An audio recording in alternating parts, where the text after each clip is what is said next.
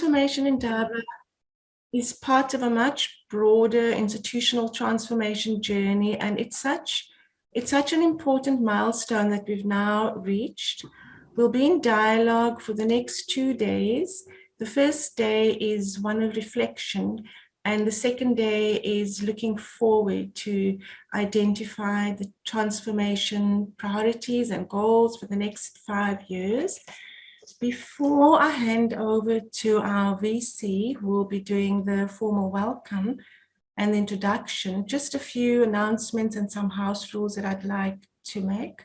So colleagues, can you please keep your mics and your videos off?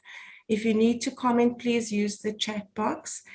The time frame for our Indaba is extremely tight. So I'm going to ask colleagues to please stick to the time frames, to move quickly in and out of breakaway rooms later.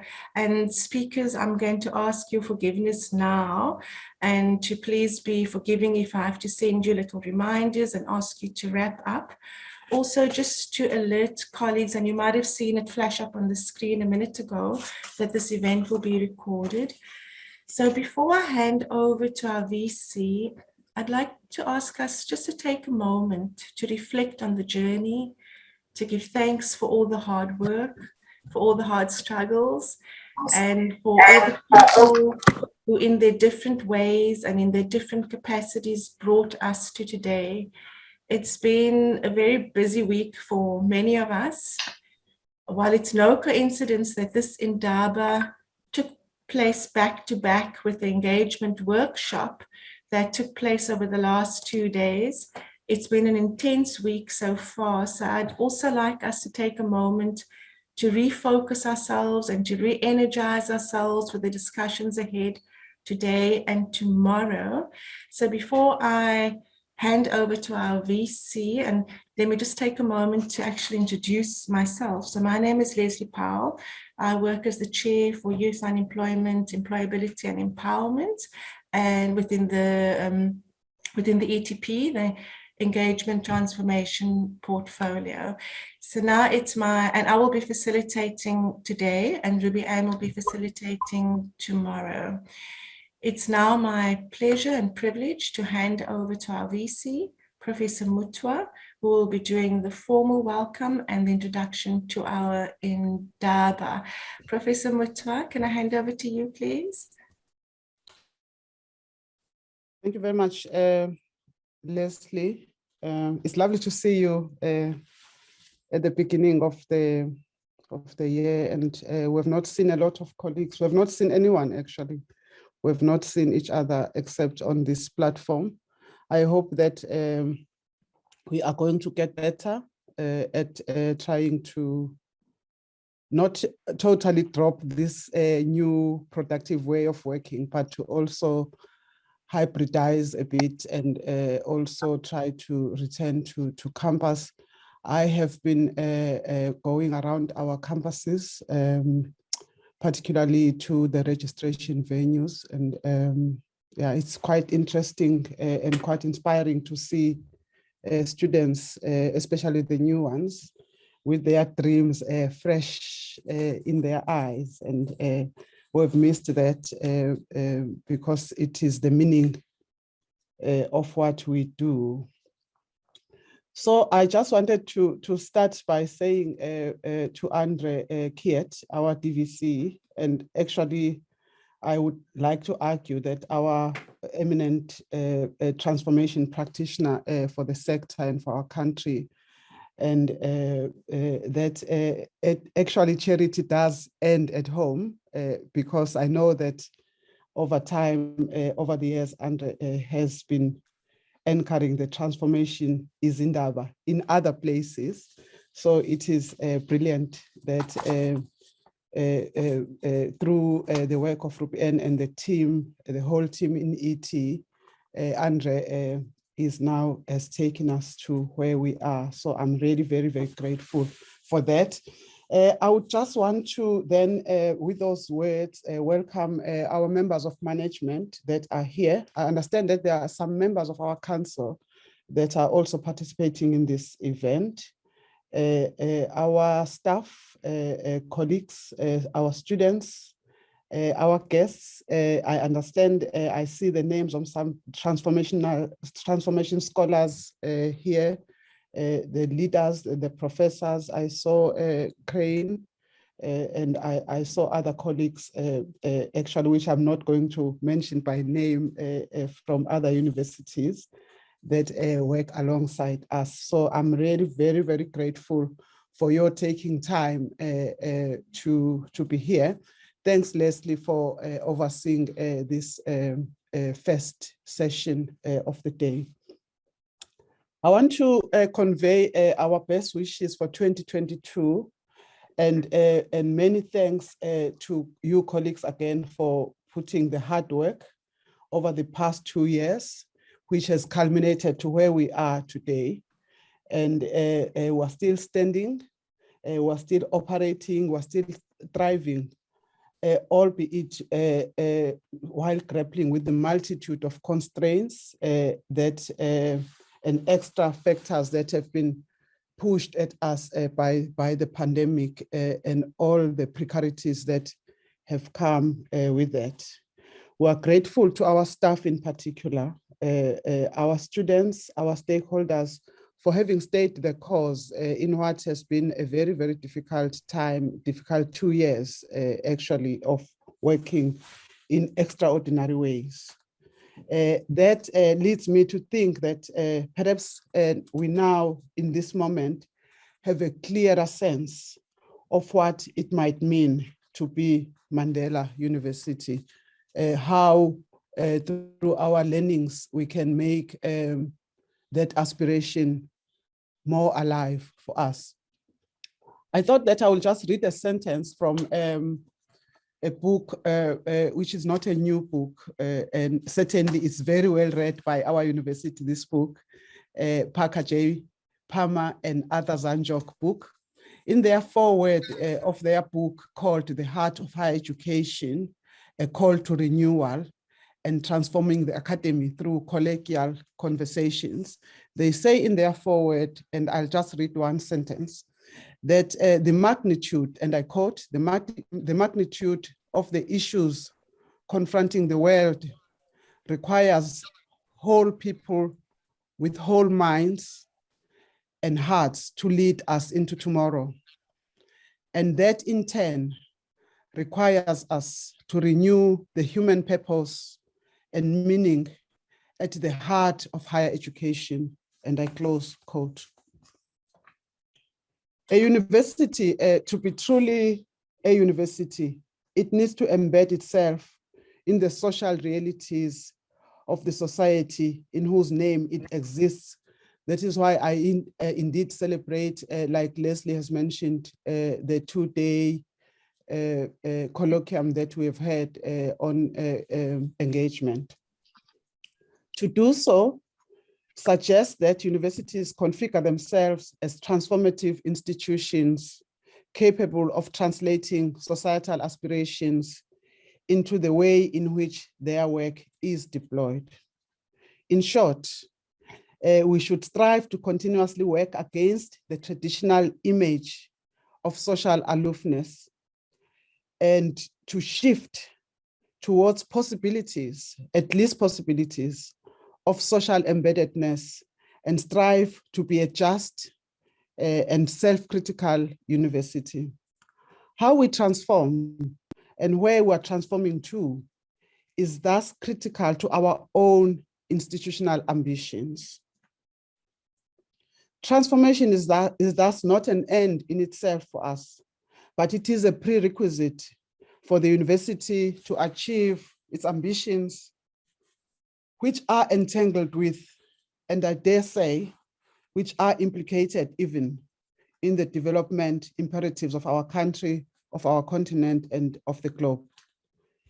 It is thus, colleagues, therefore, a great privilege for me to be opening the very first transformation Indaba of the Nelson Mandela University, which provides us with space to do two things.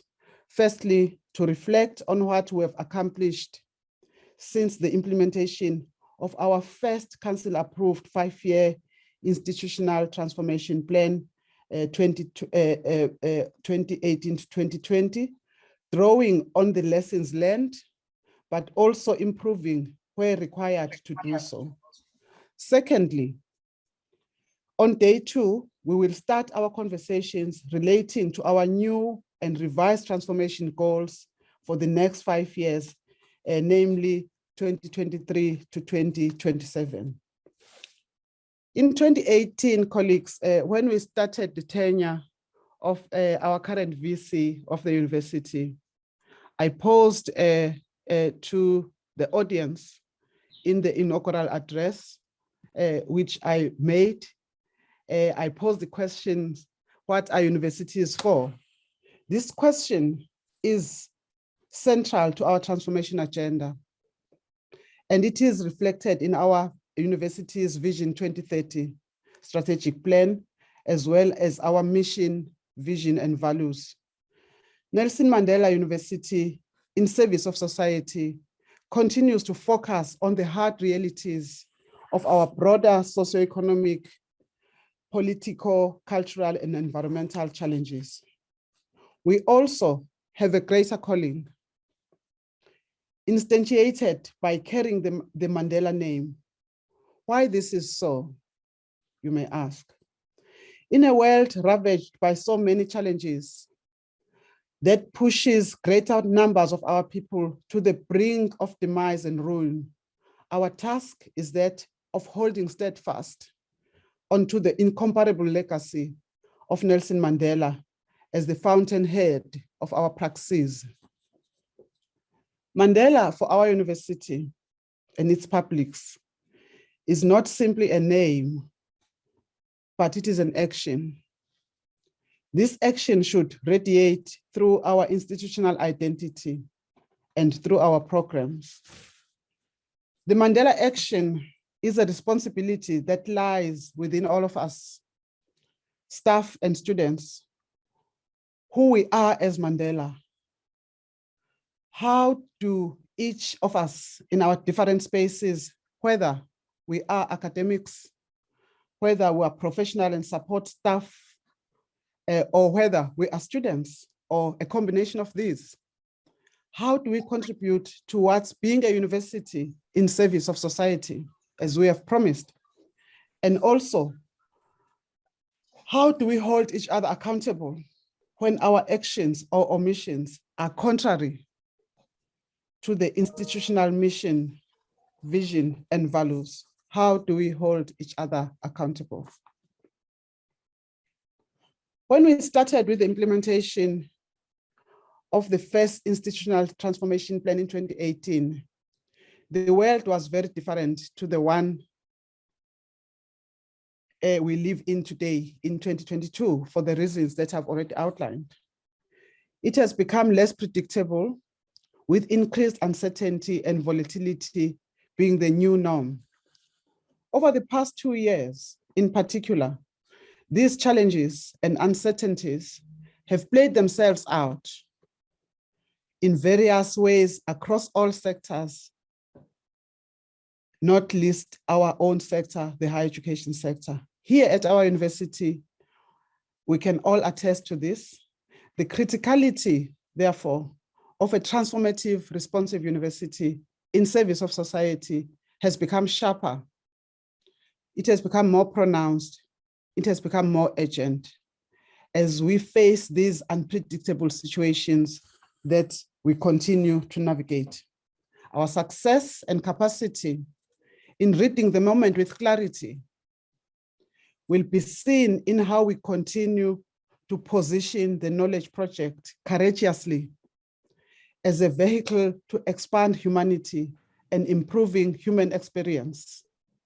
In order to do this, we must continue to engage in critical, uncomfortable conversations. We cannot hesitate and we cannot linger. In these unpredictable times, the issues of resource stewardship and resource discernment have continued to persist. Working with the existing or less resources while staying true to our values including those of excellence and sustainable stewardship, will require us to be creative, shifting our conceptual paradigms to thinking outside the proverbial box, and it requires us to work collaboratively. Expansion of our international partnerships and collaborations, access to international opportunities, including funding, capacity building, research projects, visiting scholars, joint qualifications, increased international enrollments at both under and postgraduate levels will all enrich and contribute to the quality of the scholarship and operations based on these diverse exposures and immersions. So transformation and sustainability, for me, are aspirations that we have to hold up and work with in elegant balance, so to speak. We cannot choose. We do not have that luxury. Despite the attendant unpredictability, we have also been presented with great opportunities to be creative and innovative, to unlearn and to undo the old ways of conducting our core and support functions. We can, and we will have to reimagine fresh ways of conducting our functions within these exigent circumstances. I believe we've become more self-reflexive as individuals and as a university community and a collective. Using these lessons and these realizations, we have and we can align our praxis with the outcomes that we have set for ourselves in Vision 2030 and anchor our scholarly work on our ambition to be an inclusive, engaged, and an engaging institution. In the next 2 days, colleagues, we will be listening to examples of how the university is playing a key role in doing justice. To be a transformative, responsive university, we do not need to continue. We do need to continue to co-create and to co-construct by listening intentionally and hearing what communities in whose name we exist are setting out to teach us. The draft transformation report that has been compiled by Ruby and the team, Dr. Levendal, which will be discussed at this Indaba, indicates how we are making the shifts in the right directions, but that there is still much work to be done. I hope that everyone present will actively participate and authentically share in these discussions. And I look forward to working with you towards development and implementation of our next 5-year institutional transformation plan. Just to end, I just want to read on a passage of our own doc, Ben Okri, the very well-known African writer and poet. He says in his poem, Mental Fight, and I quote, "Our future is greater than our past. We are not defined by our failures, past forms, past perceptions. We have made these things, we can unmake them. We can all redream the world, our lives. We should begin to think anew." I thank you very much and wish all of us a good deliberation, great deliberations, productive engagements in the next 2 days. Thank you very much, colleagues. Thank you very much, Prof. Mutwa, for that introduction. I think you've really challenged the work of this Indaba to keep at the forefront that we are an institution that's not only and not just transforming, but we are an institution that is inspiring to be transformative. And it will be wonderful to see how the discussions today and tomorrow picks up on this interrelated and interdependent mandates.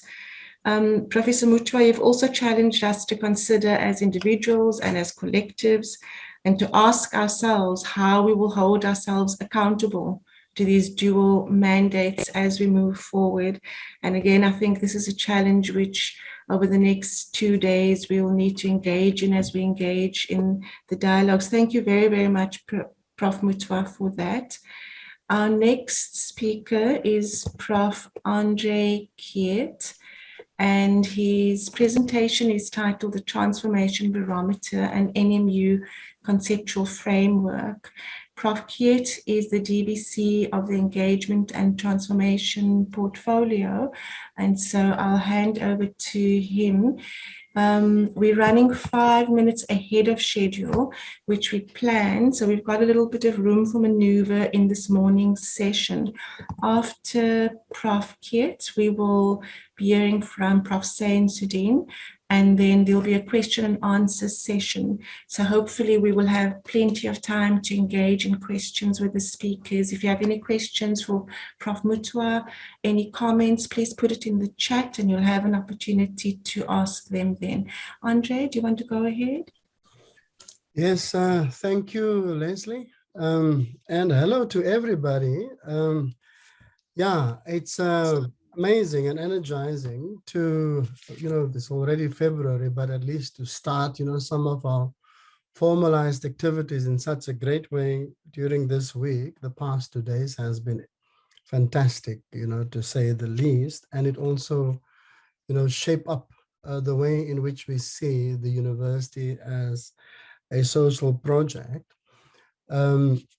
And that's part of the way, at least, from our vantage point, when we view the university, clearly over the past few years, the interplay between a rational social justice, social project with, of course, the drive towards academic excellence has been landing in our university space in the most fantastic and generative ways. And VC for that, of course, I know that you dislike these kinds of things that people say about you, but your leadership has been crucial for making that happen, both your generosity, your flexibility of thought, your dexterity of thinking, and your commitment to the broader university transformation social project has been amazing. So we're grateful for that. We would not have been able to do that without that leadership. Then, of course, just to say that I'm not so sure whom of you have picked up that charity ends at home statement from the Vice Chancellor, because I was accused somewhere along the line of Indabering all over the place, except at Nelson Mandela University, so of course, now we are here at our own university, engaging with this massive project of transformation as well. But at that stage, I already thought that the possibilities of the Mandela University project, seems to have transformation capabilities beyond what I could see in any other parts of the sector. And it's not simply because I'm working here, I'm engaged across the sector on a daily basis. And so for those of you who have heard my presentation before, I see Cyan is here as well, Crane and other colleagues. This has been traveling, from VUT, Rhodes University, UniZulu, Stellenbosch, UCT, Northwest University, the D8 summits on so many fronts, because the endurance of what we're trying to achieve and its legitimacy and its, rationale is so rooted in the idea of the post-apartheid university that we will have to return to it all the time. The work that's been done within the USAF and of course the YESA space and then of course now the USAF space and the DHET space will also come through very strongly. And I try to skim some of, because so many of you know this already. And just to also acknowledge, our university executive, the academics, the students, our communities our friends, our critical collaborators, you know, the people who have a critical angle, generosity to the work that we do, that makes one grow, that makes one see oneself clearly, a bit better, a bit sharper, which is a prerequisite for self-development, institutional development in any case. So many, many thanks to those, of course. And there is a softer element to this work, and that is to build the culture of relationality within our university. And that particular project is also taking shape. There's much better integration across the different divisions. You know, I'm just thinking about the way in which, you know, Cheryl, for instance, has pulled together the deans, you know, across the different academic divisions with the DVCs across the different sets of portfolios. So that work, you know, as one may say, they small steps. They certainly contribute massively to the way in which the university functions.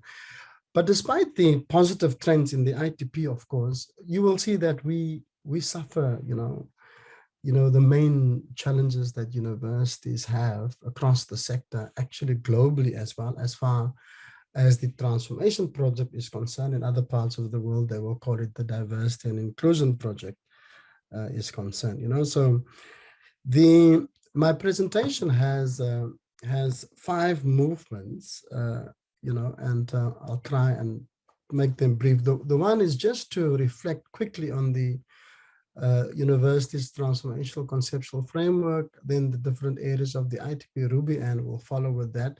Then talk a bit about the transformation barometer, the conceptual grounding of transformation. And I would like to say something about the economies of institutional life of the university, of a university, and end with some of the work that I really like from Sharon Stein, who's a visiting professor with us. The first one is that, and I do think that our next institutional transformation plan needs to have an update around the conceptual framework, which was already adopted on the 27th of November in 2010 by Council. But this has sufficiently steered the university in a direction where it can certainly at least, you know, confirmed and affirmed that its trajectory, as of course envisaged in the higher education transformation policy and legislation, that this is the track on which we should do our work, and that's reflected in that framework. The same goes for the way in which our institutional transformation plan, in any case, took into consideration the thematics and areas of the transformation barometer when it was adopted in 2017, the end of this year, and came into force in 2018, you know. And they included the, you know, goals that are centered around the transformation dimensions of excellence, institutional culture, and sustainable resource stewardship. You will find this also in the ITP report. So I am not going to spend time on this. We will have sufficient, you know, space to discuss this. And these transformation goals, and one has to acknowledge the fact that Mandela University, for the fact of having a well-defined, you know, all-encompassing ITP, that has certainly been, you know, a great move and ahead of many other universities within the sector. And these are and we have 10 transformation goals, and I'm not going to spend time on that as it will be discussed later on. I more want to, you know, just perhaps, you know, reflexively let our mind go as to how the different sets of discourses, you know, pulled together over the past, say, 12 years to make this happen. And we have Crane here who will speak about, you know, post-Sudin report developments around transformation in the sector. But we have had this massive debate, as you would know, and I was still serving on the first you know, transformation oversight committee at that time. The debate about the equity index, you know, that preceded, you know, the first draft of the national transformation barometer, that equity index being developed by Governor Mahoba, and it literally generated so much discussion in the South African Journal of Science between 2013 and 2014. And you can see, from that list, the different sets of intellectual responses that that was generated by the publication of the equity index. And there were 9 pieces published, around the equity index. And so the equity index, more or less resulted in the discussion at the then YESA, for a more nuanced framework for transformation to emerge in the sector. Though, of course, that was already reflected in the Sudan report of 2008, in fact, which has a huge chapter on curriculum and the knowledge project, which we seldom refer to actually, but we have been more or less guided by the centrality of our knowledge project for transformation, more than 14 years ago. And so we were then tasked, Prof. Swartz and myself, to put together the draft transformation barometer for the Transformation Managers Forum, this Transformation Strategic Group, and for USAF, of course, which was, I think, still then YESA at that time. And this barometer has also circulated within the D8 conferences as well, and generally being accepted by the Transformation Managers Forum, to be the blueprint on which the ITPs needs to develop and against which universities needs to present. But it also took on an intellectual life. A colleague of ours, Claire, is now putting together,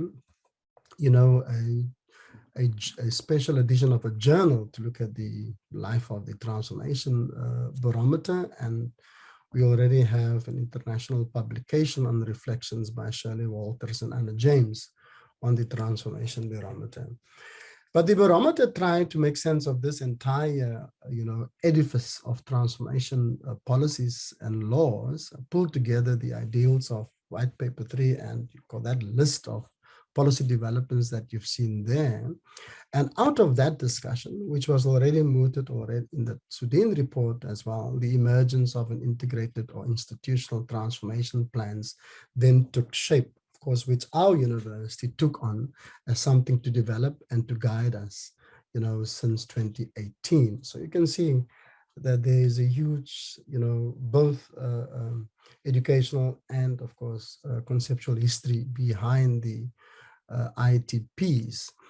And those ITPs had, as a starting point, had the idea of the slow pace of transformation in mind. And that is that people did not expect that universities, or perhaps we were just naive, that universities would transform at such a snail's pace, Of course, not analyzing the vested historical interest within universities as complex institutions, which will thwart the transformation project on so many fronts as well.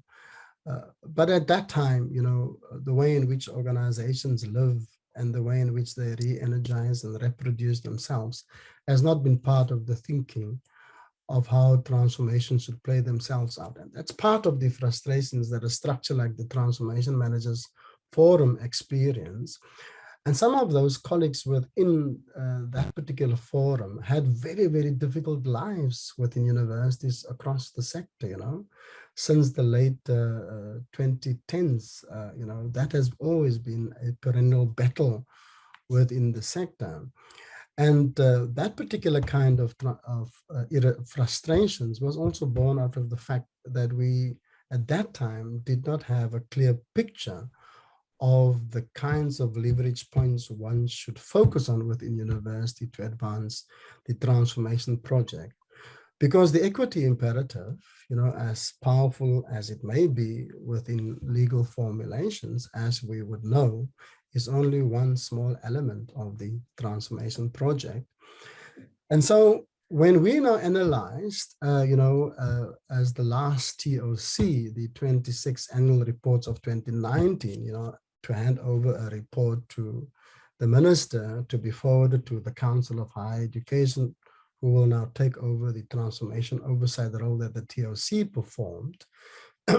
There seems to be both an uptake of the transformation barometer framework, but there also seems to be, a huge schism between the ways in which the universities, do the transformation reporting and the dashboard works that comes through. So overall, there has been some movement in the sector as to how the barometer should place itself out and the kinds of tools required to measure accountability for transformation in the sector. And so the TOC, recommends, greater standardization of transformation reporting as well as more comprehensive reporting. We hope that that work will come through at least in this year. Of course, there's many other priorities that, a ministry like ours needs to engage with. So one can't be too critical about the slow pace within which these things move. But we hope that that will happen in this year. And then, of course, there's the different sets of contradictions and complexities of transformation work within the sector. And then the growth of the transformation conceptual frame occasioned by the transformation plans, the summits, the different reports, the SHRC report, the Commission for Gender Equality report, and the masterful movement and activist formations call for a free, affordable, pro-poor, and decolonized higher education system. And so the barometer tends to proxy, which I think was a way for universities, at least some universities, to escape their responsibilities. So it's to proxy for a monitoring and evaluation model, which failed to emerge, from within the formal structures of the department. Of course, I'm not even sure whether that would be the best way to go in any case. So we will have to have a very interesting discussion about that. So in a certain sense, the barometer was there and not there, at the same time. People refer to the barometer, underlying their work. But of course, if you look at the categories of the barometer and the reporting regimes of universities, you can see that universities actually did not use the barometer in terms of the thematic areas and the indicators to do that reporting work. Our university has not fared badly as far as that is concerned. And one of the intellectual arguments, which I regard as a ruse, is the fact that people more or less suggest that we do not have a firm sketch of how a transformative university should look like. I argue against that.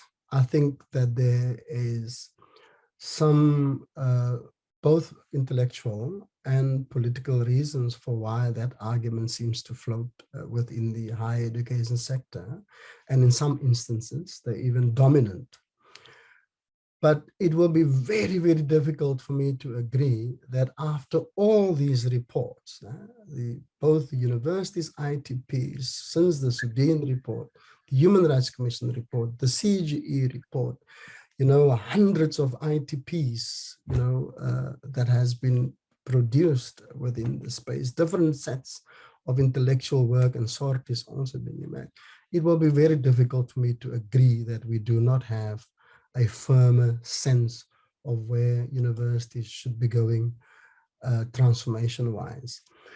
I don't know as yet, because I still have to study it a bit more carefully. I am not so sure what the purpose is of that particular discourse and what it is trying to achieve. But certainly it is not something that I can, just intuitively can agree with. So, and there's all the reports that, that we've been referring to. We have been doing an analysis of transformation reports, since the previous, not the 2 decades ago almost, around that. And then we have both the National Development Plan, we have plans from our continent, we have global plans, different sets of declarations. So there is a firm idea. And I suspect that South Africa is probably one of the countries who has massive resources on which to draw. Now, these are not perfect reports and they miss out on many things, that's for sure. But they certainly give us the outlines of where universities may or can move towards and what it is that one needs to to do in that space. What is, of course, missing from most of this particular analysis is the centrality of the knowledge project. You see, I think that we underestimate the fact that the universities, because it is rooted in knowledge as its stock and trade, that if you want to transform an institution like that, you engage with its stock and trade.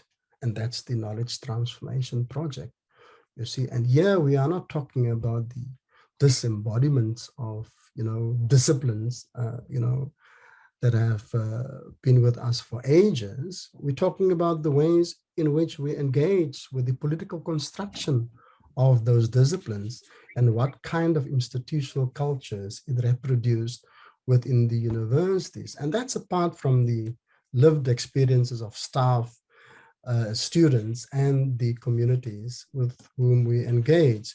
So those themes are certainly part of the way in which one can construct this. And then we then have almost like an up, when it comes to the transformation conceptual frame, which has been occasioned by the student protest, an Afrocentric space, the advancement of decolonization of knowledge, just pedagogies, the access and success of Black students, demographic representation, and of course, democratic and non-repressive institutional cultures.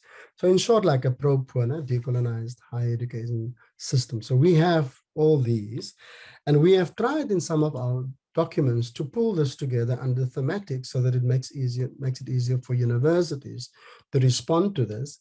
And within the transformation barometer, the themes were set out with performance indicators already in 2015.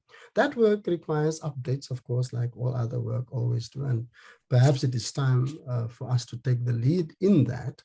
But they're there, and they cover, at least they also try to cover the centrality of the curriculum knowledge project that came out already in 2008 with the Sudeen report, of course, apart from the other matters that the Sudeen report dealt with there as well. And we have had interesting indicators around the question of the transformation themes. One, for instance, was the marginal types of knowledges that are not reflected within university spaces, like in the way in which we set up entities, I think, for instance, for universities in South Africa to be really serious about the transformation project, centers like our Center for Women and Gender Studies needs to get massive support to drive the gender equality project. And then, of course, our lack of critical racism studies, not only in our universities, in our countries, is staggering. It's surprising that a country like South Africa doesn't have a reputable outfit, that focuses on critical racism studies. Now, on the other hand, of course, there are different kinds of sciences, on the engineering and scientific front emerging, and combinations that needs to work into the way in which we view knowledge. There's neurobiological sciences, those advances are massive, So we will have to think about how we mobilize knowledge across the disciplinary fields to advance the transformation project. And that's apart from the role that, knowledge fields like economic and business sciences should play. And this is where I want to spend time, Leslie, just perhaps I think I've got, it's 9:48, so I've got like probably 8 minutes to go. And if people can bear with me, I've tried to make this point so many times, and of course, it has generated lots of battles. I can still remember the one that we've had with Adam Abib I think that was in one of the DEAT conferences, the one on the economies of institutional life. It's 9:48. Can I still go? I have till 10? Yes, Andre, that's fine. We've got time. Please go Okay, ahead. sure. Right, thank you so much. So one of the interesting distinctions in Jonathan Johnson's and Walters's new book that will be coming out, I think, in April, which has studied the uptake of the call for decolonizing the curriculum across the university sector in South Africa, was the distinction between organizational change versus institutional transformation, which is a very, very interesting way of looking at it. So the argument here is that our university system post-1994 has been very good at organizational change, but weak on institutional transformation. I can't spend too much time now on the distinction between the two, but the one has to do with the kind of restructuring and reconfiguration of the university. And the other one has to do with the softer processes by which the university invent and reorganize itself on a daily basis. And so what I thought at the time when I was asked by DHET to do something on institutional environments for the 2015 conference that happened just before those big protests broke out, I thought of thinking of the economies of institutional life. And what I was arguing was that it was these economies that produce institutional culture because it supports the social structure of the academy, its administration, its habits, and its dispositions. And I also didn't regard it as a slippery concept. I've never regarded institutional culture as a slippery concept. As colleagues, as always said to me, for those who are at the short end of institutional culture oppressions, they know what it is. And there also I found a huge worry about how conceptual slipperiness is used as a way to sidestep to deal with real matters. Okay. And so the economies that I said is part of the reproductive machinery, and of course its dominion is affirmed by the way in which the university continues to reproduce fundamental discriminatory fortline. I have to update much of this work. It's fairly old.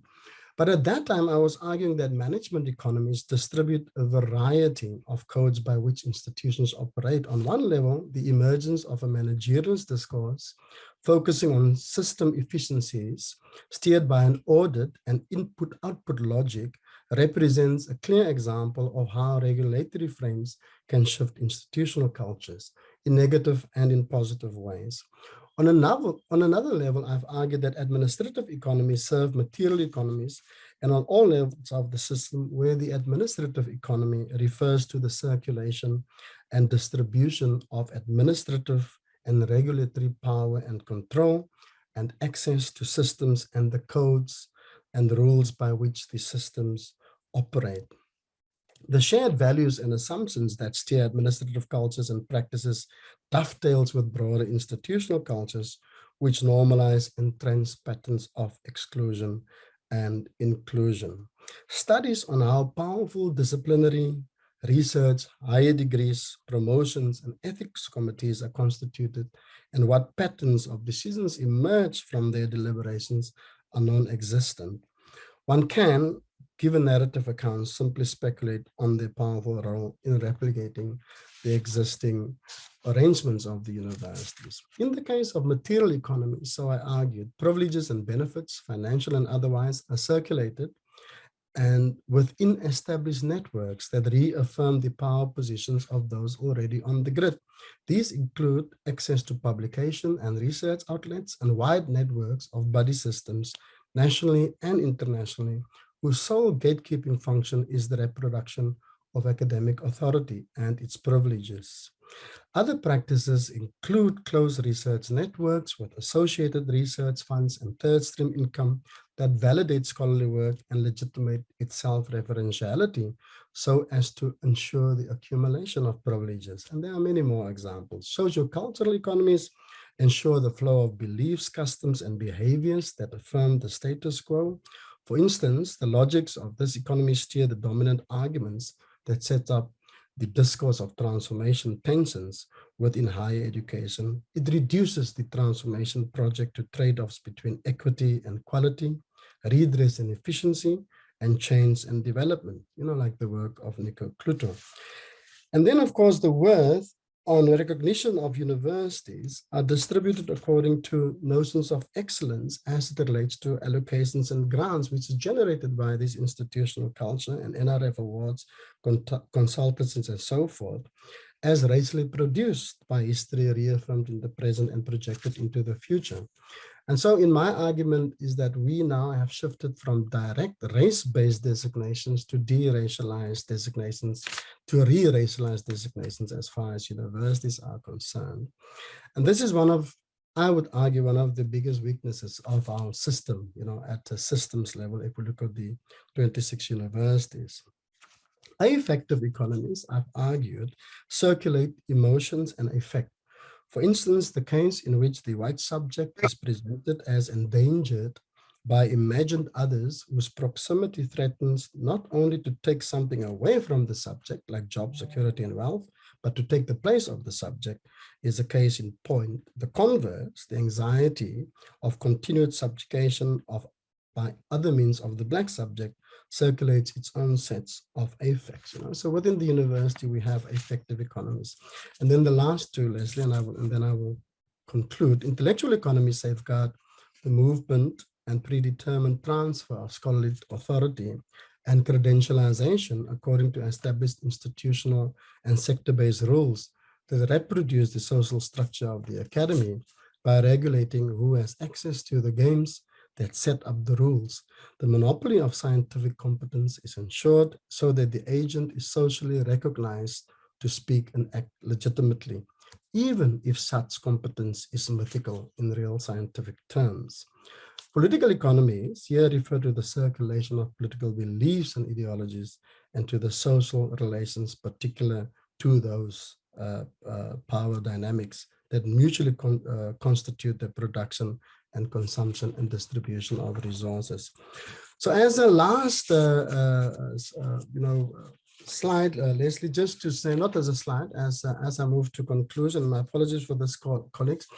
The VC and I knocked together a chapter in the Brink book that was published last year, where we, going through all the literature, we knocked together the three-tier conception of transformation, the large-scale reconfiguration of the system, the responses to global and local processes of influence, and social justice and human rights programming. And in our assessment and analysis, it was the social justice and human rights programming, which was the weakest of the transformation tiers that has been established via the work that we've been doing. And so one has to think about how one bring together the three tiers of transformation, especially as we move into the development of the new ITP, to think about how a plan like that may look like, and how a plan like the new ITP can hold together the different tiers of the transformation project. So colleagues, with that, I'm grateful for the time that you made for listening to me, and of course, for Ruby Ann, who invited me to make this presentation. Thank you so much. Thank you so much, Andre. Gosh, just for, locating the ITPs in its historical and its systemic and its conceptual context, and for bringing to the dialogue of this Indaba, the complexity of this discourse of transformation and the challenges and contestations that have historically sat around this, and around what we've meant by transformation, both in conception and in praxis. And also for confirming, and I think that most people at the Indaba would agree, that we, as a sector and as an institution, we have a much firmer sense of what we understand the transformative university to be, and it's within that firmer sense that we're beginning to mold as we walk this journey almost, and as we walk over the next 2 days as well, that we're going to be locating the next 5-year plan. So thank you so much for that, Andre. Our next speaker is Prof. Crane Sudin. Crane is an associate professor at Nelson Mandela University, and he's going to be talking to us about transformation in the higher education sector post the Sudin report.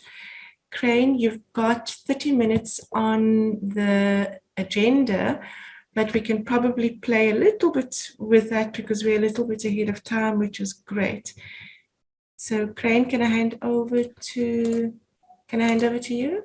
Yeah, no, thanks very much, Leslie, and thank you, colleagues, for having me here. In particular, thank you to Andre for making that really informative introduction for all of us. So I will be picking up on some of the issues that Andre has raised, but programmatically, let's go please, Neil. Neil Honeycomb is managing from the other side. Thanks. So go to the first slide, please, Neil. So I'm going to essentially move in 4 parts here, colleagues. I'm going to talk to, sorry, let me just also say, hello, Vice Chancellor. My apologies for not acknowledging you, and thanks very much for a wonderful input also at the very beginning.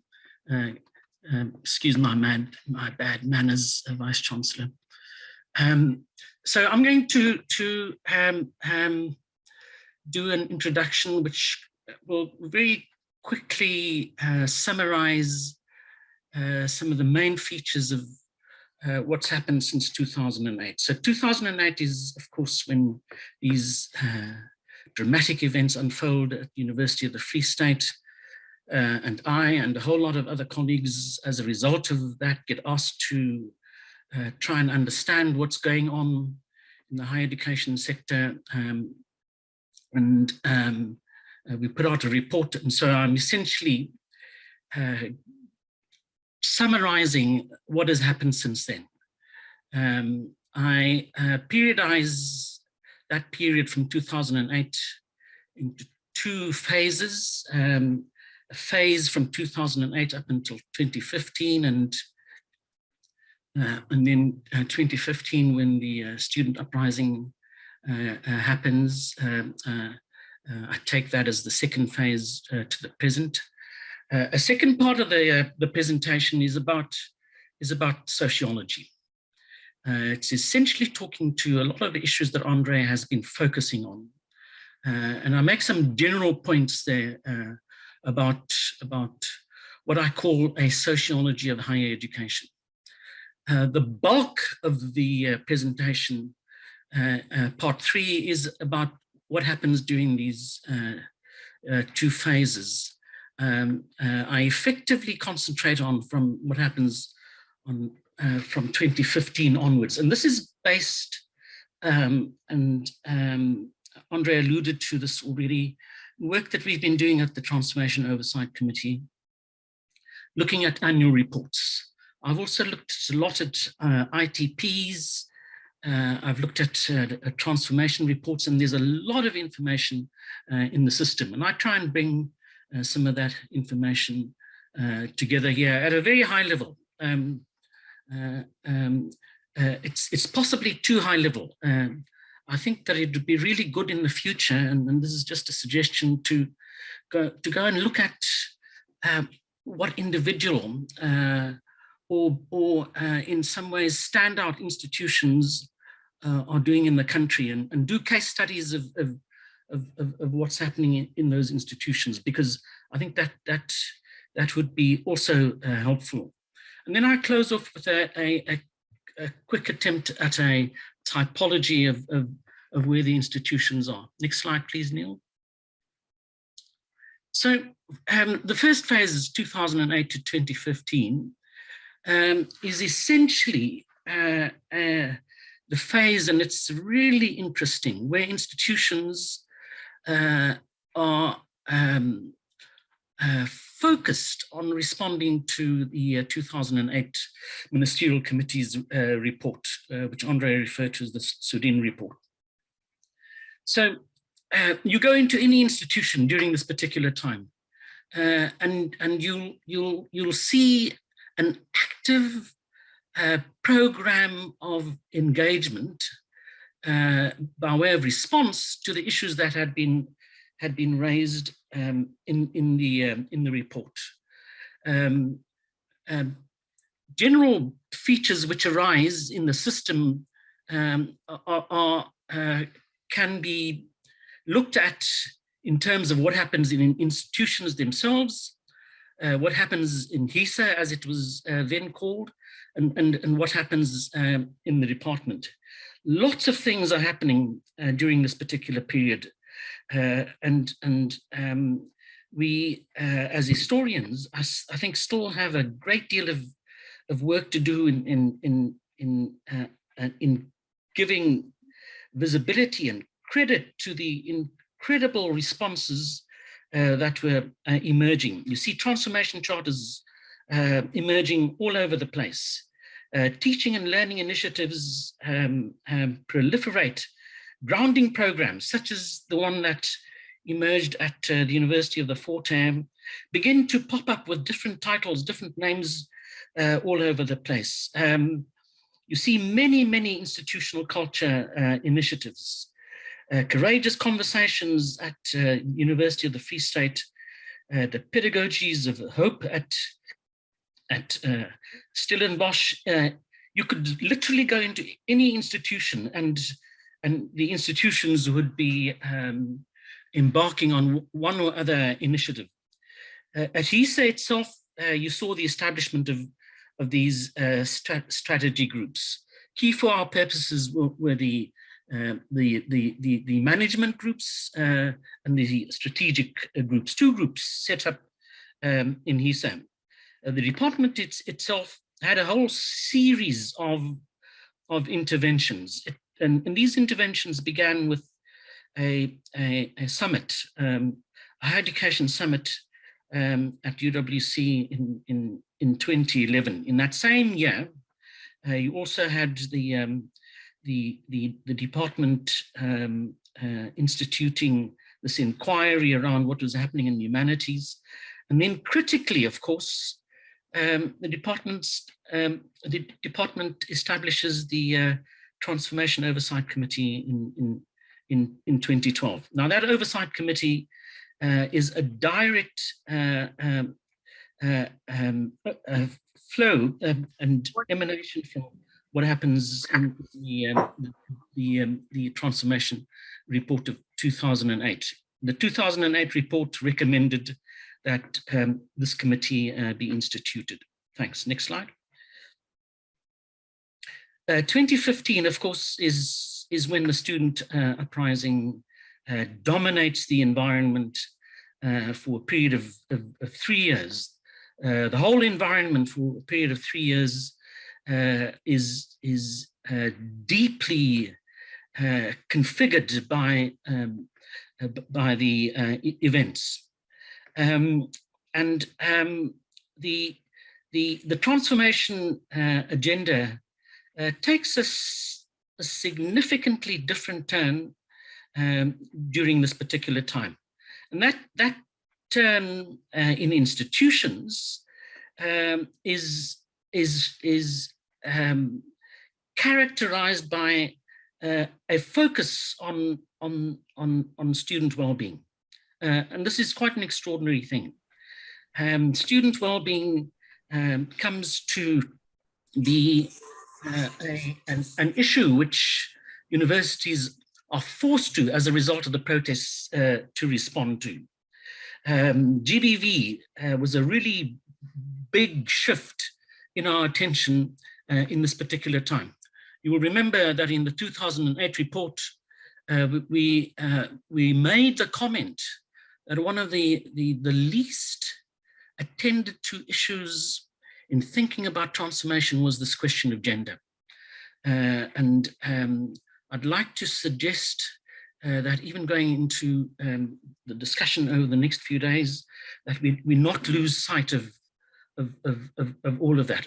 Of course, it's most dramatically brought to our attention by these questions of gender-based violence, but how gender as a mark, a signifier of difference works in our institutions is not something that I think that we paid enough attention to. So you see a lot of developments also in this particular period around the curriculum, and this is also in response to the student protests. USAF, and so now it's no longer HISA, we now have become USAF, the Transformation Barometer, and a lot of discussion taking place, as Andre has summarized for all of us already around that barometer. The Department of Higher Education has a number of initiatives. The NGAP is an important one.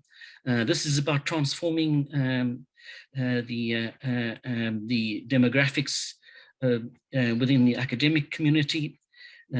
Fee-free policies are big things, which arise as a result of the student protests. There are also a lot of events which the department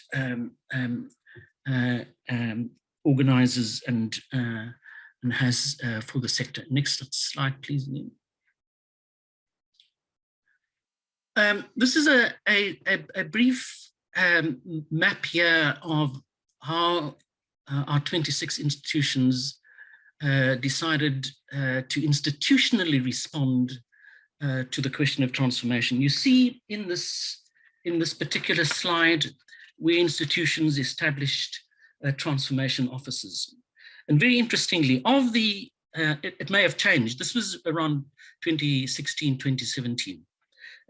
The situation, may look slightly different since then, but this is largely what has happened. 11 institutions have established transformation offices. Significantly, 13 institutions have none. What I also tried to do is give an indication of how much resourcing was put into these transformation offices.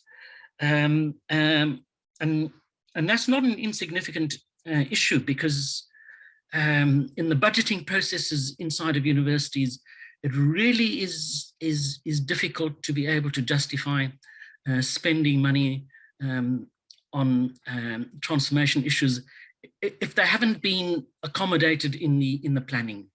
And so you see many institutions establishing offices, but with very little budgets.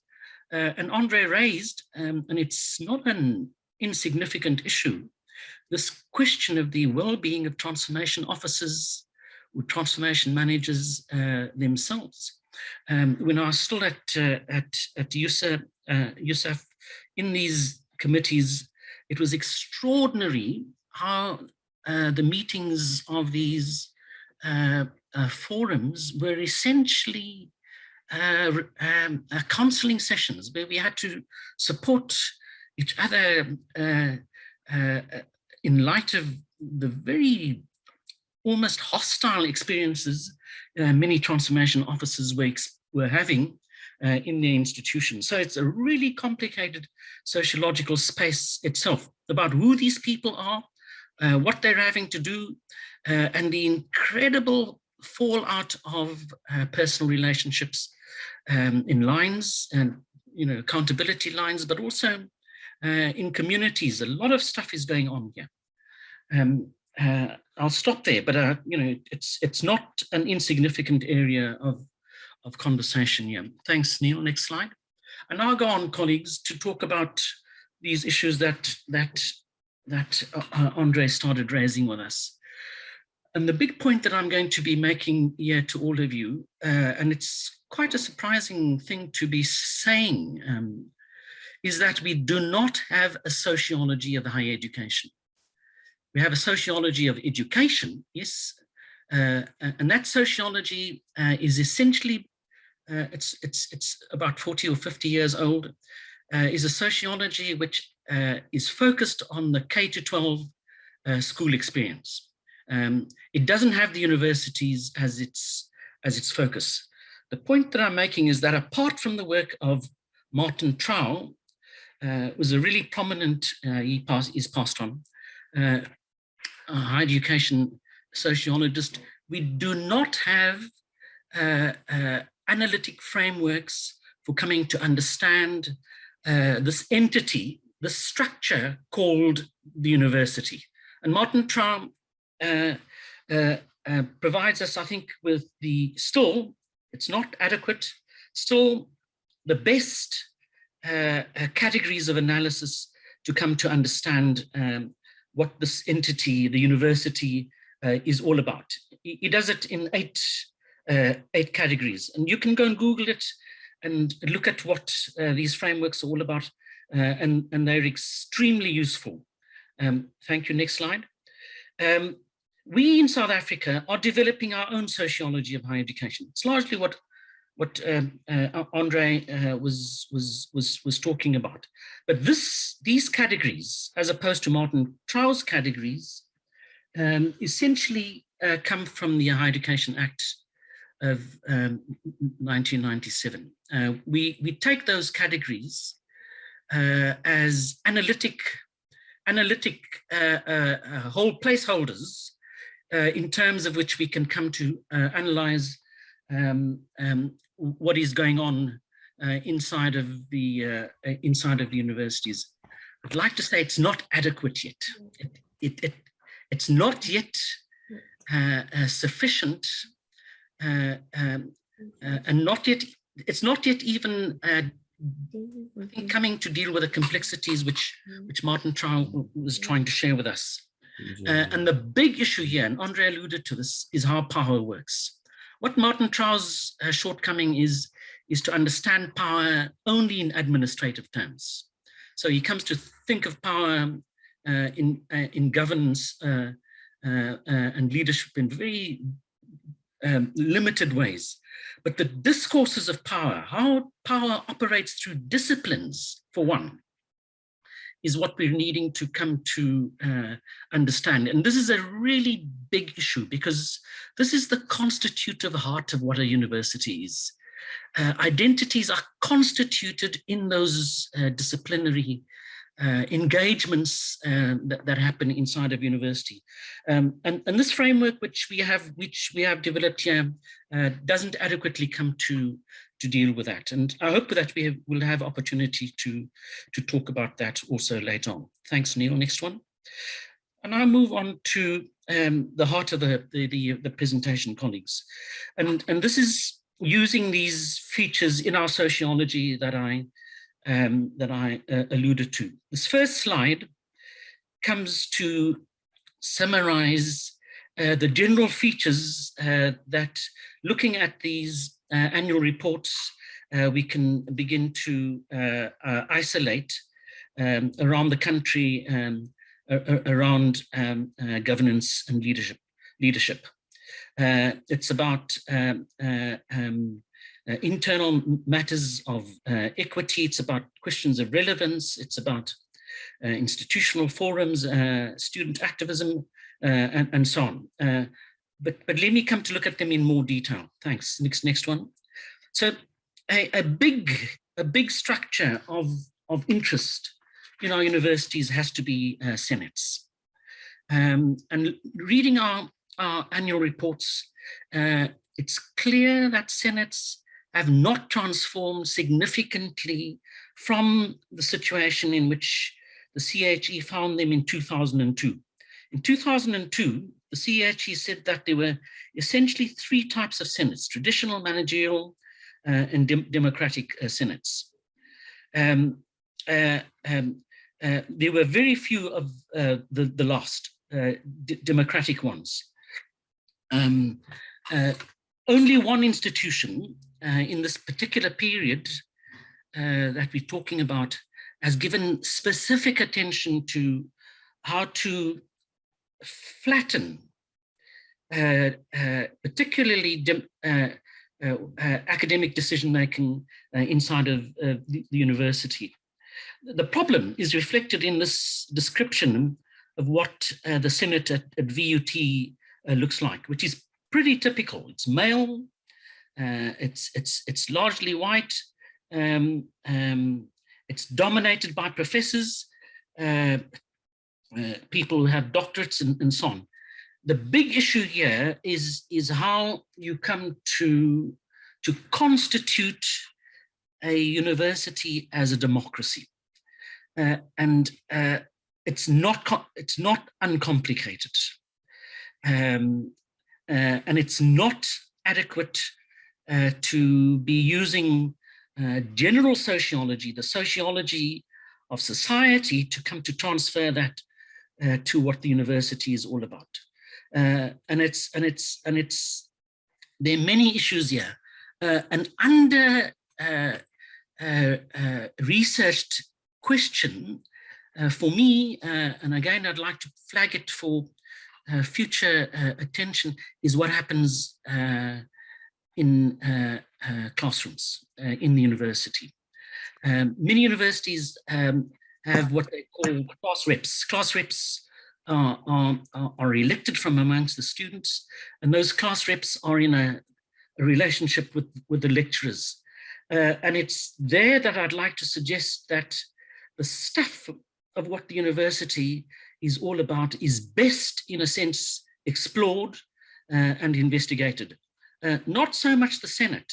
The Senate is the result of a final stage of steps to which the university applies its mind and comes to, but it's at the grassroots that the real issues are. And you know, the SRCs have I think an obligation to come to understand these faculty and class situations a whole lot better. Thanks. Next one. Institutional forums, big issue. These forums, as everybody will remember, were established in the early 1990s as new spaces inside of universities. And they were institutionalized through statutes, through the university acts for every single university. But the sad thing about them is they are in many institutions not functional, and by and large, they've come to be concentrated on and concentrating their attention on university management appointments. And it's a real tragedy, because this is a South African invention. You know, other institutions in the world that have structures such as these, and we've not explored the potential for these as sites of democracy where people can speak to each other in absolutely equal terms. You can't do that in a Senate. The Senate is essentially about the intellectual project. The council is a governance structure, but the IF is a completely open, flat and equal space in which, you know, people could be doing a lot of engagement, but they haven't been developed, and that's the tragedy of the last few years, colleagues. Next slide, please, Neil. The next slide is about the effects of 2015, and the important thing to say here is that the students have forced our institutions to come to think about many policies which impact on their experience of the university. Next slide. And so we have many interventions which have resulted out of all of this. And I'd like to draw attention to gender and gender-based violence. A lot of attention has been paid to gender-based violence. It hasn't solved the problems, but we've seen it. But to conclude this particular focus on governance here, it's important for me to say that we've seen many pro-equity interventions inside of universities to increase the number of Black and female academics. We've seen, and this is sociologically one of the most dramatic things about the higher education system, we've seen from 1994 a 250% increase in Black student numbers inside of the universities. The numbers of Black students in 1994 were lower than 250,000. You know, we're now looking at almost 1 million students, and it's a complicated shift that has happened. It's complicated because it's brought class, socioeconomic class, clearly into the picture as a differentiator of the experience of students. And this is what has propelled NSFAS into our attention a great deal. And if you're going to look at those NSFAS numbers, you'll see how the number of people applying for NSFAS support has increased dramatically over the last 3 or 4 years. And this is a result of this massification. Okay, next slide, please, Neil. All right. This is still about the experience, and it gives you a quick indication here of what the staffing in our universities in racial terms looks like. You'll see that historically white universities, advantaged universities, are still largely white. Look at the urban, historically Afrikaans universities, still 75% white. And this is in deep contrast to what's happening in historically disadvantaged, historically Black universities, where already the staff complement of Black members of staff is in the 80%. And this is the big divide here that we're still seeing in the landscape between historically advantaged universities and historically Black universities in terms of staffing. Next slide. So I spoke early on about the enrollment patterns, and I said that we've seen an increase of enrollments by almost 250% since 1994, and so that's a big feature of what's been going on. Leslie, I'm not going to be able to wrap up in 5 minutes, so I'm going to just do these high-level features. Unfortunately, there's a lot of detail which I'm going to not be able to get to, but let me concentrate on these general features, Leslie. So, in terms of the student experience, so we've seen an improvement in enrollments, but we still have, in terms of the general experience, underpreparedness of students coming into the universities. A lot of focus on providing students with support, a lot of interventions on campus life in the university. Next slide, please, Neil. And as I've said, big emphasis on policy development in the last while. GBV, anti-discrimination, focus on racism, sexism, homophobia, big developments around housing, accommodation of students during this particular period as a general feature of the experience. Next slide, please. In terms of institutional culture, we've seen lots of interesting developments around policy. The most interesting developments have been the debates and the successes and failures, the triumphs and defeats around Afrikaans. UNISA, as colleagues will remember, recently suffered at the Constitutional Court a bit of a setback, in terms of how they should be managing the language question. Big discussion going on around the country around the curricula. I must make the emphasis here, having looked at what's going on in a few universities, that discussion is largely and often cosmetic. It is an assimilation of terms and the use of new language, but actually very little interrogation of what decolonization means. I've already spoken about this discrimination story around the language issues, but it is prominent in the discussions of many institutions. Next slide. teaching and learning is a really interesting space, and it really goes under the radar in many institutions. We've seen in this particular period, and it's really important to be drawing attention to this, a lot of stuff around bridging programs, remedial academic development courses, such as English for academic purposes in many, many institutions.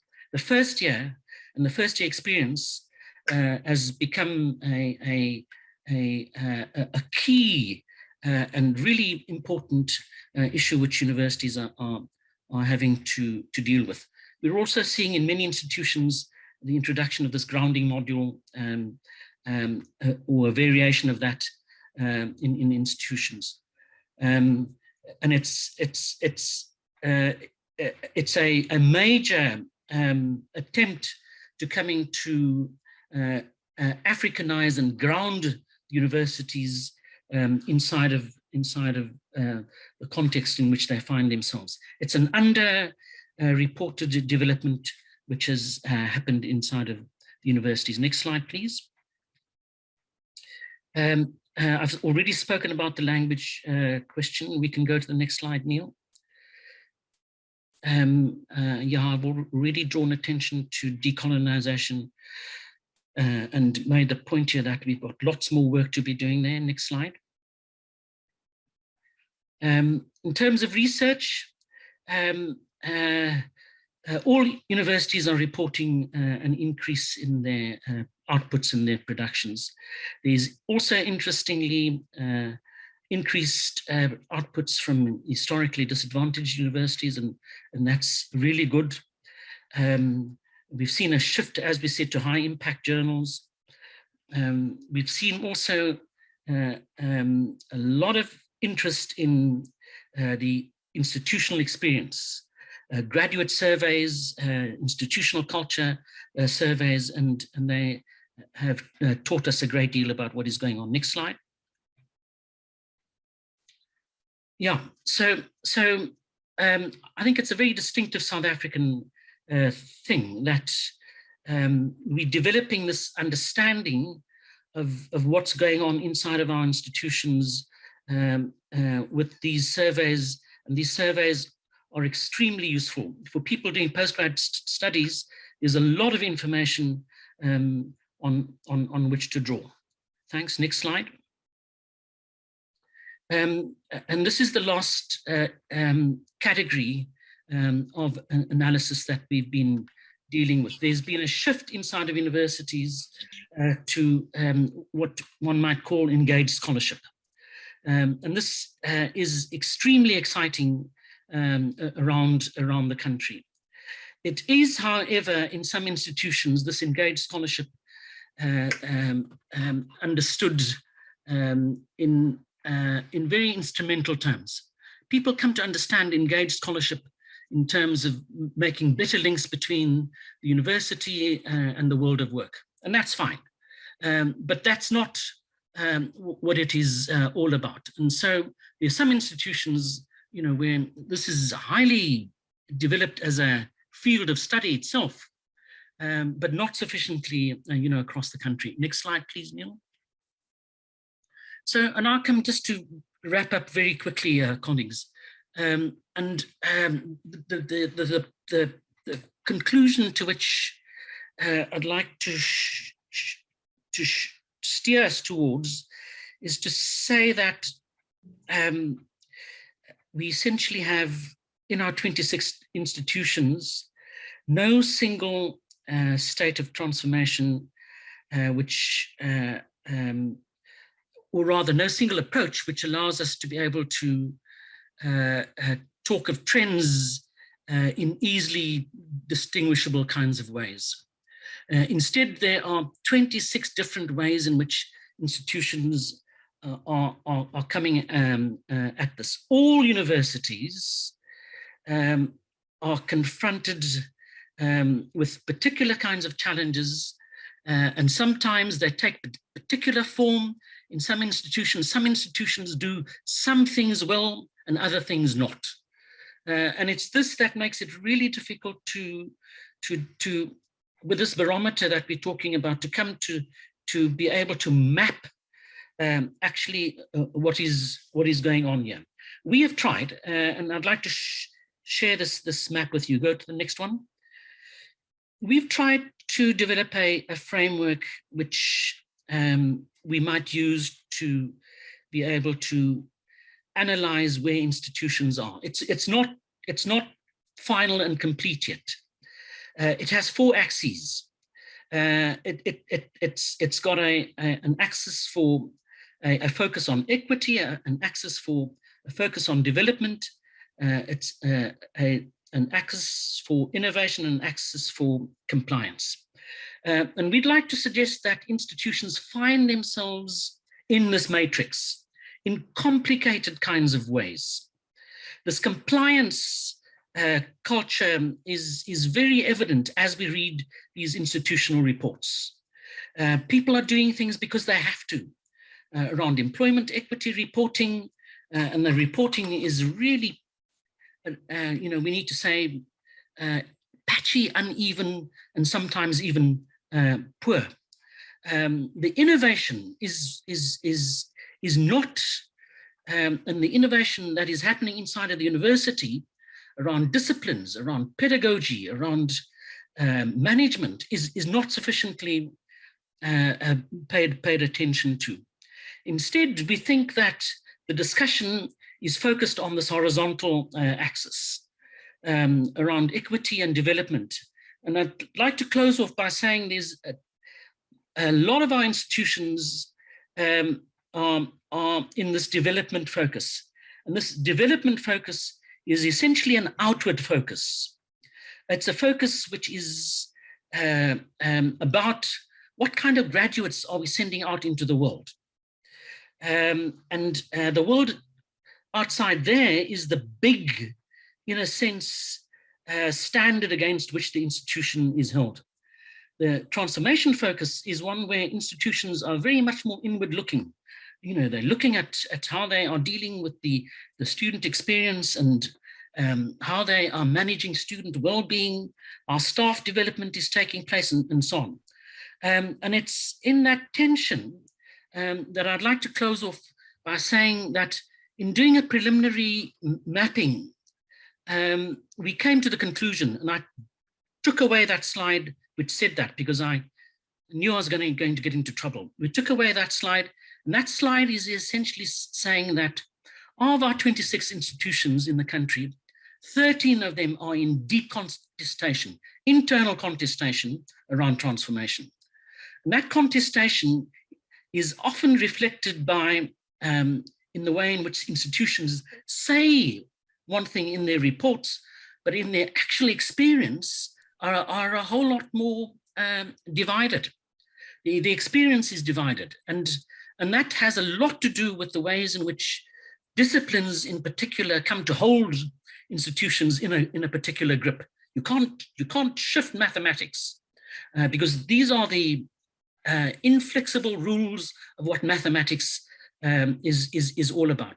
And that contestation requires a deep look at how the powers of those disciplines, for example, work. And so the institutions are almost inescapably in contestation. And so I leave you there with saying that this contestation takes sharp form in some institutions. In other institutions, there's an attempt to think about institutionalizing the idea of change, and institutions are doing much better. And I think NMU falls into that particular category of trying to understand itself from inside in deep kinds of ways. And with that, I'll close, Leslie. Thanks. Thank you so much, Crane. I got the sense listening to you that we need to maybe task Krishet or perhaps the Transformation Office to set up a dialogue where we can engage in the depth of some of those slides that we weren't able to. And even the matrix at the end, it made me think of Harold Walke's fights from in NEPI and in the NCHE on the tensions and contradictions between equity and development, and those debates are still continuing and in different ways. So I'm sorry that I had to cut you. I think it's really useful for us at the Indaba to have had this historic systemic overview and this flagging that there's no single transformation approach on the table. And also, I also want to thank Ukraine for flagging the weakness and the risk of having very limited sociology of higher education, or maybe we should say sociologies of higher education, you know, and flagging power and class differentials. And I think it's really important that we bring that to the forefront. And I think that this historical overview is going to help us today as we reflect on our transformation and the journey thus far. And at the same time, it provides an extremely valuable context to frame our discussion for the way forward, while simultaneously keeping at the forefront our uniqueness, or the uniqueness of our aspiration to be a Mandela University in both our thinking and our doing. So thanks so much for that, Crane. Colleagues, we've just had 3 very, very rich presentations by Prof. Mutwa, Andre Kiert, Crane Sudin, and we now have 20 minutes for questions and answers. So please pop your questions or your comments in the chat or put your hand up and I can recognize you. We are going to have the next session till 10 to 11. Then we'll have a little bit of a comfort break. And then we're going to come back to session 2 of the agenda. Are there any comments or questions that colleagues would like to share at this point? I'm just going through the chat to see if there's anybody there.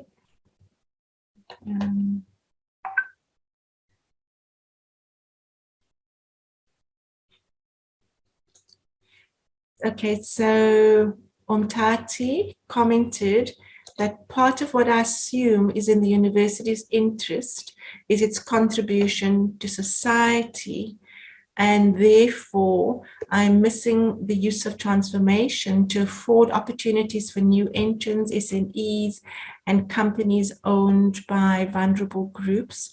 So flagging a very important dimension of being a transformative university, of expanding opportunities to the informal sector, to micros, and to those who are making their livelihoods in spaces other than in the large formal sector. Andre Kiert has raised his hand. Prof. Kiert? I was just thinking, Les, perhaps you just perhaps want the Vinci to share some reflections on the 2 presentations, but also Odwa. Odwa is right in his comment, and that is but this has been part of the vision of the university, and that is to deploy its own economy, you know, to the benefit of the vulnerable groups. I'm not so sure if we are getting there, but as we would know, these different sets of interests that are historically produced, of course, they make up the mechanics of the university, and they're very difficult to dislodge. And so perhaps one has to think, we have a working group that deals with various aspects of the point that Odwa has raised, but I suspect that there would be another level of discussion as to what does in service of society means for the university's own economy in relation to vulnerable groups, which makes up the social polity of which we are part. Very, very crucial element. For instance, if you ask that question to Stellenbosch University, you know, you will have different responses from the Black community who would feel that they have totally being ignored and actually invisibilized by the university. Now, one doesn't want to have the same kind of accusation being leveled at our university in a few years to come, you see. So that's a very, very crucial point, Les. Thanks so much, Andre. Prof. Mutwa, it will be wonderful to hear from you and to hear your comments on the speakers. Would you come in, Prof, please? We can hear from you. I thought, Leslie, that people raise their hands. They are not raised by someone else. No, I actually want to thank both my colleagues for their powerful analyses. I have I've just been thinking in my own head as we are grappling in another project that we're working on, Andre, with you, about this whole question of the university and its legitimacy and who owns it. And for me, then it touches on both questions that I've been grappling with in my mind, including what Otto has just, Mr. Mtati, put on the chat, because the question that Otto puts on the chat, or the comment, presupposes that the university knows that this is the relationship that the society, the community wants to have with it. And I would rather want to posit a relationship with our publics, with the communities in which we are, as undergirded and informed and framed by a conversation of what kind of a relationship and intersections and conversations we would like to have with the university, so that the university becomes a better place because of its engagement with our struggles and understanding it better. I'm just trying to focus. And translate. Give me a second, please. Excuse me? Oh, sorry, Leslie. And translating that into sort of mutually generative relationships, which for me are more sustainable, because we talking about convergence instead of the university framing what is it that the SMEs or the small businesses want, and so on. I think that what Otto, for example, is suggesting becomes one of the outcomes of the conversation, in which the university becomes a better place in its self-understanding than it could have been if it had just said, we have got these intellectual resources, come along. So I have a sort of an ethical, intellectual block as far as that is concerned, which I'm trying to deal with. And then the second matter that perhaps, and I've not structured my thoughts because I was actually not going to say much. It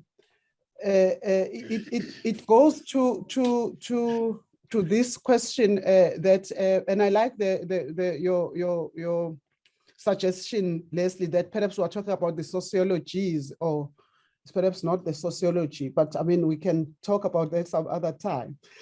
But my question is, can a university, I mean, having shown the demographics, which we understand where they come from and what caused them, the demographics of the university system in its diversity.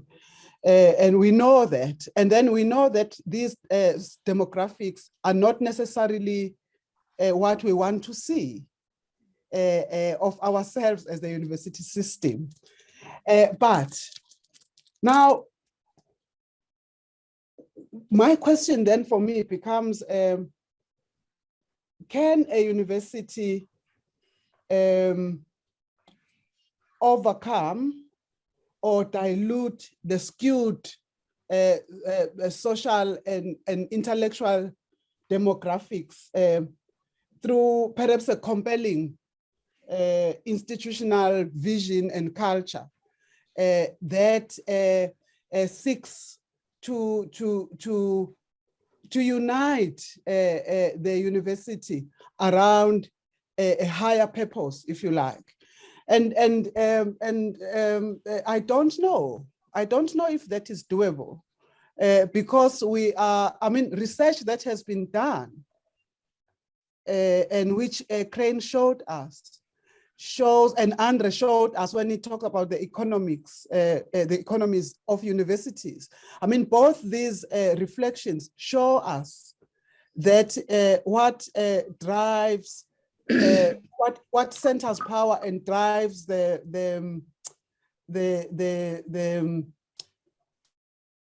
texture, if I can put it like that, or the comportment of a university is basically an outcome of who has power and who owns it. And then that is why then we continue to argue, for example, that it is critically important to have a representative Senate. But to have a representative Senate is actually a multi-decadal and long-term project. And then can we then come at this in other ways as well? To make some propositions that actually overcome or dilute that, so that we move much more quicker towards a transformational and engaged and engaging institution. I mean, these are challenging questions. Thank you. Thank you so much, Prof. Mutra. These are challenging questions. And to some extent, it's the task of today to engage those questions. And, you know, sometimes I think getting the questions right is almost half the job, you know, if not more than half the job. Thank you for that. Enver, you are noted. What I would like to do is just read some of the comments from the chat and just share them. And then you can come in if that's okay. And then there are two other hands who are also noted. Is that all right, Enver? May I do that? Okay. Yes, absolutely. Is it okay? Okay. Yes. So from Boitumelo, good morning, everyone. Thanks for the powerful Inanda. Will the presentation slides be shared? I believe the slides will be available. And Ruby Ann, perhaps you can respond on the chat to confirm. Amanda, very informative presentations. Thank you. Would it be possible to use a recording of these introductory presentations as a basis to enrich and inform our discussions around the transformation agenda at a departmental level? So very, very useful suggestion, you know, to try and expand these dialogues at departmental faculty level as well. I find the Muki, I find the argument for sociology of education very refreshing and timely, as we really need a framework to help us understand the university as an entity. Ruby Ann has responded, yes, recordings will be made available, colleagues, so you will get access to those. Babawa, thanks for the presentations today. I'm wondering if we are not holding on to the idea of the university that's no longer possible under the current global competitive and corporatist cultures, which focuses on numbers and less on the academic project that could transform these entities. I find the systemic analysis useful, but also the current global rankings, which promote less of transformation, for example. Heather Nell, the conceptual frameworks offered by Andre and Prof. Keert and Sudine are helpful in providing a point of reference for critical reflection and self-evaluation for universities as it relates to transformation. It would be useful to explore how we can promote nuanced reflections on transformation praxis and progress within the sector. The danger is that such reflections become self-congratulatory PR exercises in annual reports or other forms of accountability, as opposed to authentic, honest assessments of where universities find themselves on the axis of equity and development, as well as compliance and innovation. So I'm going to ask the speakers to think about their responses to these comments and some of the questions that were asked. And I'm going to allow Enver and Lutando to speak now, and then we'll come back to the speakers and just give a response to the chat, if that's all right. Enver, you noted. Thank you very much. And thanks to for the presentations, which hopefully we'll be able to get to study more deeply. I have just 2 questions to ask. The one relates to whether, this is to Crane really, whether any analysis was done of the composition of councils of universities, given especially, I've served on councils, and I think there are particular interests and proclivities which are quite dominant in the way in which councils view the role of universities. So whether any analysis has been done of that. The second question I'd like to ask relates to what the VC has just also spoken about. Question about who owns the university, questions about power, question of the higher purpose of universities, and also to a comment made just before me. It has to do with how is transformation meant to respond to the, is transformation not complicated by the set of global imperatives on the university systems, issues which really affect not so much the sociology, but the political economy of higher education, especially given the privatization imperative, the austerity, the issues of way in which universities are managed to. I recently saw an article about the US losing 500,000 jobs in the higher education system. I'm beginning to wonder whether we shouldn't be doing some similar research about how that impacts the sociology of our university system. Thanks very much, Leslie. Thank you very much. Thanks, Enver. Lutando, do you want to ask your question or make your comment? Thanks, Leslie. Yeah, I just want to ask a question, and thanks to Chris because presentations. The VC spoke about the need for us and for the university to unlearn.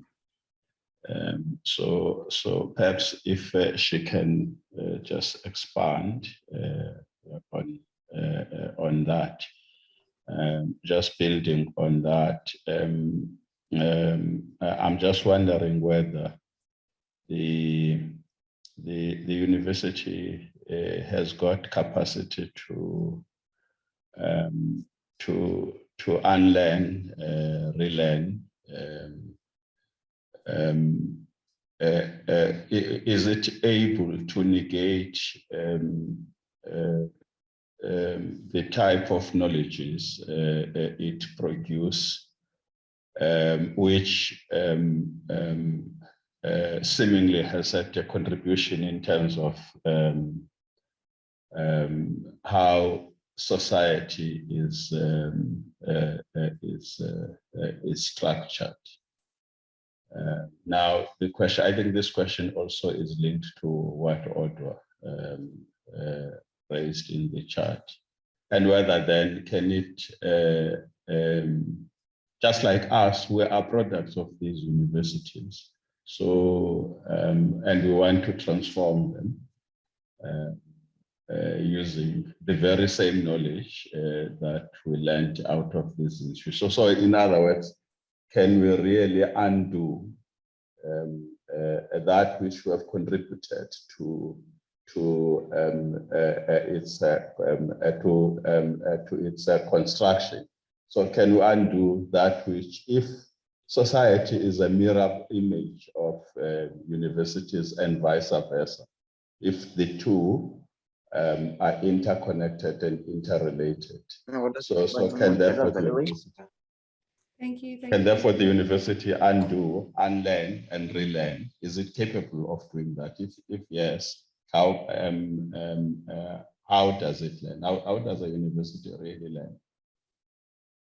Thanks, Lutando. Colleagues. 11 o'clock. Oh, sorry. Colleagues, can I ask you to please put your mics off if you're not speaking?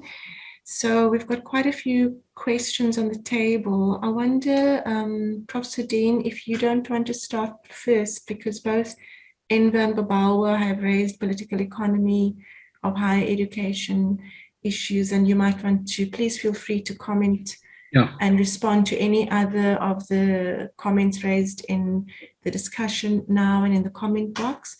And then I thought I would,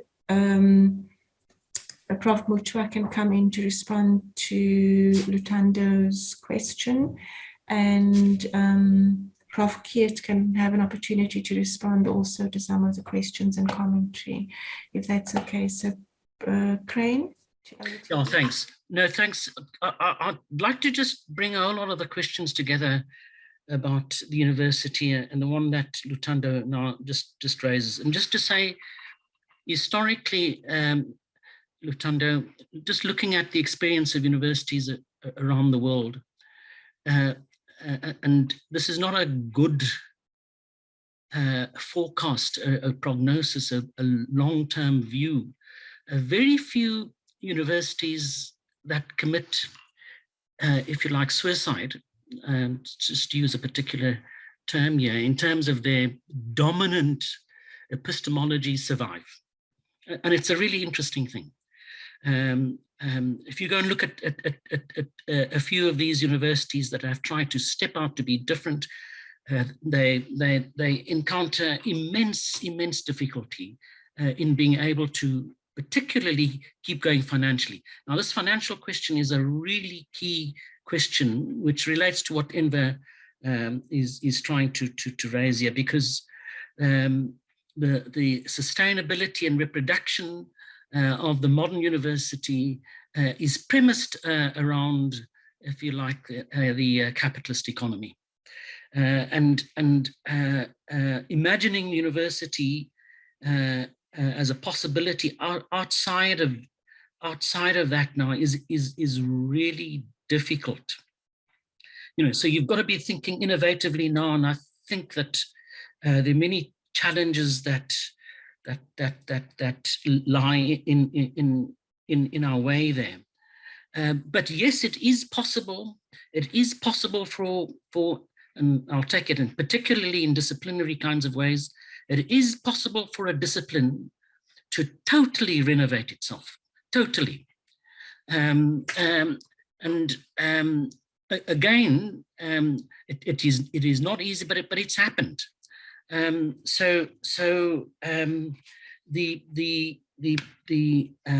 prospects, you know, going forward are immensely complicated.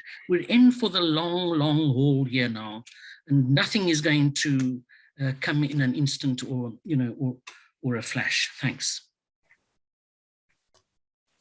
Thanks, Prof. Sudin. Prof. Mutua, would you like to come in to respond to Lutando or any of the other comments? Thanks, Les. I I think Crane has summed it up quite nicely. Where I stand on these matters is that because of the big difficulties in puncturing the dominant university, it does not mean that we have to give up. We need to keep working at it. And for me, I had Enver sort of touching on this process of on my question of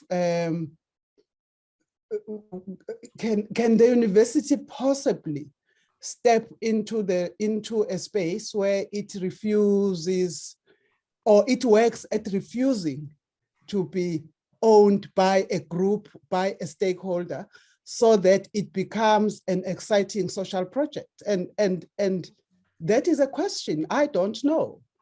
But because I think it's desirable, I think we should actually not give up on it. We should come at it in many ways so that we open up slivers of possibility. That is just the least I can say about that. But also, I mean, when I've spoken to Andre, for example, and other colleagues about this, about the issues of can we unlearn the question that Lutando is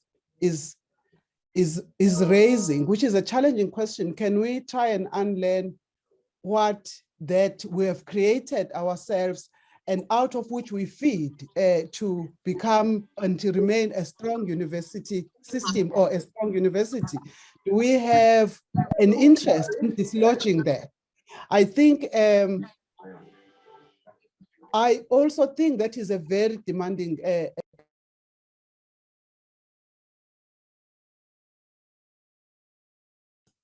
Is he muted? now. Okay, I can't, since when was I muted? Not just a few long, about seconds. 3 seconds. Oh, just a few seconds, sorry. Yes. So I was just saying that because of the difficulties about the long haul nature and what has happened to universities that have committed suicide, if you like, to propose a different discourse. I mean, realistically, I mean, can many universities afford that? Perhaps the direct answer is no. But a university, and I don't see why not, it cannot create spaces for diverse conversations to emerge and to actually create a space and make a transgressive conversation a norm in the university. And for me, that is refusing to walk away from a university as a possible exciting social project that works to serve a cause that is larger than itself. So that is my proposal, and I think this is what at our university we are beginning to try to do, and to try to. It's not self-congratulatory, Heather. To try to do so that we actually have sanctuaries and have spaces where we actually can test if certain kinds of approaching the academic project, using different languages, using different expressions, using different visuals, is it possible? And if you cannot push at a university as a whole in that direction, can you create spaces to transgress, and I'm talking transgression in a very positive way, to actually puncture the dominant approach to pedagogy while staying within the frame of the university, because you need it. So that is something that I see that there is a possibility in that. Otherwise, I think we're going to continue to be a small player as a university that we want to be in a bigger game and the juggernaut of global rankings, which we can then just stand still and stand in the corner because it's far too big. And I do not want to propose a university like that. Thanks so much, Prof. Mutua. That pedagogy of hope that you've just shared with us now. Andre, Kit, I'm going to ask Andre to speak now, and just to close the session off, we are then going to have 10, well, I'm going to shorten the break just to about 6 minutes, well, a little bit shorter, and we'll come back at 11:20. So we are running late in our program, but this morning's session was a really important session. So once Andre is finished talking, can we please take our break, and can I ask colleagues, please come back at 11:20 sharp. We're then going to hear from Ruby Ann, who's going to share the transformation report with us, and then we're going to break away into groups. So Andre, can I please give turn to you? Yeah, thanks, Leslie, and thank you to everybody for. Yeah, see, there's a very great group of people gathered here, and of course the great discussions and in the chat as well. And just to say, just extending, in my own direction, the logic that the VC is putting on the table, and we have discussed about this. And I've also proposed that at some of the other universities, and the Enver and Babalwa's question, we have to start thinking about the university also as non-monolithic spaces, where the fires on the margins needs to be kept burning, needs to be kept fueled, so that the over-dominant and overwhelming managerialist discourse, which of course will play into the neoliberal discourse, which of course will play into the capitalist discourse, so that those overwhelming discourses doesn't paralyze the university, so that it of course reduces its function as a public good institutions. So in a way, the university has to think of itself as multiple universities. The conventional university, the transgressive university, the unruly university, the ill-disciplined university, the radical university, all in one of those spaces. You will have to find the different types of universities. And, in informal discussions with the VC, we're trying to extend this model as to how we view and how we now image Mandela University, so that at an executive level and of course at an academic level, people can see that there is particular design to how we think about these multiple universities within one universities, okay, to hold the different sets of fires together, otherwise we're going to totally lose the social project if we don't do it like that, That is the openings that we have, Les. Thank you so much for that. Okay, welcome back, colleagues, for session. And we're going to have a presentation from Dr. Ruby Levendahl. She will take us through the transformation report. After that, we're going to move into breakaway rooms. There are 6 breakaway rooms. If you're unsure about which breakaway room you'd like to join, stay in the plenary and you will be allocated to the rooms that have the least numbers in it. So we can try and distribute people across the breakaway rooms as evenly as possible. When we move into breakaway rooms, colleagues, can we please move in as promptly as possible? We've got an hour for discussion in the breakaway rooms. Rapporteurs have been allocated to each breakaway room, and so thereafter, there's going to be a report back into plenary, and I'm going to be very strict with time. It's going to be 5 minutes for each rapporteur, so please prepare your 5-minute report into the plenary. Ruby Ann, can I hand over to you? Can you please share your presentation? Leslie, are you able to see me? I can see you. Yes, I can. Okay. Share your presentation, Ruby Ann. Yeah.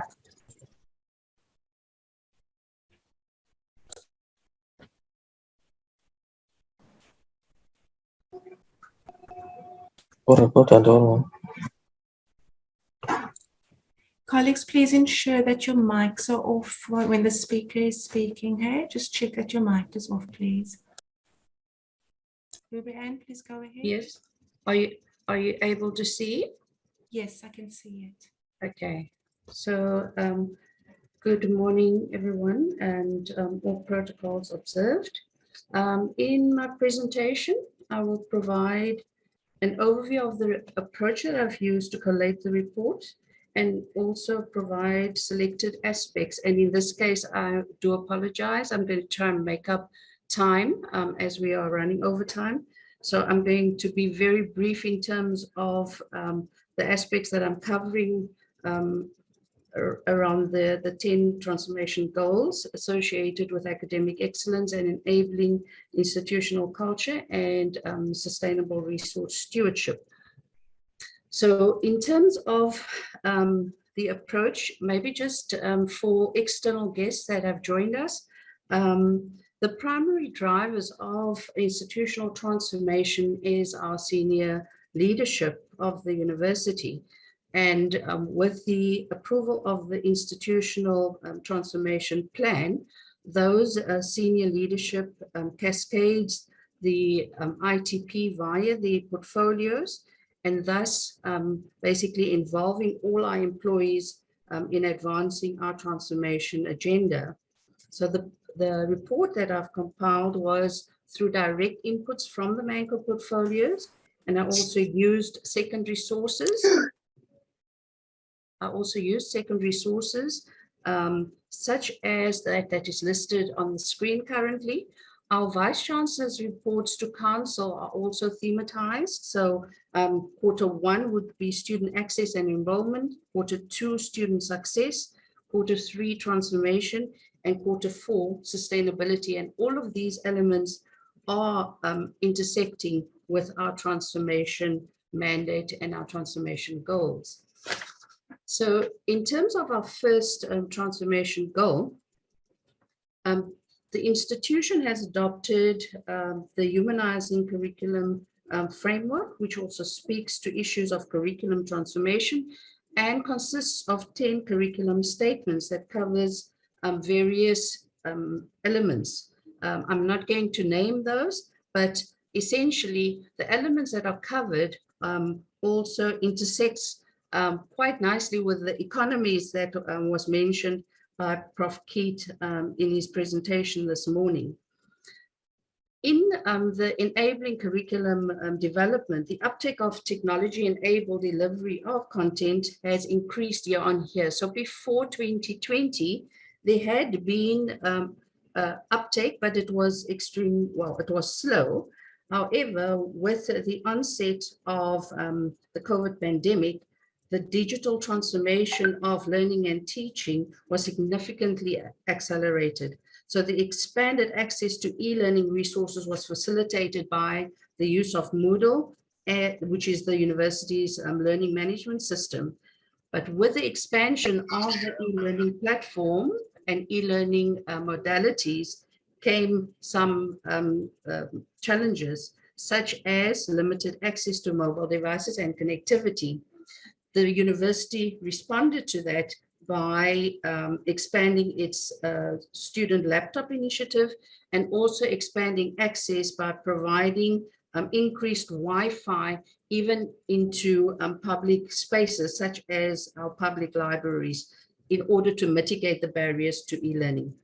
So in addition to those processes, there was also an organizational redesign process which basically started around 2018.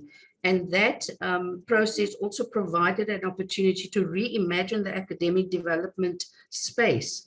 And this has resulted in the initiative called the Learning and Teaching Collaborative for Success. In short, it is known as the LT-CoLab structure that has also provided capacity to enable the e-learning and then also capacitate our academics to develop their skills in terms of presenting via online learning, but also to improve the pedagogical praxis and sharpen the curriculum design skills. So we were quite responsive in terms of the challenges that were faced during COVID. Then in terms of student success, here you'd be able to see the targets that had been set for 2020 in terms of our institutional academic plan. And you'll see for first year entering, there was a significant drop in terms of what the target was set and what the enrollments. The overall undergraduates, we were actually above by increasing our enrollments nearly 1% relative to target. And then for masters and doctoral, sorry, I just need to get this out of the way. Yeah, for masters and doctoral, you will see, unfortunately, that there had been a decline in enrollments. However, if one looks at this, the overall enrollments that was observed in postgraduates, management had responded to that by putting together a task team to actually investigate the trends as far as postgraduate and specifically international students are concerned, because there had been an overall decline over the past 3 years for the dates of the specific review. Then in terms of success of graduates, we found quite interestingly an uptick in our student success rate in 2020 from 79% for the 2 years prior to that to 84%. However, despite the increase in success rate, one of the areas that are of significant concern is the throughput rate of students. And this is usually analyzed by Charles Shepherd in terms of the cohorts as they are enrolled. So in terms of the 2014 cohort, and this is reflected in the transformation report, for the 3-year diplomas, we have a throughput rate of 25% within the minimum time. For 3-year degrees, also 25%, and for 4-year degrees, 41%. So that is in minimum time. However, when one looks at the population groupings relative to the throughput, one sees a very different picture across these groupings. As an example, for diplomas, African students, 23% of African students complete their qualification in minimum time relative to white students who is 37%. So there is a 14% difference between that, and that type of trend tends to continue for 3-year degrees.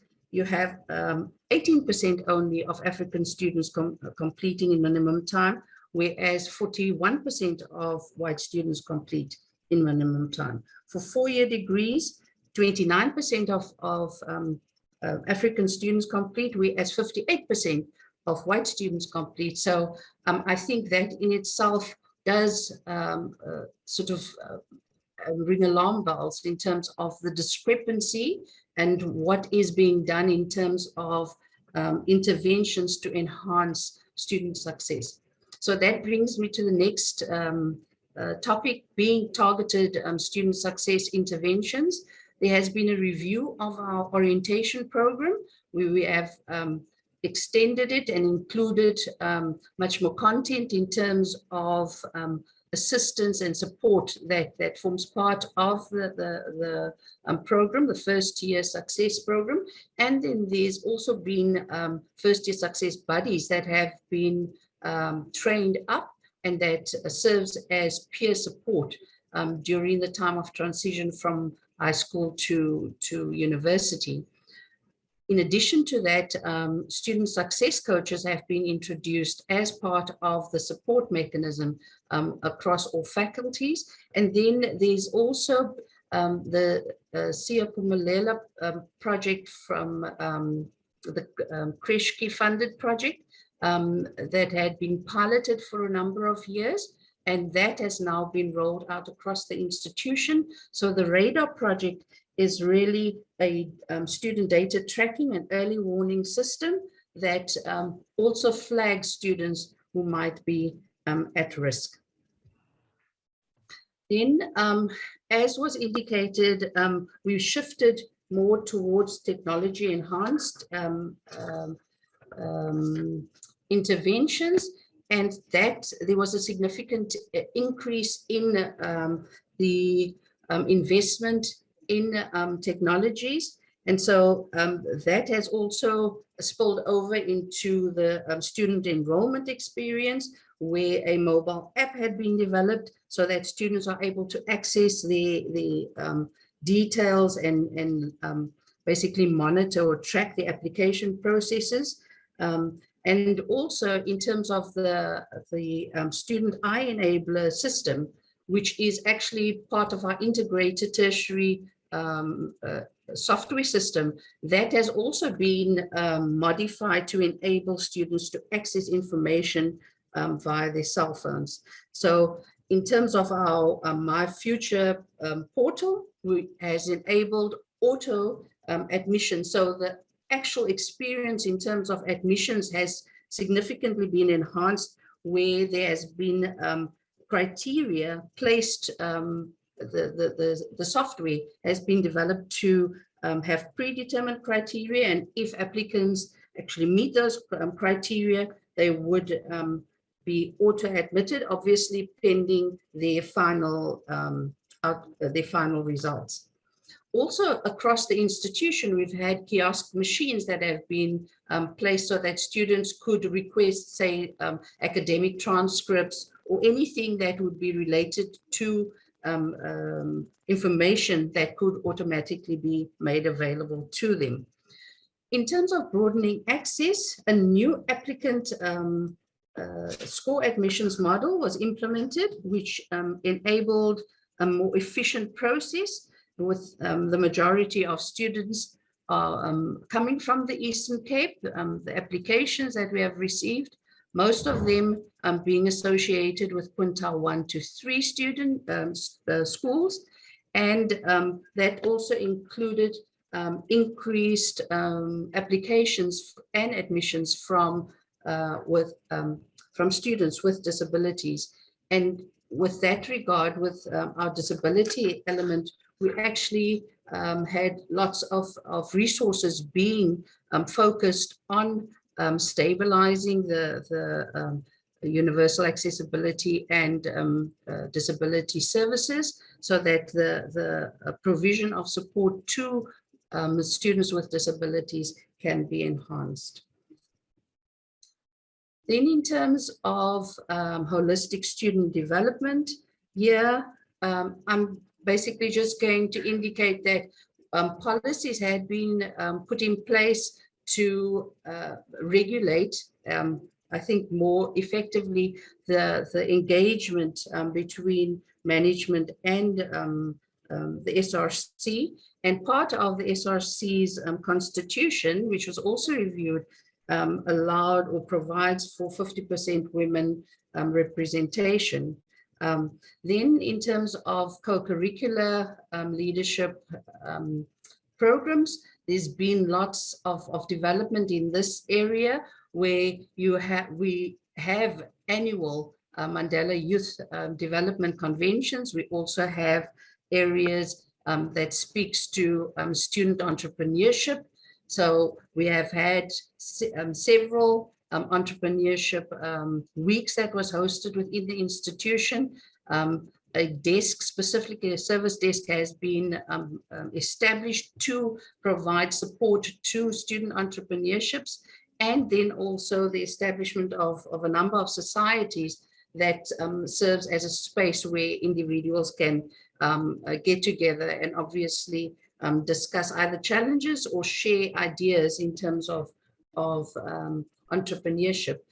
In this space, the university has been recognized for putting in place institutional policy and capacity development possibilities and opportunities to support entrepreneurs.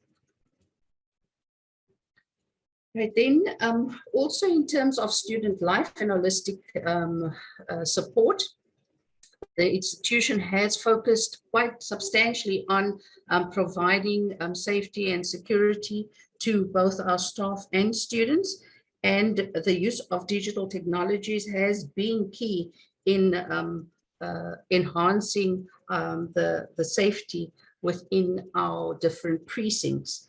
So in terms of the digital technologies, new security technologies, surveillance and intelligence gathering tools have been procured to deter, detect and probe crimes that continue to happen across our campuses.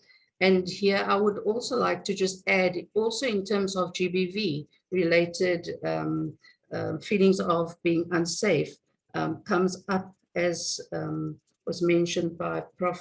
Sodin, that the issue of GBV tends to still be prevalent within our spaces. Also in terms of sports transformation, that transformation plan is being implemented where it basically focuses on recruitment of athletes, and specifically athletes from previously disadvantaged backgrounds, where they're also subjected to programs that supports them in the balance of the sporting activities and academics.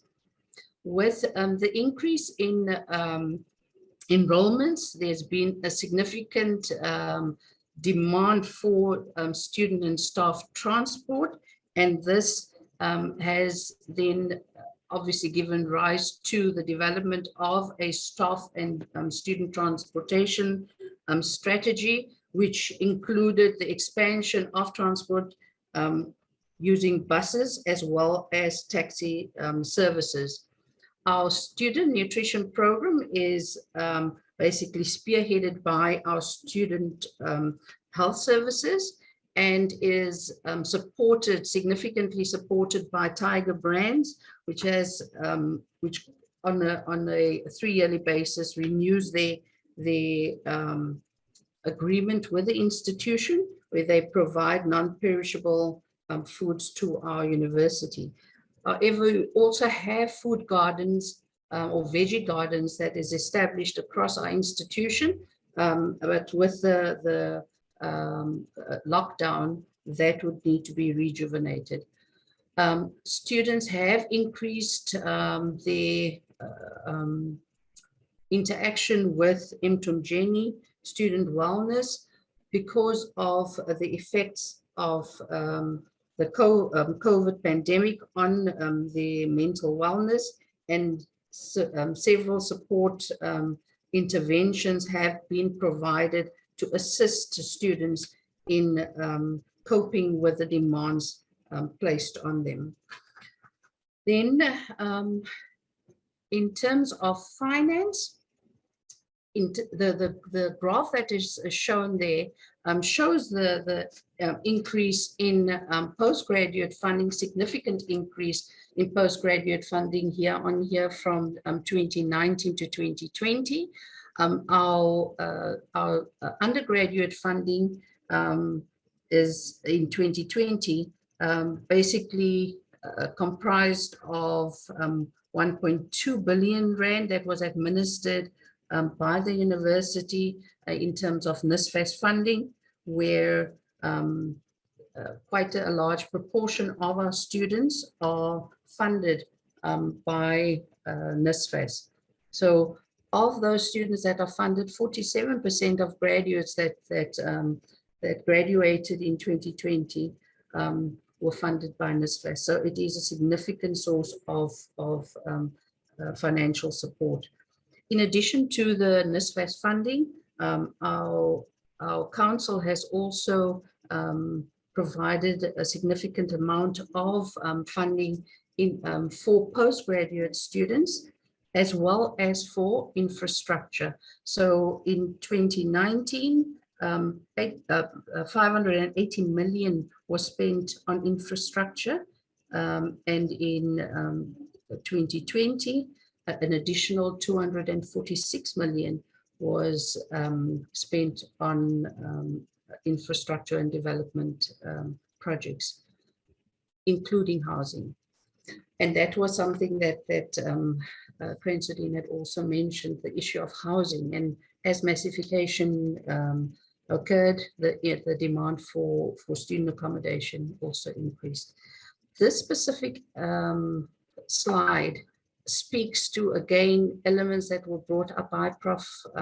Sodine and Prof. Keat in relation to the academic workforce. And you will be able to see the lack of representation.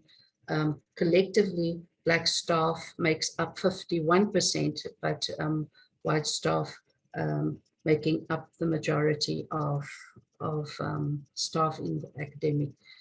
This one is even more, I think, alarming in that you find that in terms of the professoriate in 2020, the majority, again, if one looks at the yellow bar, the majority constitute white individuals, whereas the Black staff being African, Indian, colored and Asian, making up the minority.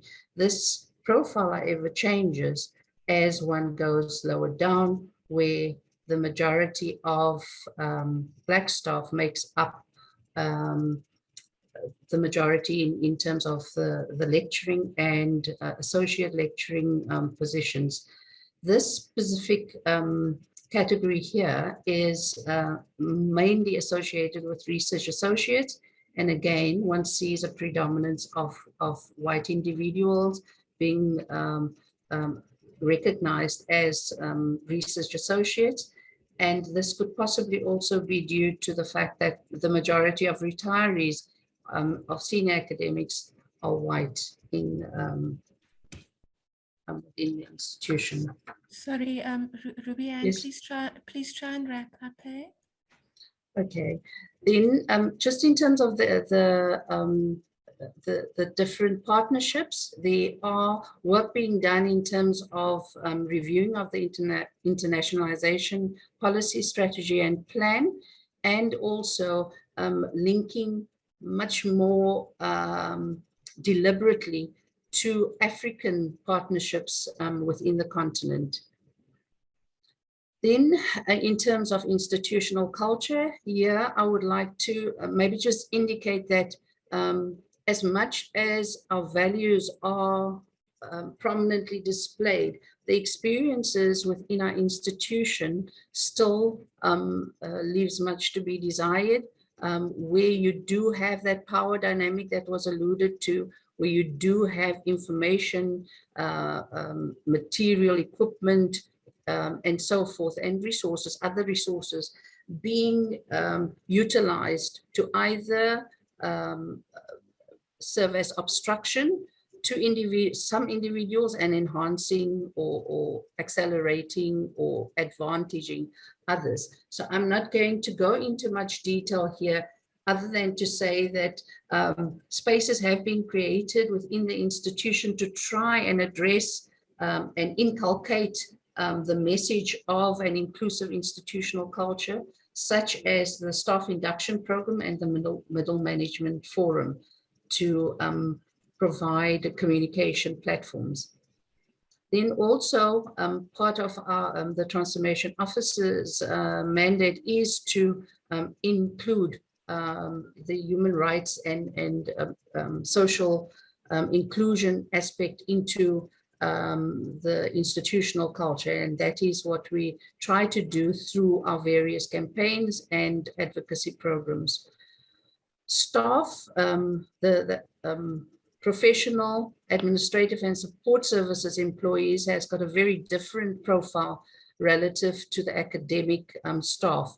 And as you can see, only 19% of the past staff is white, whereas in the profile in academics was basically reversed. Here, I'm not really going to focus much other than to say that our institution has been really excellent in terms of its governance and governance structures relative to other institutions, unfortunately, who have been placed under administration, where there's regular meetings and reporting that happens in these spaces, in the statutory structures, as well as other structures that is not necessarily statutory, but part of our governance structure. Then in terms of complaints mechanisms, we do have an online complaints mechanism for all equality related complaints, and then HR also has online grievance forms where staff can indicate or lodge their grievances. This is really with resources being constrained across the sector. The organizational redesign process has enabled there to be rethinking and restructuring to ensure fit for purpose organogram. And then in terms of our revenue, we depend very much on our subsidy and our fees.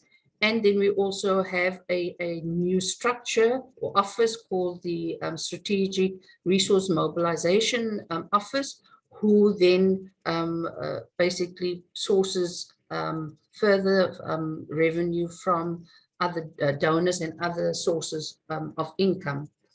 I'm going to skip BE, but I know that there was a question in terms of SMMEs, and I would just like to respond to say that our supply chain management policy has been reviewed to ensure the inclusion of such SMMEs for the supply of commodities.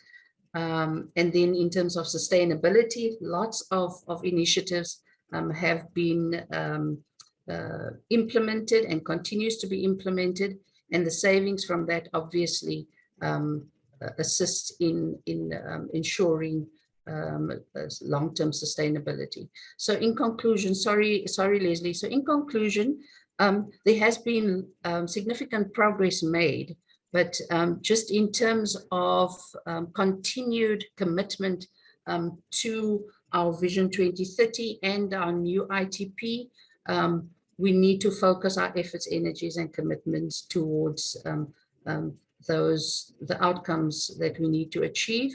And then obviously, as was said by Prof.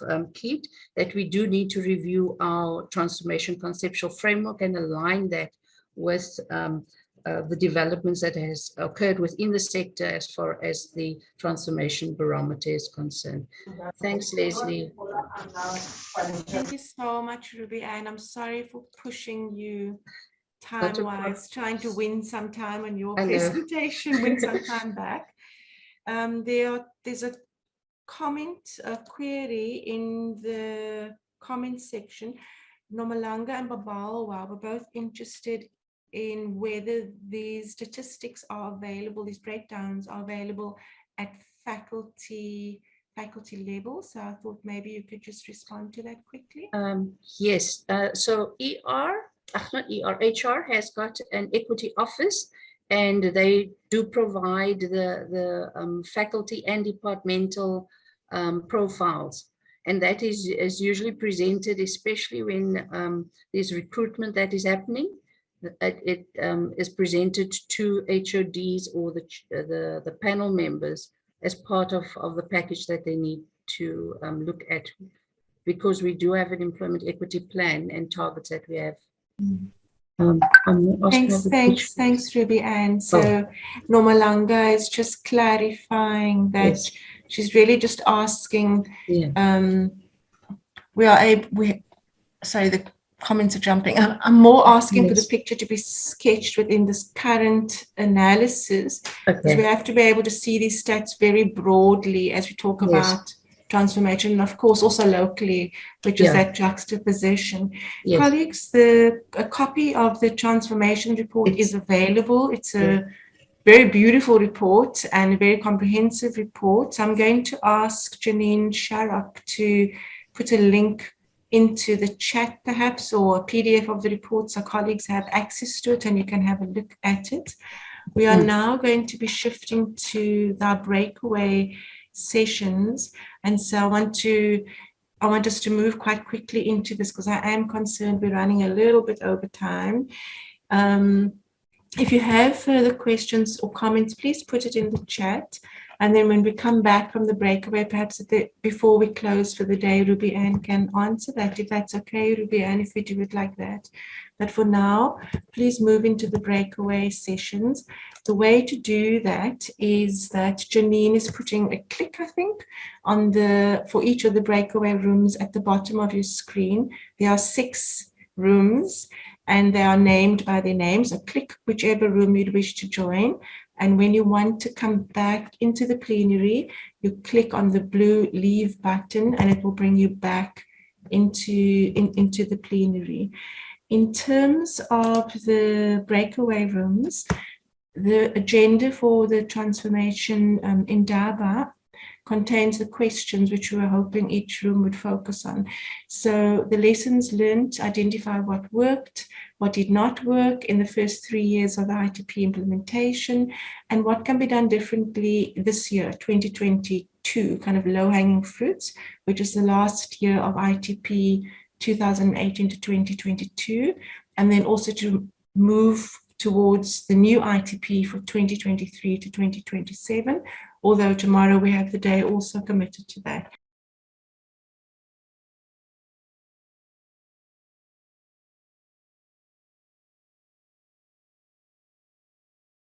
We have been given a particular task.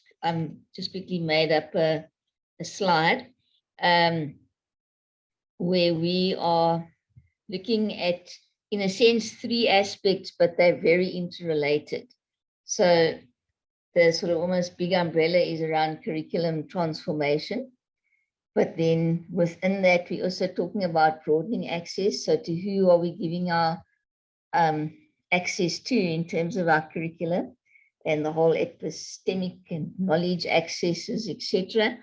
And then also the student success that comes with that. So those are, in a sense, the 3 foci, but interrelated. And then we want to look at, firstly, lessons learned, what has been working, what hasn't worked in the first 3 years of our ITP implementation. And then secondly, what can be done differently, and not only for this year, but going forward as we develop our new ITP.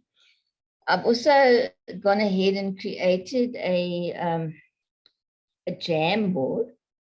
For those of you who know me, you know I like Jamboards.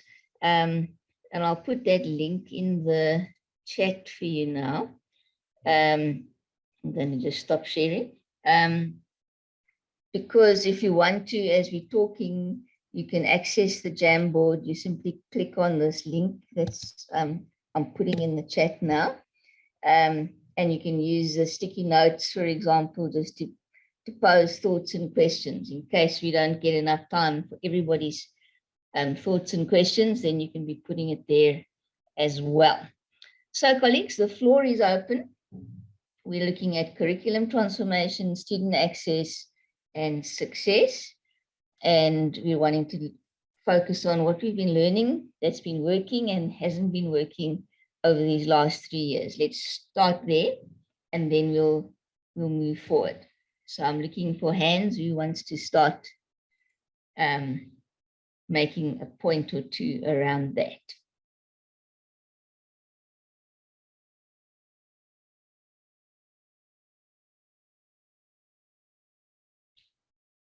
Got some interesting colleagues in the room, so let's get the discussions going. I think you might also have read the transformation report, and you'll have seen some aspects there.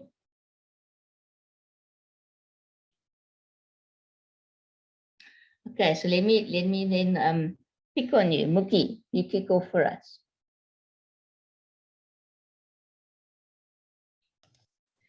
Good morning, colleagues. I was hoping that Cheryl wouldn't do that, but it's okay. All right. My point, I think, would be on the curriculum transformation and how we have worked over the past 3 years to really establish it as a framework for the whole institution. So what has worked? We have pockets of excellence where we can see clearly how the curriculum has been reviewed, transformed, and there are some elements of decolonization. However, there are some faculties and departments or schools where this has not happened. And for me, the question then is, how do we monitor, for a lack of a better word, not monitor for compliance, but devise some kind of instrument or mechanism that will help us to sort of steer the whole institution to have an understanding that, as Crane was saying this morning, that mathematics can be reconsidered and looked at differently when we center our thinking around Africa and South Africa in particular.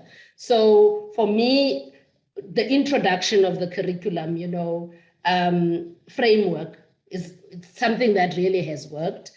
And my issue then is, how do we make sure that all faculties do that? The second point is student access. And here we're talking about epistemological access and success.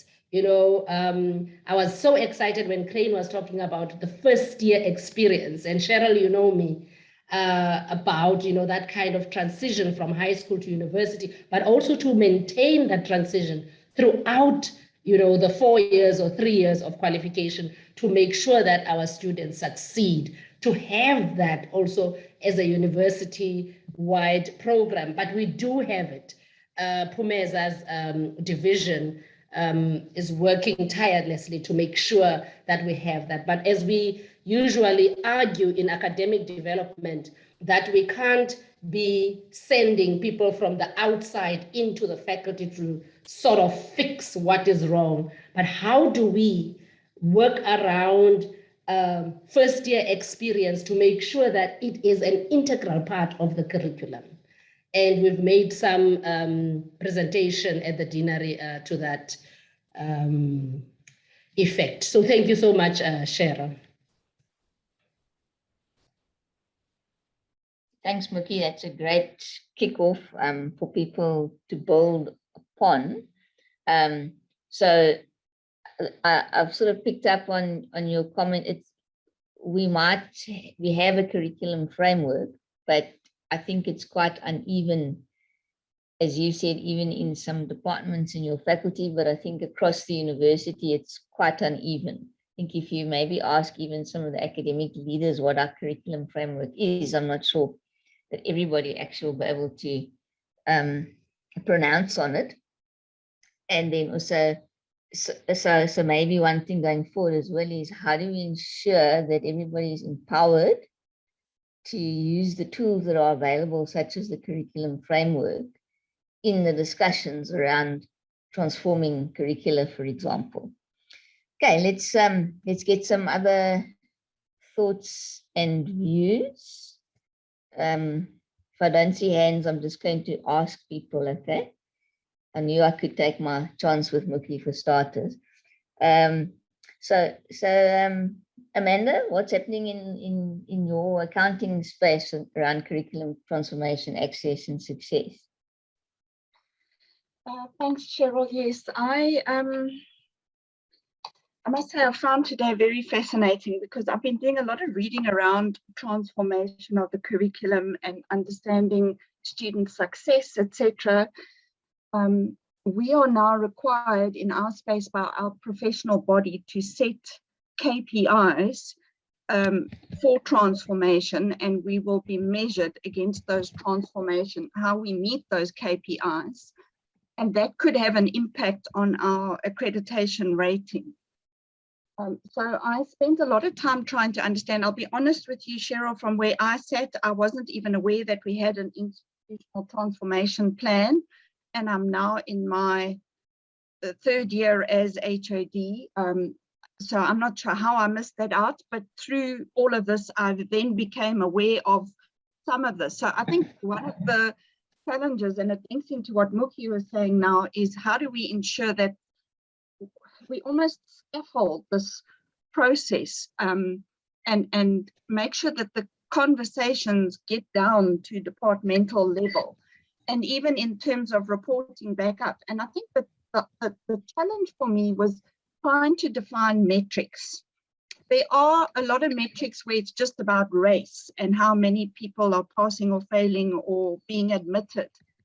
But I found some interesting literature around success being measured not the black pass rate relative to the white pass rate, but that it's that your background and where you come from, because let me just go back a step.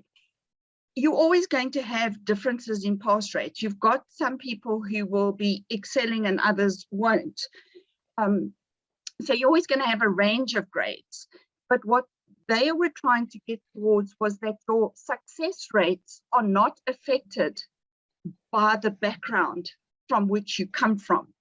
And so I was just wondering whether we need to move towards a more nuanced kind of metrics around student success, where we look at success not with reference to race, but maybe to schooling system or whatever, with the quintile system being a reflection of the background that you've come from. And we look at the differentials, maybe we might see similar outcomes.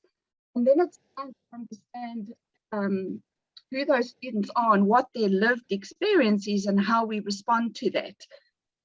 So yeah, maybe I'm influenced because I'm also an accountant, so I'm driven by numbers. And I think defining those numbers was very challenging, particularly when you take more of a developmental view of transformation and how you measure progress in relation to that, and particularly if you see it as a change management process. And then the last thing that maybe I'll throw in, Cheryl, is I did some detailed analysis around success rates of students. And the outcome of that is that if you look at the African students, many of them are not passing in minimum time, they're passing in N+1. And there were some interesting correlations linked back to changes in the schooling system around some of those stats. But I began to question whether this idea of a credit being 10 notional learning hours was still appropriate in our South African context and the schooling system that our students are coming from. And whether we don't need to reconsider this idea and think about I know there was debate around a 4-year degree at one stage, and that doesn't seem to have gained much traction. But when I look at the data, certainly in accounting, there's strong evidence for me to suggest that we actually need a 4-year degree, certainly for the students that we serve in our community. I'll leave it at that. Thanks, Cheryl. Thanks, Amanda. I mean, you made lots of very interesting points that I'm sure some of the colleagues in the room are going to engage with. You know, if we go back to our humanizing pedagogical approach, then getting to know our students and who they are is a core driver, in a sense, of that approach. And then your argument is that in a sense, we found there are other ways, in a sense, that you group students. But at the moment, we go with the conventional metrics, and often those are the ones we're expected to report on to the DHET, etc. And even, I know in the discussion we've had, in fact, with the deanery leadership, we were talking about the individuals and how they grow and develop. And yet we kind of lump everything into some category. Anyway, let's get some more inputs and maybe some connections to what Amanda said. Pam?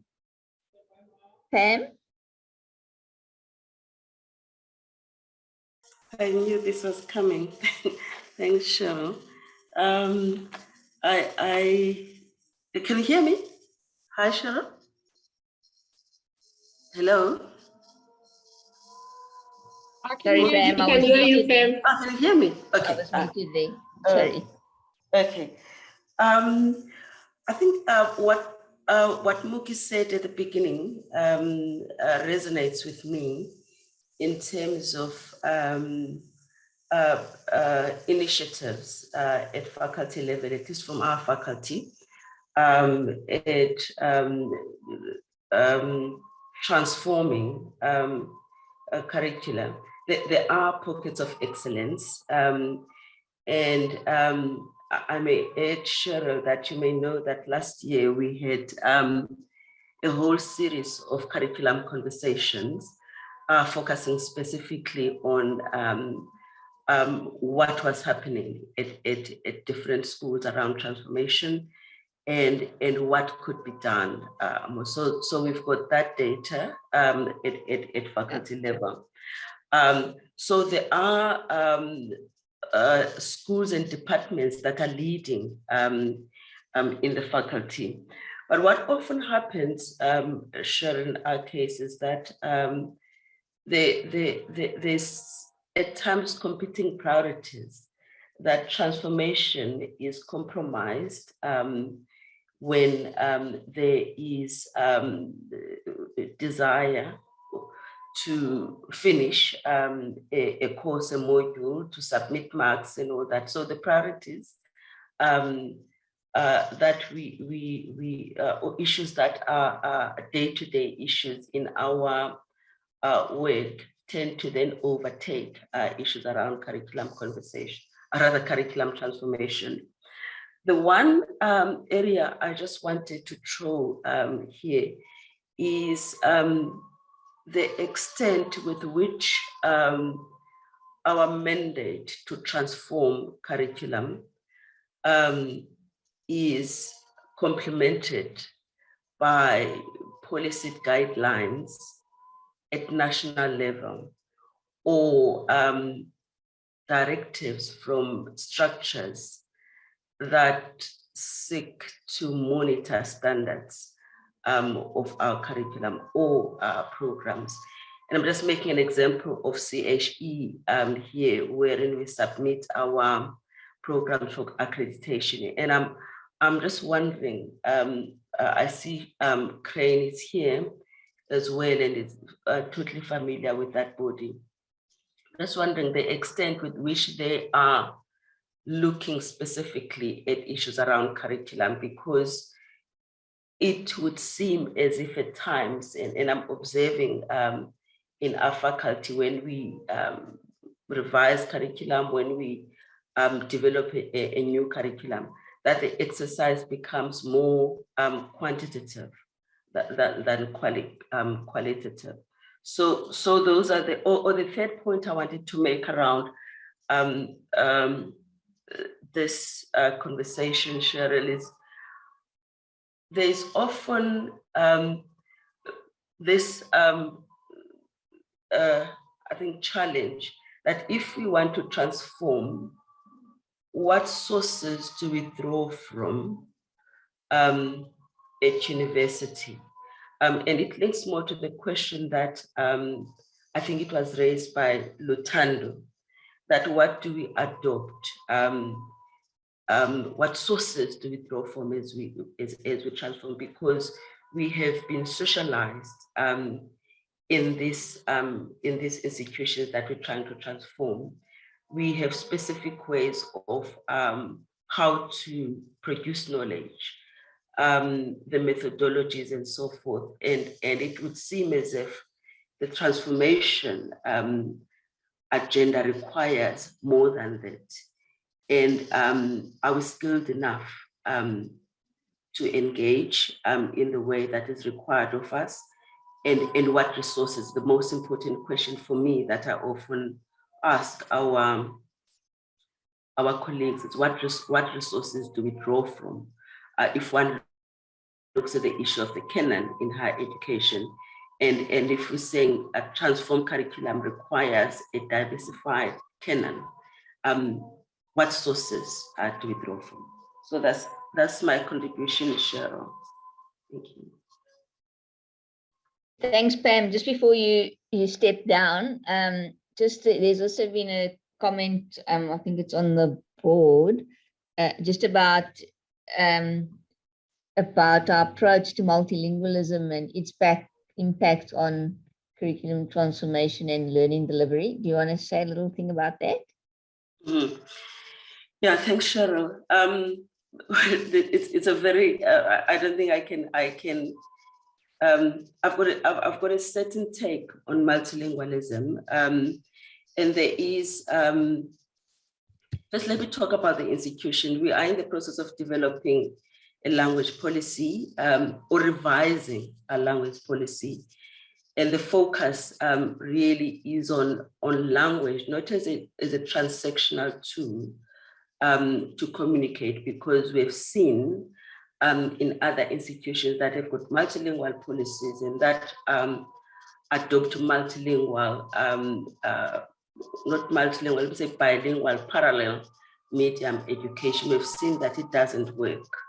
And so our approach for the revised language policy is that we should actually be looking at language as a resource from which to draw other knowledges, especially those that are not dominant in our institutions. Now, the Crane raised an issue of power.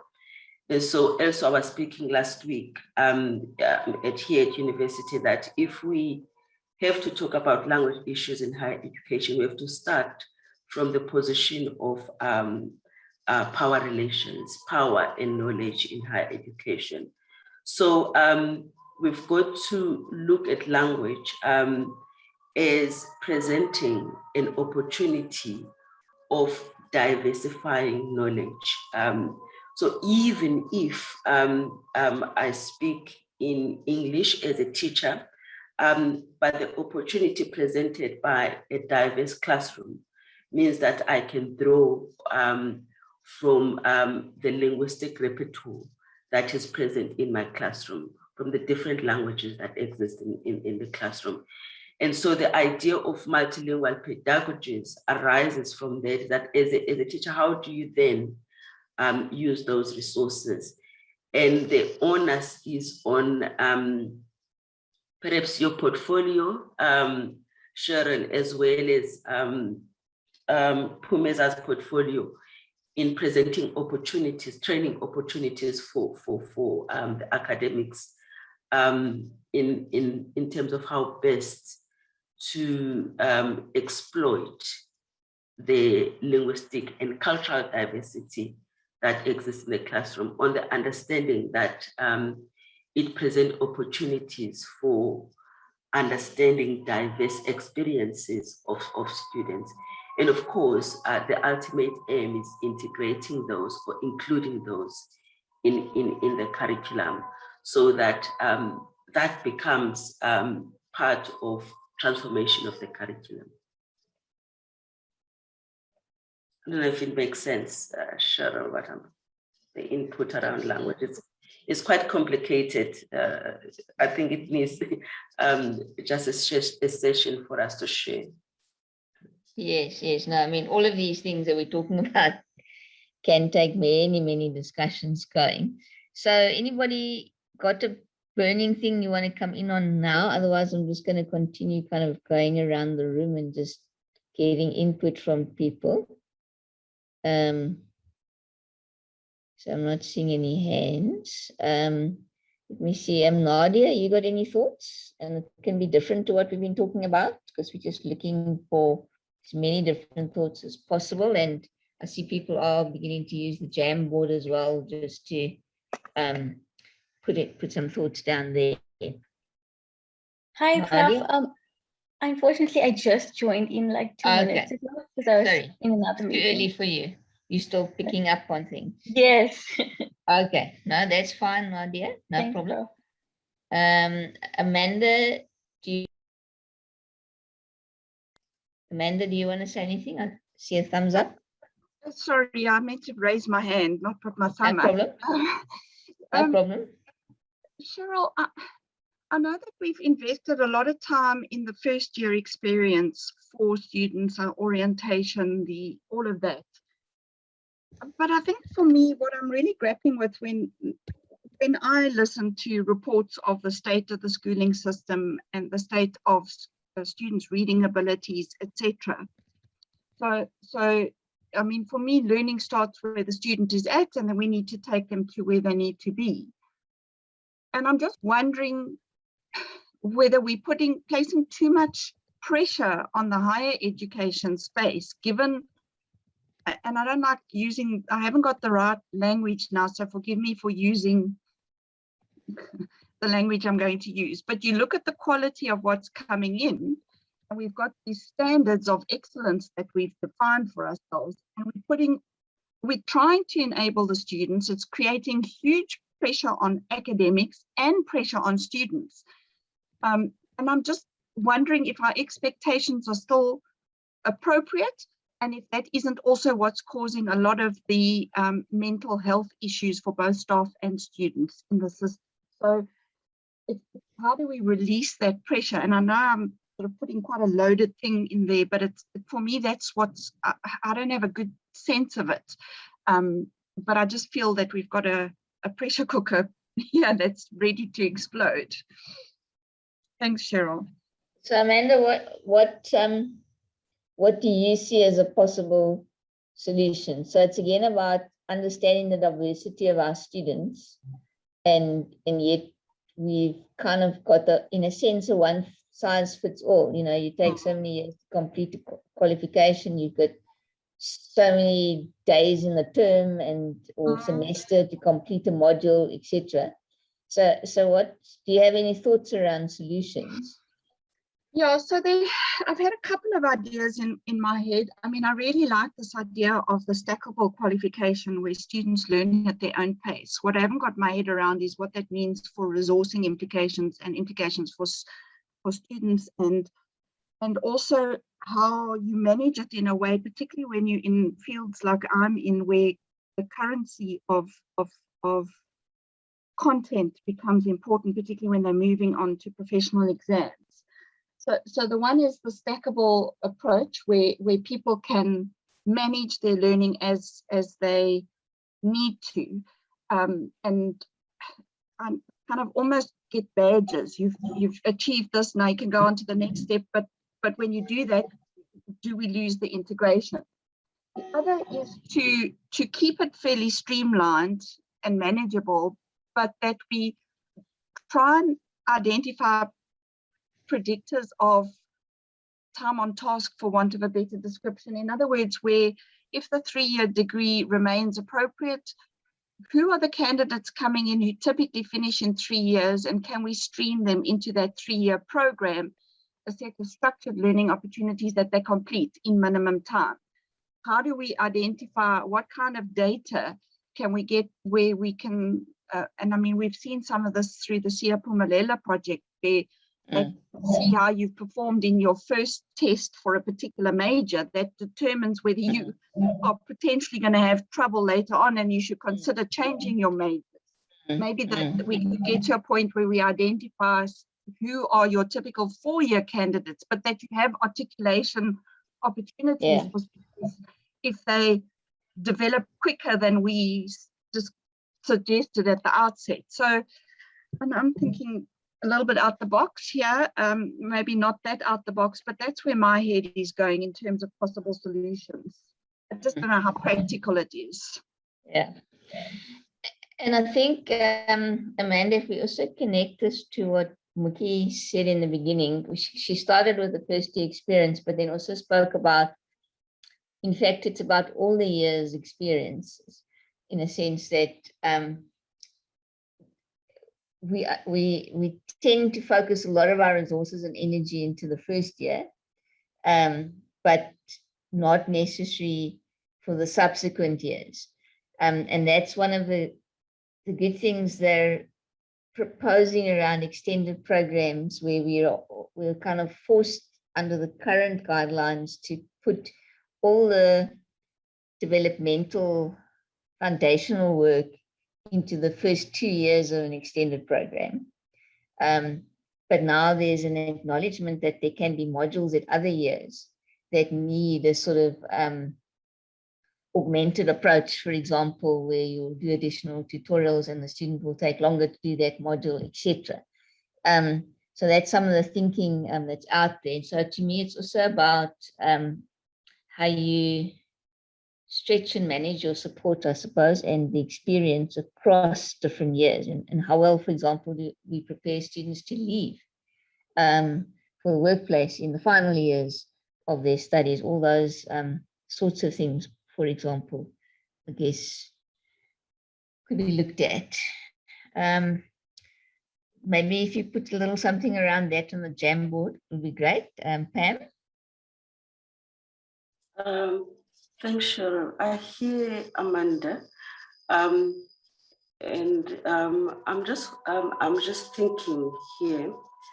I think we've got to be careful about putting in systems that are going to further marginalize or alienate students in an already alienating environment. I think our strategies should be inclusive, and I think we've got to define inclusivity for ourselves. I'm just worried about, or rather, let me just throw it out there, that most of these kids, as Amanda has said, who would be needing this support, are Black kids who come from quintile 1 to 3 schools. And so putting them in these developmental programs, when they further alienate them, and at what point are they then part of an institution that acknowledges and includes them generally in all. So in other words, Amanda, what kind of institutional culture are we imagining through these interventions? Because I think that is ultimately what's important for me. Yeah, good point. So I see Amanda's hand is up. Do you want to come back in, Amanda, and then Muki? Yeah, so I think that's part of what I'm grappling with, because you really don't want to stigmatize people or entrench marginalization any further. If I just, perhaps another solution, Cheryl, and this comes from our Tutuka program. I think part of the success of our students in the Tutuka program is what the wraparound support that we give to those students from year 1 all the way through to their final postgrad level. And that wraparound support is personal development, but it's also about almost filling in the gap of the parental role, where you're providing almost structured study time, because there's a lot of, for example, child-led households where there is no parental guidance, or they're kids that are first-time university students and they have no idea how to manage themselves through the university structure. So almost that parental influence as part of that wraparound support, ensuring they've got their textbooks, ensuring they've got their laptops. Now, I know there's a lot happening at institutional level, but a lot of the students don't know how to tap into it. And of course, this is very time consuming. And then there's a strong mentoring aspect to that Tutuka program, both at an individual level and in a group mentoring level, a personal and academic mentoring. Thanks, Cheryl. Thanks so much for that. Muki? No, thanks. Yes, thanks, Cheryl, and thanks, Amanda and Pam. I just want to also latch on to what Pam is talking about. Amanda, my issue with this is that usually, you know, there's an old argument in academic development that we say that lecturers say that we are prepared with our standards, with our curriculum and everything, and then they give us these students. So what is the kind of student that we as lecturers are expecting? We know the South African situation. And for me, when we think of these remedies or remedial kind of programs, we have an assumption that higher education or the university is a perfect place. Not looking into what is it that we are doing in order to mediate learning in the classroom. For example, when we go back to the curriculum framework of this institution, the who is at the center. So who is the learner that's coming in? Who am I as an academic, you know, having this pedagogical encounter with my students?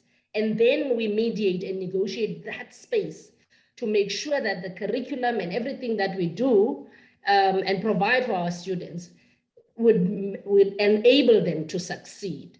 So my approach would be that inclusive approach that Pam is talking about, in terms of saying, let us investigate and interrogate, for a better word, interrogate who we are as an institution or as universities, so that we can meet our students where they are and move with them onward.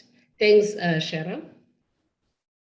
Thanks so much for that. And I think in the chat, I think it's Nicole has also made some interesting comments. Do you want to talk to that, Nicole? Hi there. I kind of don't feel like I have the qualifications to open my mouth in this forum. You So definitely, we're all equal, yeah? It's an inclusive environment, so please go for it. It links to my question about language that I posted in the Jamboard around yeah, that feeling that making isiXhosa the primary language of instruction for the university could potentially drive massive curriculum change, simply in the work of being able to translate every program into isiXhosa, and then prioritizing, or not prioritizing, that's problematic, but you know, opening up access to those for whom isiXhosa is a familiar language. And you know, yeah, so it's linked to that, but then my question is around whether this falls into the category of committing suicide for an institution that Prof. Sodian mentioned earlier. Yeah. Great. Well, I think it's going to spark lots of thoughts in people's heads. Let's see Amanda coming in, and then I want to also go and bring in some of the others that haven't had a chance yet, just watching the time. Amanda? Yeah, sorry, Cheryl. I think, you know, I mean, I share Mookie and Pamela's thing. It's about meeting the student where they're at. And I think it's that helping academics to understand who the student is. And the question is, how do we close that gap between where the student is at and where we're expecting them to be when they come into our system? I just feel that that gap has widened, and it's a question of how we close that gap, but also to what extent that gap or difference in expectations, how do we recognize it and how do we respond to it? And is the existing timeframes, I guess I'm almost repeating myself, but is the existing framework of a university with a minimum time of 3 years or a notional learning hour of 10 hours per credit or whatever it is, it's different in extended programs, are those still relevant? Are they fit for purpose given the current student body and community that we serve at NMU? I think that's my big dilemma at the moment. Thanks. And it can also be about our curriculum, and I think Nicole was talking about access to knowledge, or there's something on the Jamboard about that. It's also like, are we also missing our connection with our students from our curriculum perspective and in terms of where we decide also to start with a certain something. But let me stop talking. Pumeza's hand is up. Thank you, Prof. Afternoon, colleagues. I'm just wondering whether we are not necessarily missing the point of expecting a ready student coming in, and whether we shouldn't start there in questioning what readiness would mean, and therefore what curriculum, because we might have this curriculum defined by our accreditation bodies or by our departments and faculties, and we want to fit the student into this. So we're expecting a ready student that's coming with a certain matric qualification, who's going to fit a particular frame. And I think linking to what Pamela was speaking, the producing of knowledge, and we need to define these things. And for me, the expectation of a ready student, the expectation of a student that will fit a curriculum, and therefore a teaching mode that would allow for this. And back to Muki's comment of the first year success being in a pocket and then the curriculum being in another pocket, where we as a university start fusing the support and the curriculum. And I know that we might feel it's going to be too much of a burden for a lecturer, but can we not reconceptualize what a lecturer is about and who the lecturer is and what they should be doing? Because we may be thinking that it's just the curriculum with the set outcomes, but there are certain elements, and Muki's team speaks of a disposition. How do we impart a particular disposition that would speak to our graduate attributes, that would speak to the person who's going to go out and be a contributor to our society? And what do we then do, knowing what our basic education is producing, the kind of student rather that they are producing or the society is producing, and how do we break this assumption that there should be a ready student? And there is a lot of information that CAR has produced in terms of who progresses in record time, in inverted commas, and who qualifies in extended periods, and how do we then engage with those students? So Amanda, there is data that Dave and team are sitting with that we are hoping to share as we develop the Enhancing Academic Success products. Thanks, Prof. Thanks, Pumeza. Let's see, those who haven't contributed yet, remember we're all equal in this room. Doesn't matter who we are. Oyama, Rita, Rosemary, any inputs you'd like to make? Oyama? Wondering, Prof, I'm just wondering, just one question. Right, Rosemary? Yeah, when we are saying we want a student who is ready for the curriculum, what do we actually mean? What does that mean? What does that entail? That the student must know what we're going to teach them first, or they must be at the level where they will be able to understand whatever it is that we are going to teach them? Or doesn't it require an academic to break down the information to meet the student where they're at? Because I think my understanding of teaching and learning, pedagogy in itself entails that if my student has come to me and they do not understand what I'm talking about, I need to break it down to the level where they will be able to understand it.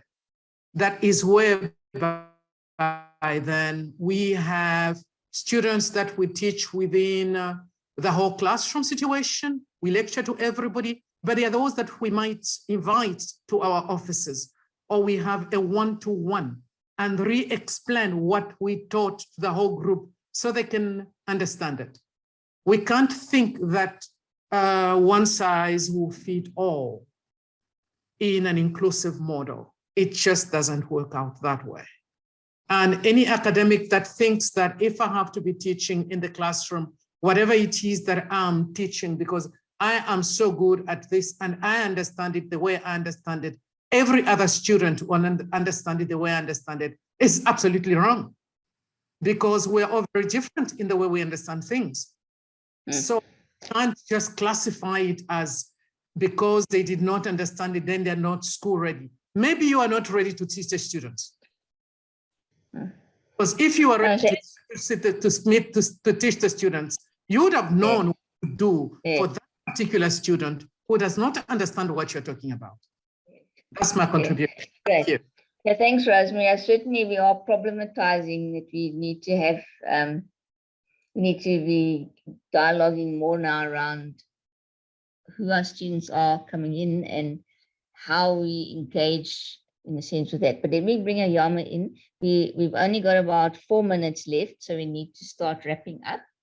Oyama? Thank you so much, Prof. Just to add on from what the previous speaker just said then, so how do we then maybe train lecturers or make the lecturers open to students' social backgrounds and settings so that they can understand what is being taught in the classroom? Because you find most of the time, apologies that I've joined the conversation a bit late, but you'll find most of the time that we come from different backgrounds, and when we get to the classroom, it becomes very overwhelming for other students, and then it disturbs the whole learning process and understanding. And sometimes it may be an irritation to the one who's facilitating the classroom. And then how do we make the lecturers understand the social settings of some students and understand this is the first time they are within this particular space? So how do we make them comfortable for them to learn in the classroom? Thank you. Very, very, very useful, important contribution there, Oyama. Because we've been talking about almost diversity also in terms of curriculum transformation, but it's also in the learning and teaching space, how we engage students so that we manage that diversity in ways that makes everybody feel part of it and not getting frustrated or whatever. Or feeling I shouldn't ask that question because maybe everybody's going to think I'm crazy, for example, or whatever. We need inclusive environments where everybody feels they've got a voice and they can use their voice, for example. Okay, colleagues, so last thoughts. I don't know, Crane, you've been listening to us. I don't know if there's anything you'd like to say. Thanks very much, Cheryl. No. So you're slap bang, in a discussion which has been going on for 20, 30 years in the country. I mean, that's and all the points that everybody is making are points that have a long established history in the discussion. And it's really difficult to say to you, do this, do that, because it's not straightforward on any of those questions. Yeah. So I mean, the only thing that I can say here is that we have to be just totally, and Amanda's very aware of this, aware of these prejudging frameworks which are at our disposal in a learning process. And it's about race, but it's also about lots and lots of other things. I just want to say to you that COVID has taught us something, that individual learning is really the trick here. But it's practically, institutionally, it's not possible. You can't do it. You really can't do it. And so we're in a real structural bind here about how to proceed in an inclusive and a totally respectful and way which acknowledges the total suite of differences that each of our children, young people, are going to bring. The differences are inestimable, and we're not getting to them all, all. Thanks so much for that, Crane. I was also going to bring that. How do we create for individualism and individual development as well as inclusivity. I think that's the trick we're going to have to balance out in some way going forward. So yeah, but thanks so much for that. And colleagues, thanks to everybody for all your contributions. I think we got to go back to the main venue now. They're going to close this one. So thanks for that. Pameza, I hope you've got some ideas for reporting back, and you can look at the Jamboard. And the Jamboard will remain open. If you could get ideas during the day, please add to that. Thanks, colleagues. I think you can go back to the main venue now. Bye. Hello. Good afternoon. Afternoon.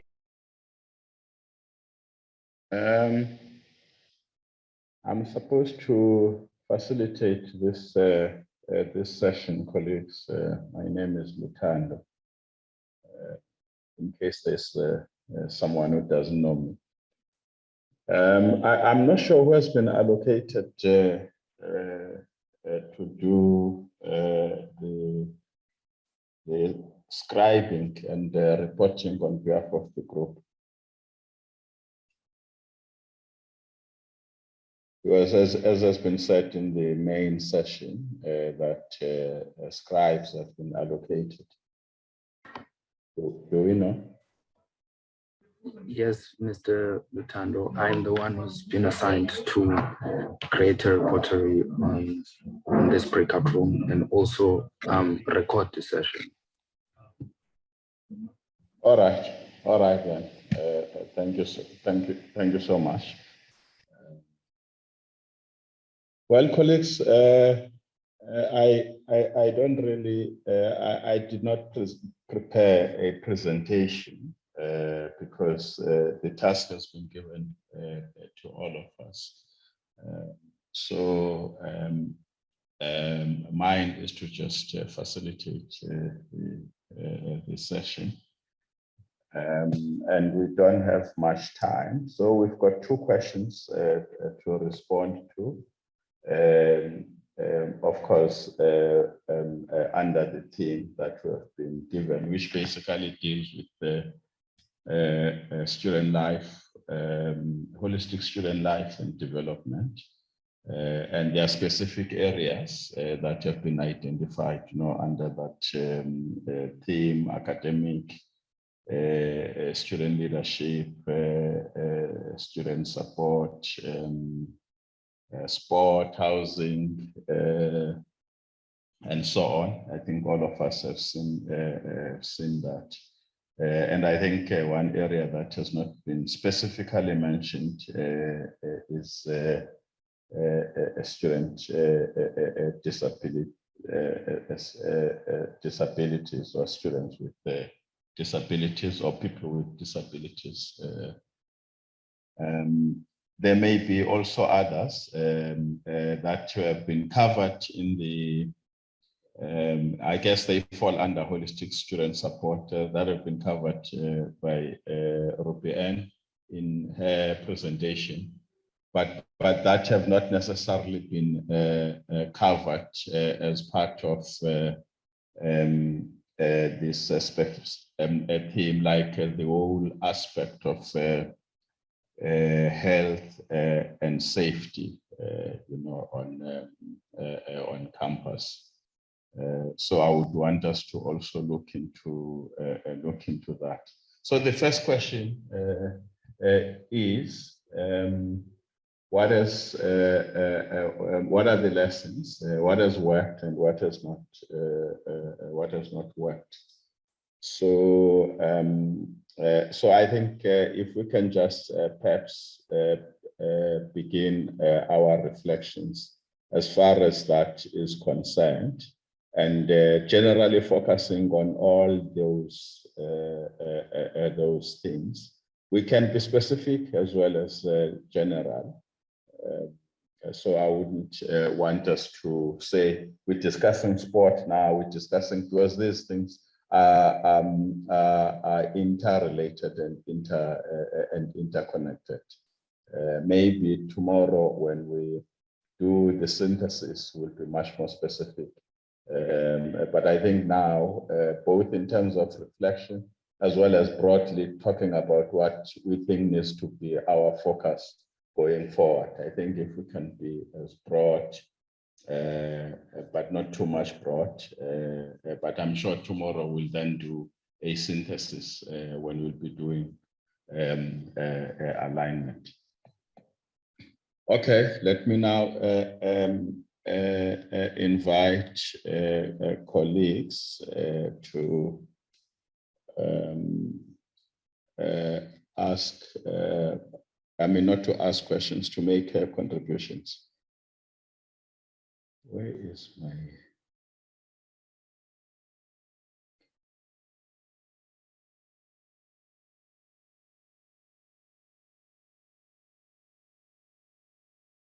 I can't see hands. I'm just trying to organize my screen here. If you've got your hand up, if you can just speak whilst I'm trying to organize myself.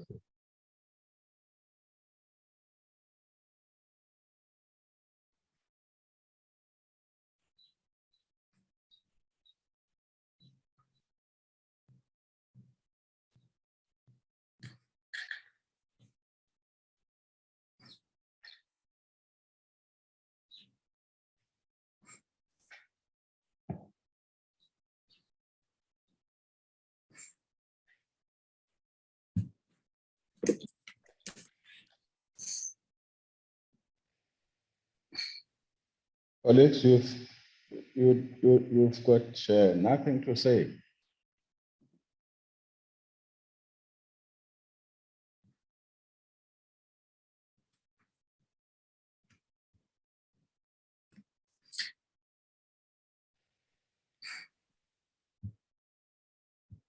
Hi, Lutando, Sharon here. Hi, Sharon. Hi.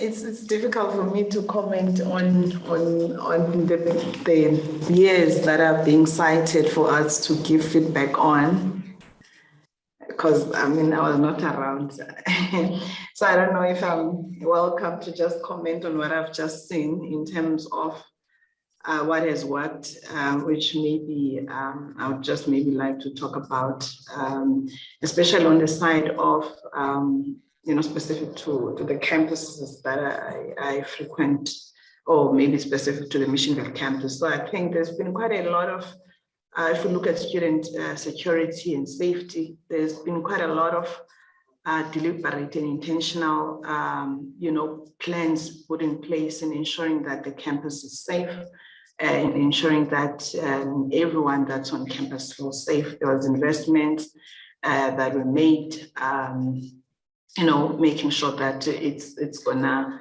the campus is safe. So I think we've seen that coming through and helping us as a campus when we had the unrest of the community, and the fact that the aggressive community could not get inside the campus.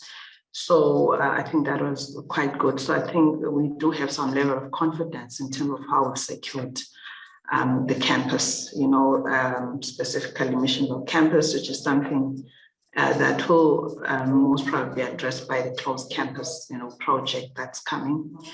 And I've also, so that's around the student, securing, the campuses. And then also with regards to, life on residences, and, in terms of student life, we've had a tough 2 years, and with not being able to be in classrooms. But I've been fortunate to experience the residents, Yolanda Goma, all the work that has gone into making sure that those students in that res has got good student life activities that were there to help them with wellness, and all the portfolios within the res that are working so well. So I think that's really been good with regards to that support. There's been an engagement, that we had with student health last year to try and bring, even during these tough times, bring them to campus, student health on campus, because there were some gaps. And then lastly, Missionville is one campus that also has been tasked with distribution of the nutrition program. And also, we also have the food system, the garden aquaponics, within the campus, where we also harvest and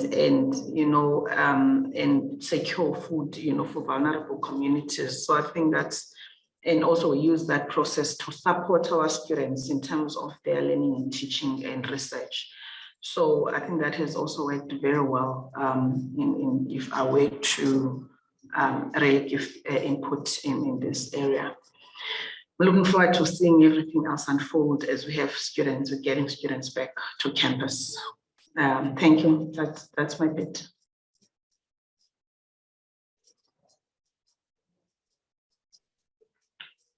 Thank you so much for that, Sharon.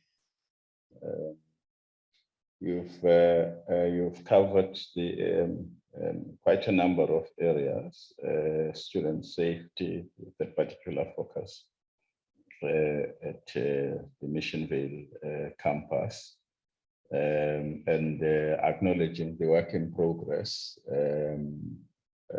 with regards to the a closed campus project. Those colleagues who may not be aware, there was a demand, I think 4 years ago, by students as a result of the rape incident that happened at 2nd Avenue, that all our campuses must stop being open, that we fence them off. So that project has been started. It is work in progress, and of course other things that I think Ruby Ann reported on with regards to improving the health and safety of our students and staff on campus. Even though I think this is a work in progress, I think I must say there's still a lot that needs to be done. I'm just saying these things in order. I'm just building in also my input in the process. There's still a lot of work that needs to be done, because we've had last year of incidents of robberies actually, even of staff, on campus. So I think there's more work that needs to be done in this regard. Consolidate as well as do more, as well as expand. I think consolidate student life, on our residences. Particularly given the fact that we will welcome this year even more students going forward, more students on campus. And I think there is a project, there is a work stream that has been established to basically relook at student life on campus in a post-COVID context. And then I think issues of student poverty. I think Ruby Ann also reported at plenary progress we've made on this front. But I think again, we can also indicate that for the first time now the university has allocated a budget. I'm not sure what is the figure. I forgot the figure, has allocated a budget towards this important area, because part of I think it's Crane Sudin who tried to problematize the massification, of higher education institutions. Of course, he only spoke he said it's complicated. He only spoke to the fee side of it in terms of NSWAS. But it also it goes beyond that. And I think that is partly reflected in the statistics that Ruby Ann presented with regards to success rates, racialized, if I can put it that way, racialized success rates in our institution. Perhaps is something that we need to really revisit as to what is the source of that. Is it this question or the so-called underpreparedness of students, or is it underpreparedness of the university to admit students that come from different different backgrounds? So the type of responsive strategies that we fashion and deploy as a university, to deal with diverse student population that over the past 3 or 4 years has mainly come from quintiles 1 to 3, of our schooling system, as opposed to probably a situation that was different 10 years ago, at Mandela University. So have we been able to adapt our support systems as well as our ways of deploying learning and teaching, such that they are able to really respond, to that diverse student population that we continue not to attract, as Mandela University. Karen, do you want to say something? Oh no, good afternoon or morning, everyone. I wasn't sure if it's morning or afternoon. I just managed to listen to a piece of Ruby Ann's discussion, but I wanted to make a recommendation, to, if you could have put this onto a Google Doc so that people could maybe I think people are not maybe comfortable, and maybe they could have, I know it's too late now, but they could have typed in maybe lessons learned and so on.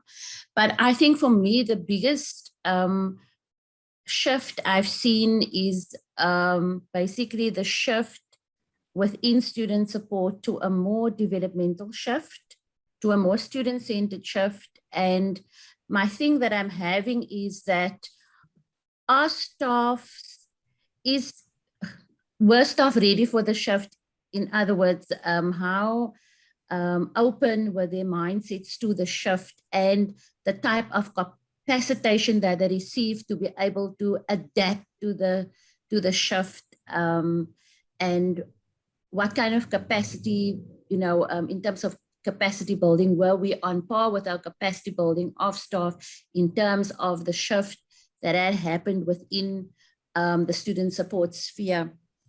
I think we are heading in the right direction if we look at holistic student support. I think also a lot of what we have inherited from the past in terms of silo effect is still happening within, student support systems, where you have, not consolidating student support as one voice, one mouth kind of. So that is just basically my thoughts at this stage. I don't know if you follow my thoughts, everyone.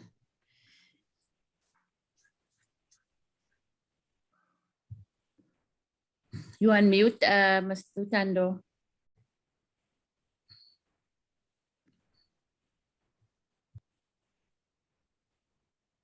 Dean, can I make a contribution?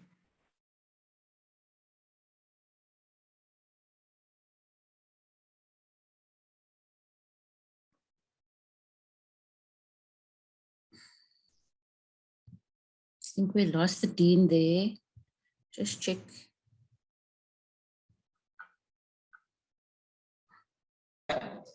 He's on mute. Yeah, Lutano's on mute. Lutano, you're on mute. We are trying to say something. I think maybe starting with the mute, unmuting.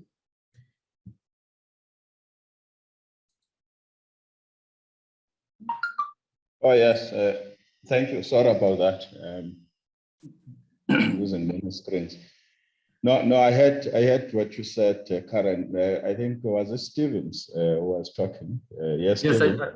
yes, Dean. And I don't know if this is the right, the information, what we will do with it, but I can only talk from the sports side and the process that we've started late 2016, early 2017, where we looked at the transformation numbers at our various code level, and we were geared to look at it from what was happening from a national point of view, which is our SASCOG body. And we then decided to focus on the demographics and the gender part of the sport participation on campus. And we then looked at giving a projected percentage growth for every year from 2017.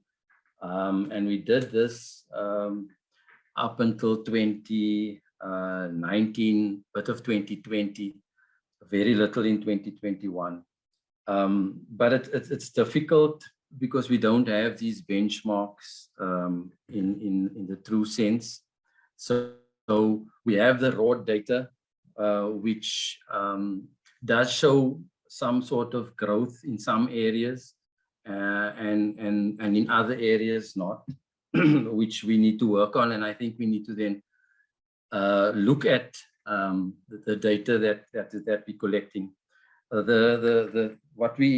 What I think we did not work is our collection process. We had these online forms that we would then use to fill in and then look at clubs and where they stand. So I think we need to improve on our data collection as far as the stats is concerned, so that we can have a better picture of the trend and the growth as far as the sport and the transformation in the sport is concerned. We also looked at the codes and what codes are reflective of participation and what codes are not, and try to reorganize, reprioritize, recategorize these codes so as to then look at how they are growing or not. So that was just from a sport point of view. I think what we need to do going forward is we need to get assistance maybe from stats, ITS, so that we can look at how we crunch our stats and how we collect our data, so that will give us a better picture going forward. Thanks, Dean.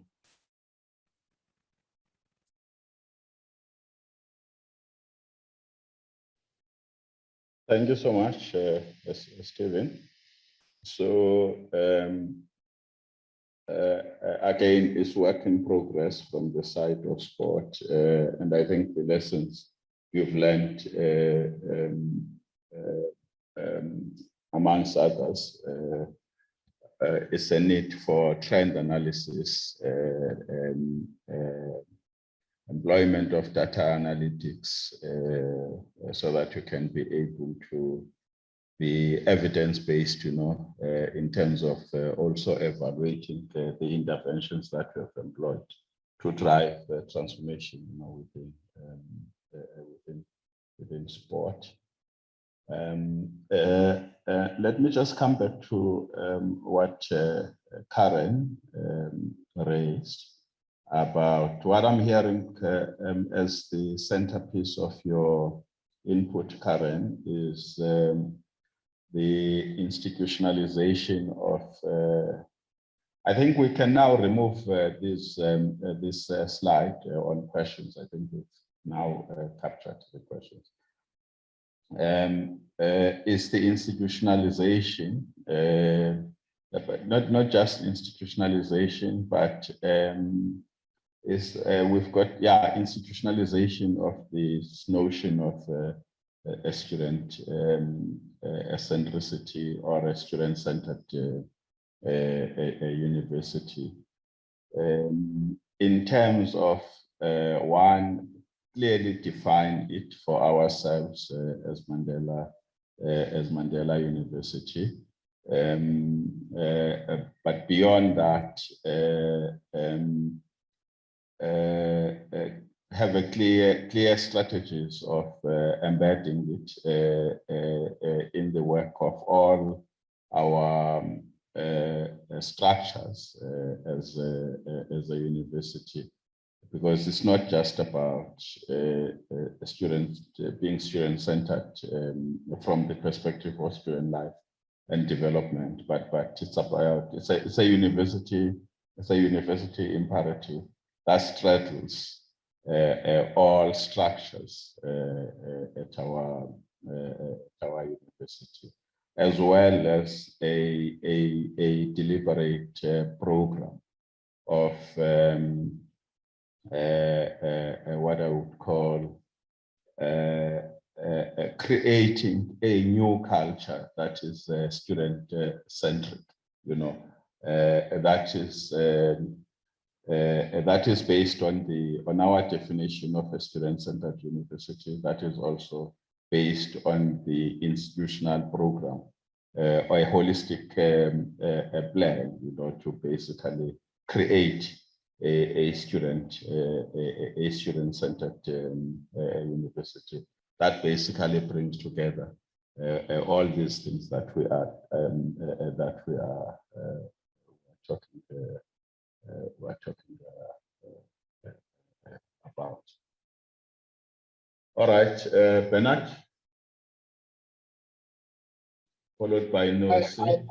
I wanted to withdraw my hand, Chair, because as colleagues are talking, your summary end up infiltrating in my mind and the points get liquidated. But I'll just throw one or two issues that I think I needed to drive them home in terms of the lessons in the past 3 years and what perhaps can be done better as we are in 2022 going forward.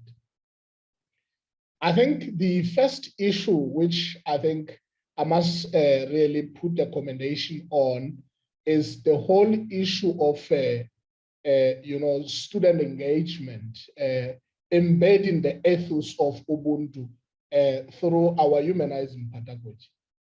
If you look at the era of Fees Must Fall, the culture of antagonist element in terms of engagement year in, year out.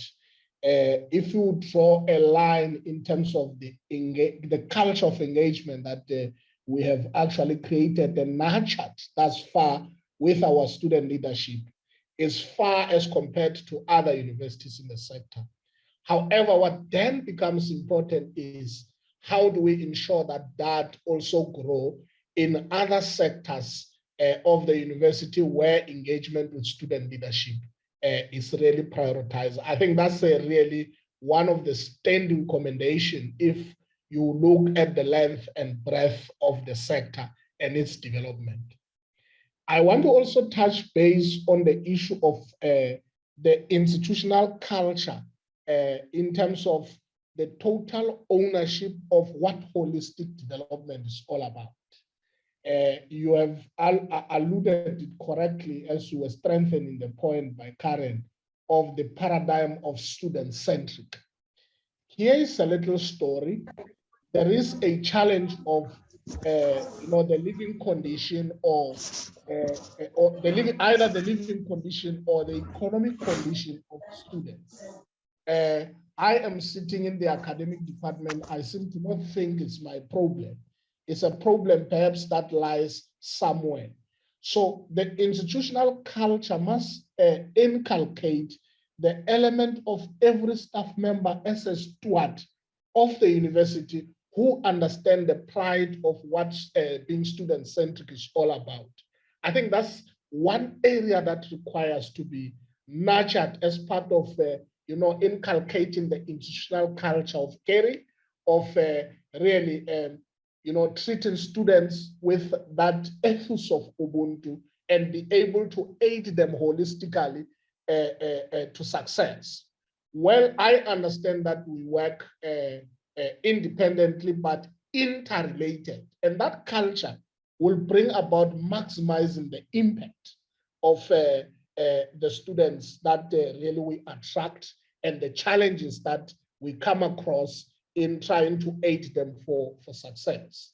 And this will also renew our vows as we get into the implementation of the Vision 2030. I think this, we have to work on that institutional culture of caring.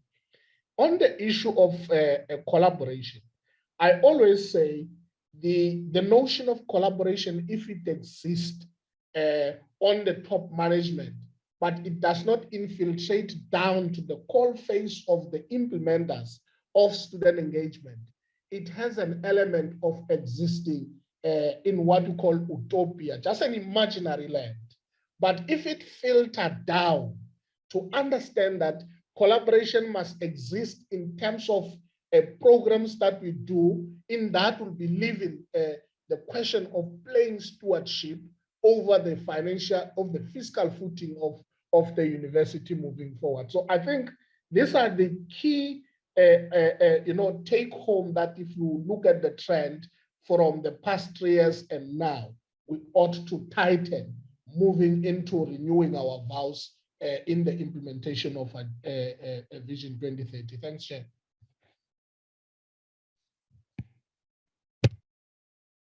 All right, thanks, Bernard. Nosi, and then followed by, I can't, it's one word that had MNCALE. It's Marion. Marion. That's correct. Please repeat your name. It's Marion. Oh, Neil Marion. Shoot. Oh, all right. No, thank you. Thank you so much, Marion. So you'll follow Nosi, Delubo Nosi, and then followed by Marion.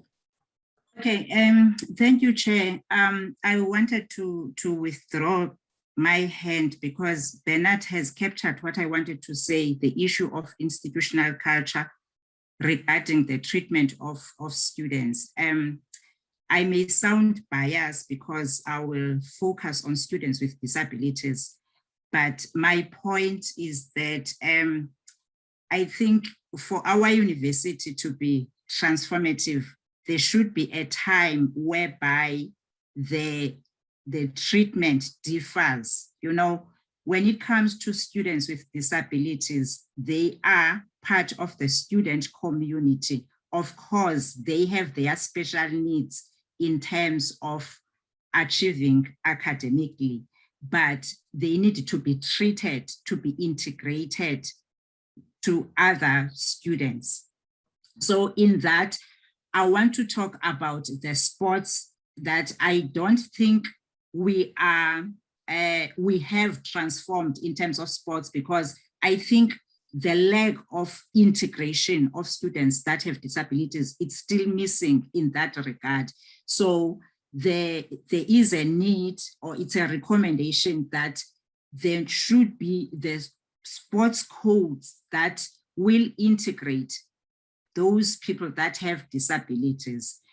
And the last thing is that I think with regards to student leadership, I want to say we have done well in the past 2 years because the portfolio of students that have disabilities was incorporated to the constitution of the SRC, which in that regard, there is a shift in terms considering the needs for that community that has disabilities. And the last thing I want to talk about is an issue of the academic support in relation to the infrastructure like the adaptive technology. For the past 3 years, I've seen a shift because all the labs, all the campuses now, they have the technology that accommodates students that have disabilities for them to access their learning. Thank you, Chair.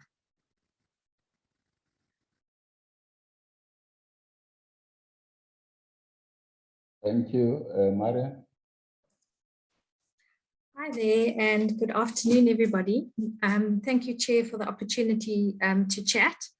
I thought that I would just share a few findings from the graduate destination survey. I'm busy completing the analysis of the report from April 2021, which we administer the survey every second year. And in the survey, we ask students what are some strengths and of their academic program and what are areas for improvement.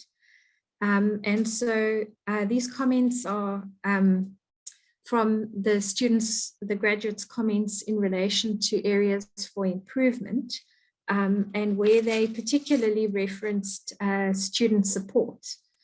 And the overwhelming majority of students were asking for more tutorial and SI support, but there were also a number of students asking for assistance with choosing their modules and their majors when they register and start their program. These graduates were expressing frustration for having got a way into their studies, and some of them right to the end, and then realizing that the choices of their modules and majors was now limiting them in terms of their employment options. So I think if we're thinking of an area where we could look to offer greater support going forward, and it may relate also to the changing profile of students coming more from quintile 1 to 3 schools, where perhaps they are not having an opportunity to be offered as much career guidance or career advising. So this would be an area assisting them upfront in understanding the modules and major choices that they make. And then also another area that came out was students asking for more understanding and support from the university and from their lecturers as students from previously disadvantaged areas. So pleading to the university and the lecturers to allow them space to adjust to this experience. And again, I think this could relate to the changing profile of students coming into the university, again, quintile 1 to 3 students who may be first generation students, as well as from previously disadvantaged areas. And then there were a few students who were also asking for support with learning in English. So we'd have to see if this is an area where more students are needing support as well, because that could be an aspect to look at going forward.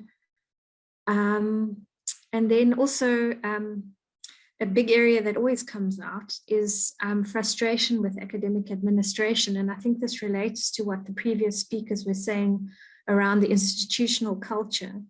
So I think it would be to take hands with academic administration and to really work on developing that culture of care and caring towards the students, especially when things are very, very busy and everybody's under a lot of pressure.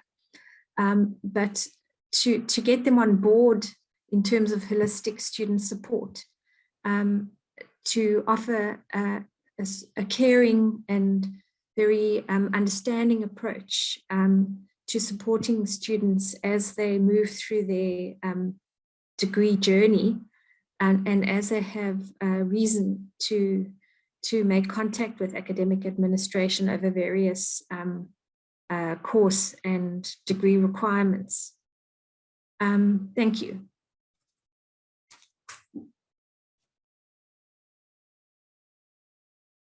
Thank you so much, Mariam. I don't see any more hands.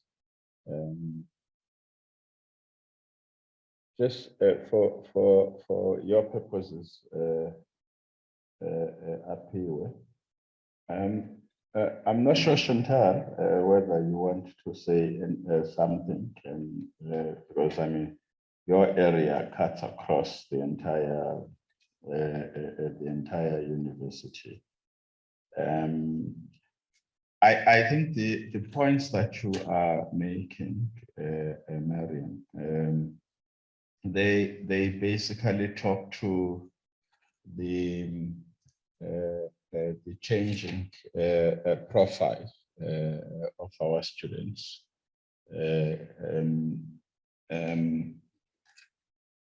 And that's why I was problematizing this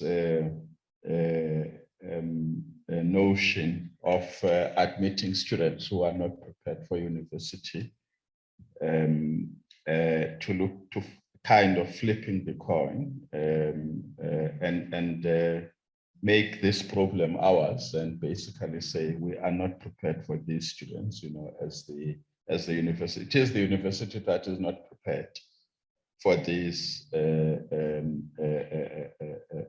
students, which is why some of us have been arguing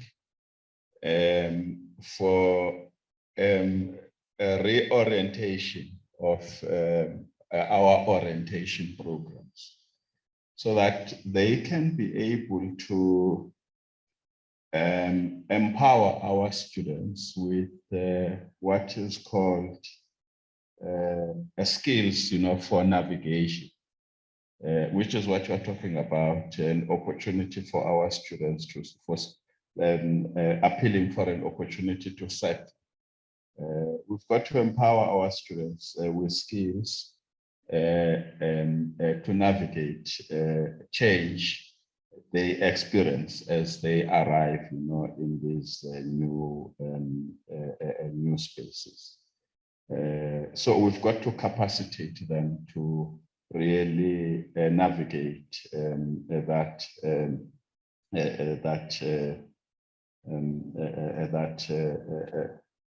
that change. So I think other points don't need any further elucidation. Issues of integration, I think what I'm hearing as common themes, it's university partnerships in different areas of our work. Practical partnerships, you know, between different stakeholders. For instance, in the space of recruitment, is there something which is called integrated recruitment? So that our recruitment strategy integrates some of the feedback that you are giving with regards to academic or career advising, career counseling, so that students know exactly what it is that they are applying for. Collaboration in terms of dealing with a number of issues that we've raised around student life, a thriving, flourishing student life, for instance, at Mandela, because that cuts across a number of portfolios, you know, within so the underlying theme is university partnerships on a number of areas. That's part of creating a new, in my view, a new institutional culture. Integration, working in integrated ways, seeing ourselves as interwoven, interlocking as various portfolios, you know, of the university. The example that NOSI is making, for instance, with regard to integrating our students with disabilities right across the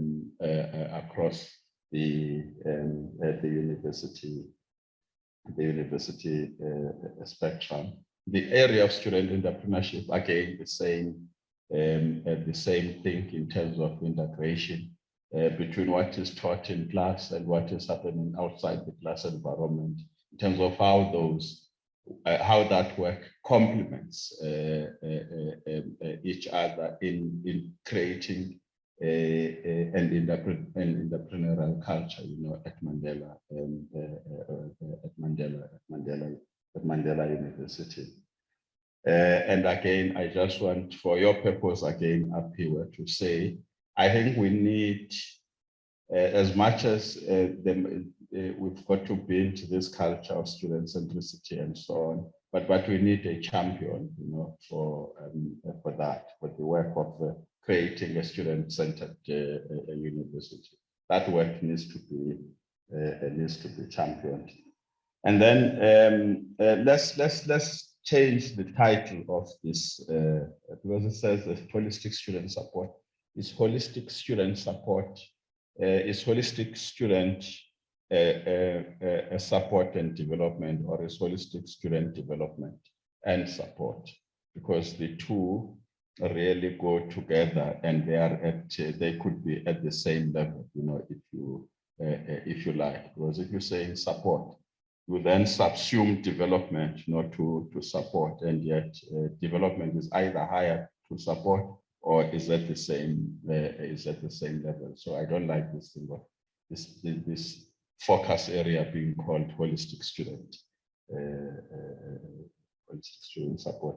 Are there any other inputs, colleagues? I hope that Apio, you've been able to capture, because we've dealt with both the way forward in terms of what needs to be done over the next years, as well as lessons learned, what has worked and what has not worked. And I think we have nicely straddled all the areas. And Marian, we would want to talk to you as student life and development, so that we can find ways of working with your outfit, in driving the work that you're doing, as well as the work that we're doing as well from our side. I say that time is not our side. Apiwa? Thank you, sir. No, I've captured almost everything. I see that we have suggestion, recommendation, and yes. Is there anyone who will be interpreting the repertory on the side of the meeting, or who will be? Will be interpreting the report, or will the report go straight to the transformation office? No, I can review it. Are you fine presenting it, or must we ask somebody to present it on our behalf? Of course, I'm not going to present. Yes, I can present it, since I was the one taking notes. So if anyone else has been taking notes, then it can be up to him or her. Thanks, Apiwe, for giving feedback. Thank you so much, Apiwe. So, colleagues, is there something else that we've left out? Chantal, do you want to say something? I'm volunteering you. Thank you, Latanda, for the opportunity. We had a workshop last week, Friday, and I think that there were 3 issues that were top of mind. The one is within the value chain, you spoke about integration, and that's something that we need to address, so that the conversion of the great work we're doing in student recruitment actually shows in our registrations. The other is the comprehensive offer that we offer students. So when we confirm an offer, it is inclusive of accommodation, finance, and all the rest, so that it's not a piecemeal offer. And the third was students that are disabled or differently abled. And just from our marketing material that we look at things like Braille and sign language and other tools that will enable those students to thrive at Nelson Mandela University. So those were the 3. I think other people have covered most of the this session is focusing on internationalization, postgraduate access, and success, research partnerships, and capacity development opportunities. And I thought I could take a different take on it and not just list what we do have and what we do not have, but rather pick your brains on a couple of issues. I was hoping, though, that we're going to have a number of people who are not from, we do not interact with Beata quite often, so to give us some fresher perspectives. But we do have us now, so I'm sure we will come with something. And I just want to open. You are seeing my slides, right? Yes. Okay, let me just do this. Okay, this is close this window. Sorry, I've got too many things open. Yeah, so I'm on the introduction one, right? Correct. Yeah. Yeah, okay. No, because I've got too many windows open, so you never know which one is showing. Now we can see it. Okay, all right. So what I want to open with, in fact, let me just start with the structure of what I would like us to discuss. It's just an opening remarks about the global knowledge production and internationalization perspectives. And also because we want to speak about opportunities, so I'll touch a little bit on partnerships. But what I would like to hear from you is there are a couple of questions that I've put. We weren't really given questions that we should frame the discussion in. So I guess we are allowed to be creative and open about it. So I've got questions that I would like you to maybe attempt to contextualize our situation. And also if we've got any examples within the university that speak to these questions, to cite those. I know that most of these examples reside in faculties and the various entities and units and centers within the university, particularly for this purpose that we are assigned to discuss. But we are part of the university, so I think we should know about this. So my first comment is about knowledge production and knowledge transfer, that we do know and we do understand that higher education must stay at the forefront of knowledge production and knowledge transfer. But also we do know and recognize that we need to prepare students for the ever-changing future, because the futures are different each time. And every day something new comes up and things are being shaped differently. The other part I want to comment on is about curricular focus, that the curriculum should focus on global knowledge and competencies, but also making sure that there's local relevance while we remain global. So my question is, how do we utilize the opportunities presented by internationalization to do this, to change curricula, to have these global knowledge and competencies transferred to the students? So I will leave it up to you, Beata, to perhaps comment on the internationalization opportunities for an inclusive and contextualized opportunity for universities. How do we make sure that internationalization is enabling transformation? We've just seen the transformation, a snapshot of the university being presented at the last session. And the question I have is, with our situation at Mandela, because it has to be locally relevant, how do we better enable internationalization for transformation and not internationalization for the sake of internationalization because we are in a higher education institution?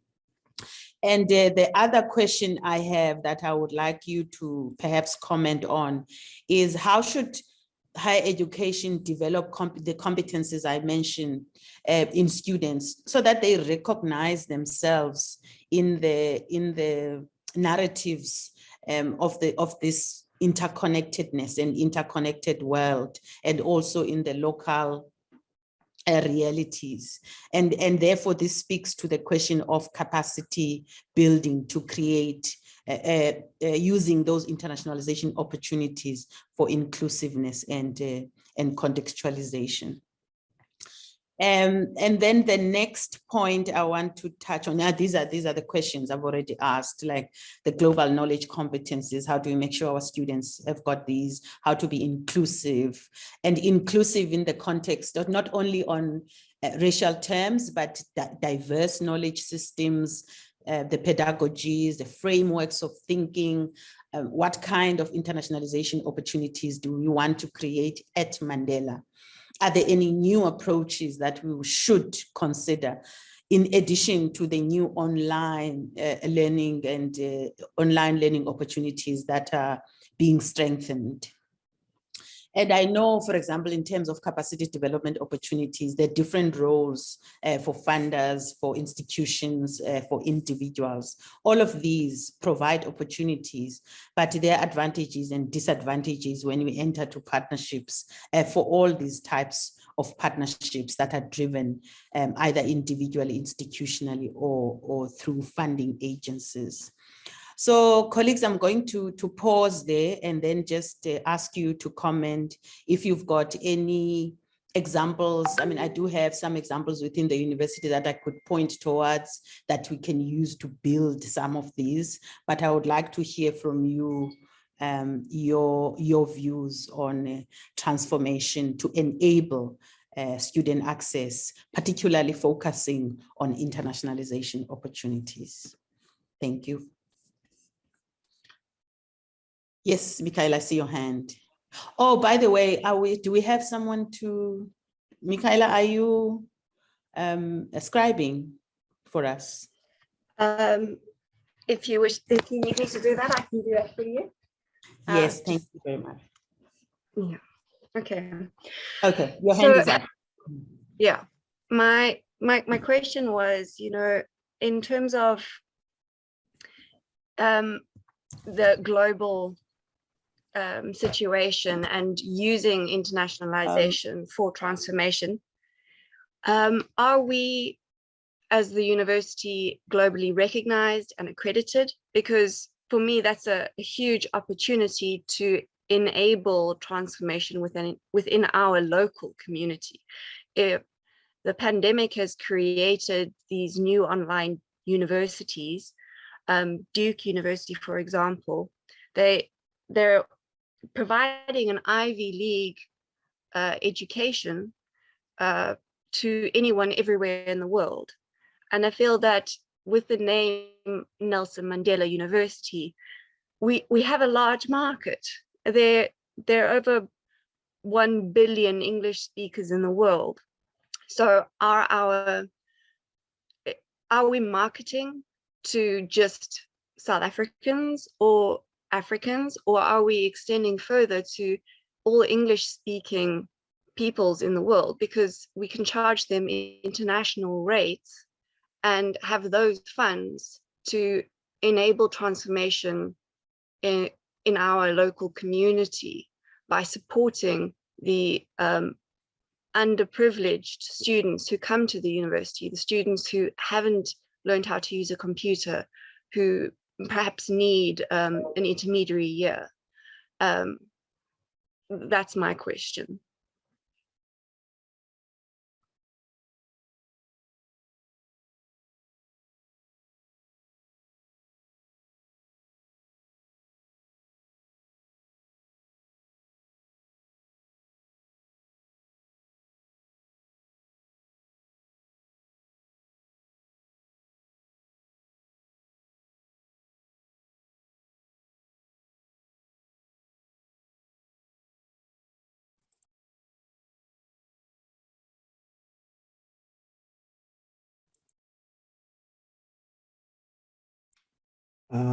Is it just me, or have we lost Thandi and Beata? It looks like it. It looks like it, Edgar. I'm just going to try and call them. Okay, I see Beata's back in. Yeah, we just had load shedding. and I am furiously trying to get connectivity using my phone. Talking about internationalization, are we ready with load shedding and everything? That's just ridiculous.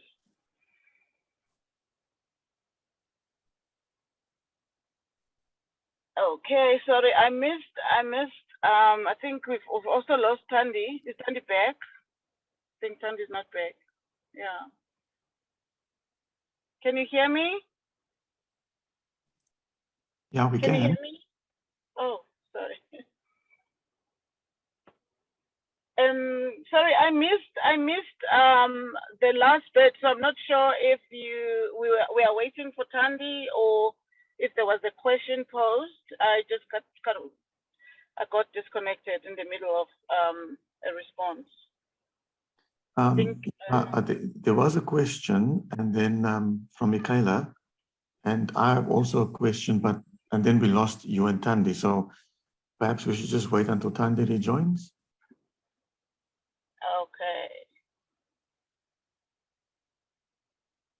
Okay, but just for the sake of conversation, I think I can be able to confirm that we are accredited. I think that's the question that Michaela was asking as an institution. But what I think is missing is the competitiveness of our programs and what we offer out there.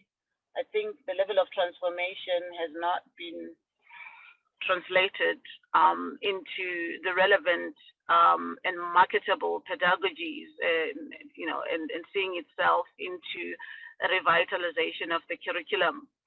The university hasn't even started to embark on a program of the internationalization of the curriculum.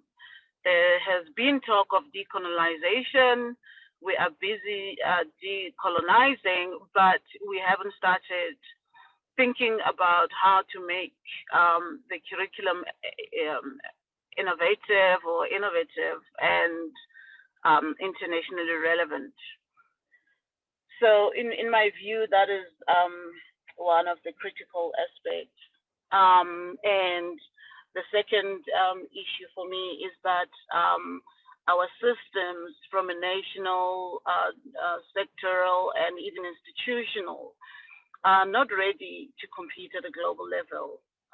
We are basically doing catch up, and sometimes we're not even catching up. So there's a bit of an acceleration of regulatory mechanisms, the institutional mechanisms, and different processes that are currently in place within the international space that our university hasn't even started thinking about, or perhaps started thinking, but not in a position to implement. So Edgar, I don't know if you want to ask your question. Right. Yeah. Let me ask my question. And I think Michaela has also raised, a bit of what I was going to ask. And my question is around the fact that we are on the African continent, and and I wanted to know how strong our links, collaborations, partnerships are with key universities or universities on the continent, because I think for me transformation is not just located within a specific country and so on. And I think that, the idea of, the African Renaissance comes from that whole transformation agenda. And so how can we as a university then use or leverage our partnerships, and collaborations with other universities on the continent to drive that transformation agenda, on the continent itself? Thank you, Beata. Thanks, Edgar. The history of international relationships in the university has tended to be driven by the North and some pockets of the Western world, with the university being reactive rather than proactively advancing its position. And it's only now that we are literally by now in the last 3 years that we are starting to, develop our own agenda and think about what it is that we want vis-a-vis the institutional directive, and how do we make our relationships, our partnerships, and the programs that we have within the different partnership respond to our institutional imperatives.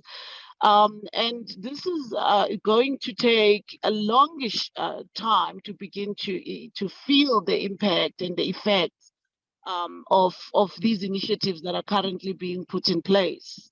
And that is, I think, where there should be a convergence of efforts, ideas, resources, and again, just sheer capacity, which is a major thing that the institution is battling with, which goes back to Michaela's question, are we ready? Because the capacity also means people have a degree of trust in us and our capability to work with them, to match them. And this we do through our program of expanding the university's African footprint. But as we do so, there's a major aspect of resources, because creating relationships in the African continent by ourselves without the necessary resources is difficult.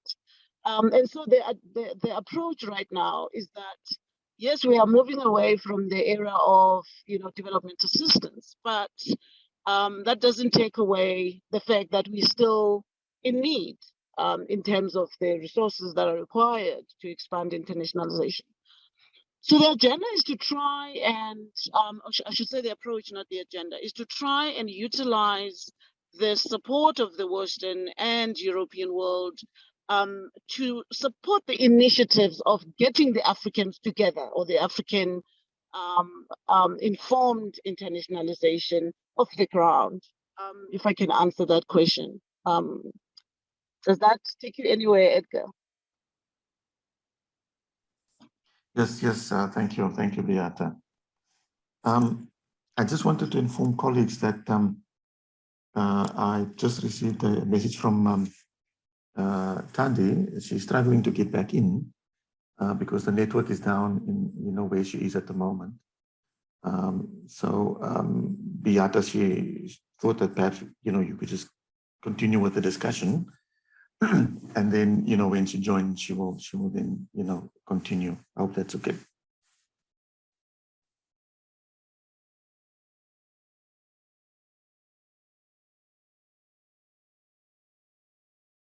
Can you hear me? We can hear you now. Okay, good. No, that's fine. I'm also not in a secure network situation. I think with the whole my Wi-Fi is down. And so I don't know if there are any other questions that we could take. I've also lost Thandi's screen because that for me was the driver of the conversation. I don't know if somebody did take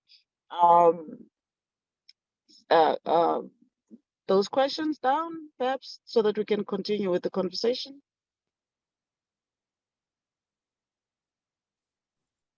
No one. I see Samira's hand is up. Oh, no, I wanted to mention that Michaela is noting down the questions and answers. She did say that she was doing that. But I wanted to say... Sorry, Michaela was supposed to take the minutes, but I don't know if we bothered to note the questions that Thandi had listed on her slide. Oh, unfortunately, okay. I didn't grab a screenshot of that, but I know Thandi did say she wanted to focus on utilizing internationalization for the purposes of local transformation. She wanted us to dig deeper into that. Yes. Yeah. Okay. So we can talk about that. But sorry, Samira, I interrupted you.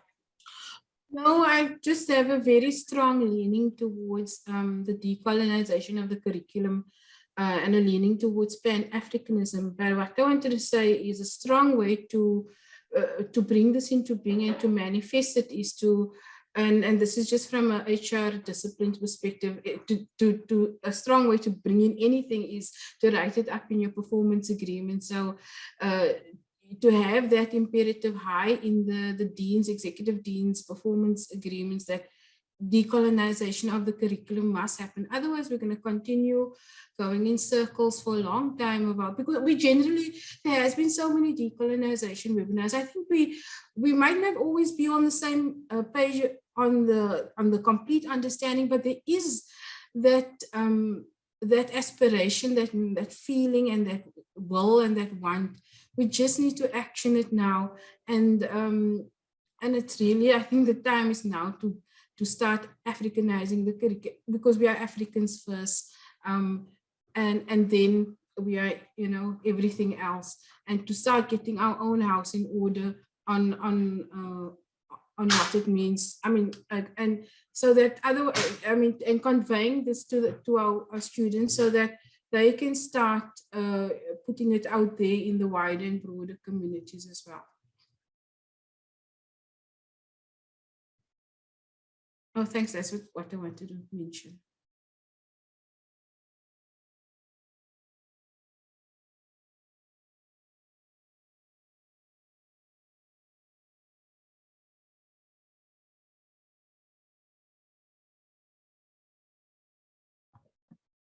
I just want to, for the purpose of accurate minute taking, the response to my query as to whether or not we were internationally accredited, the response was that we do have some accreditation, but the university feels that we're not ready to become, you know, a global powerhouse as of yet.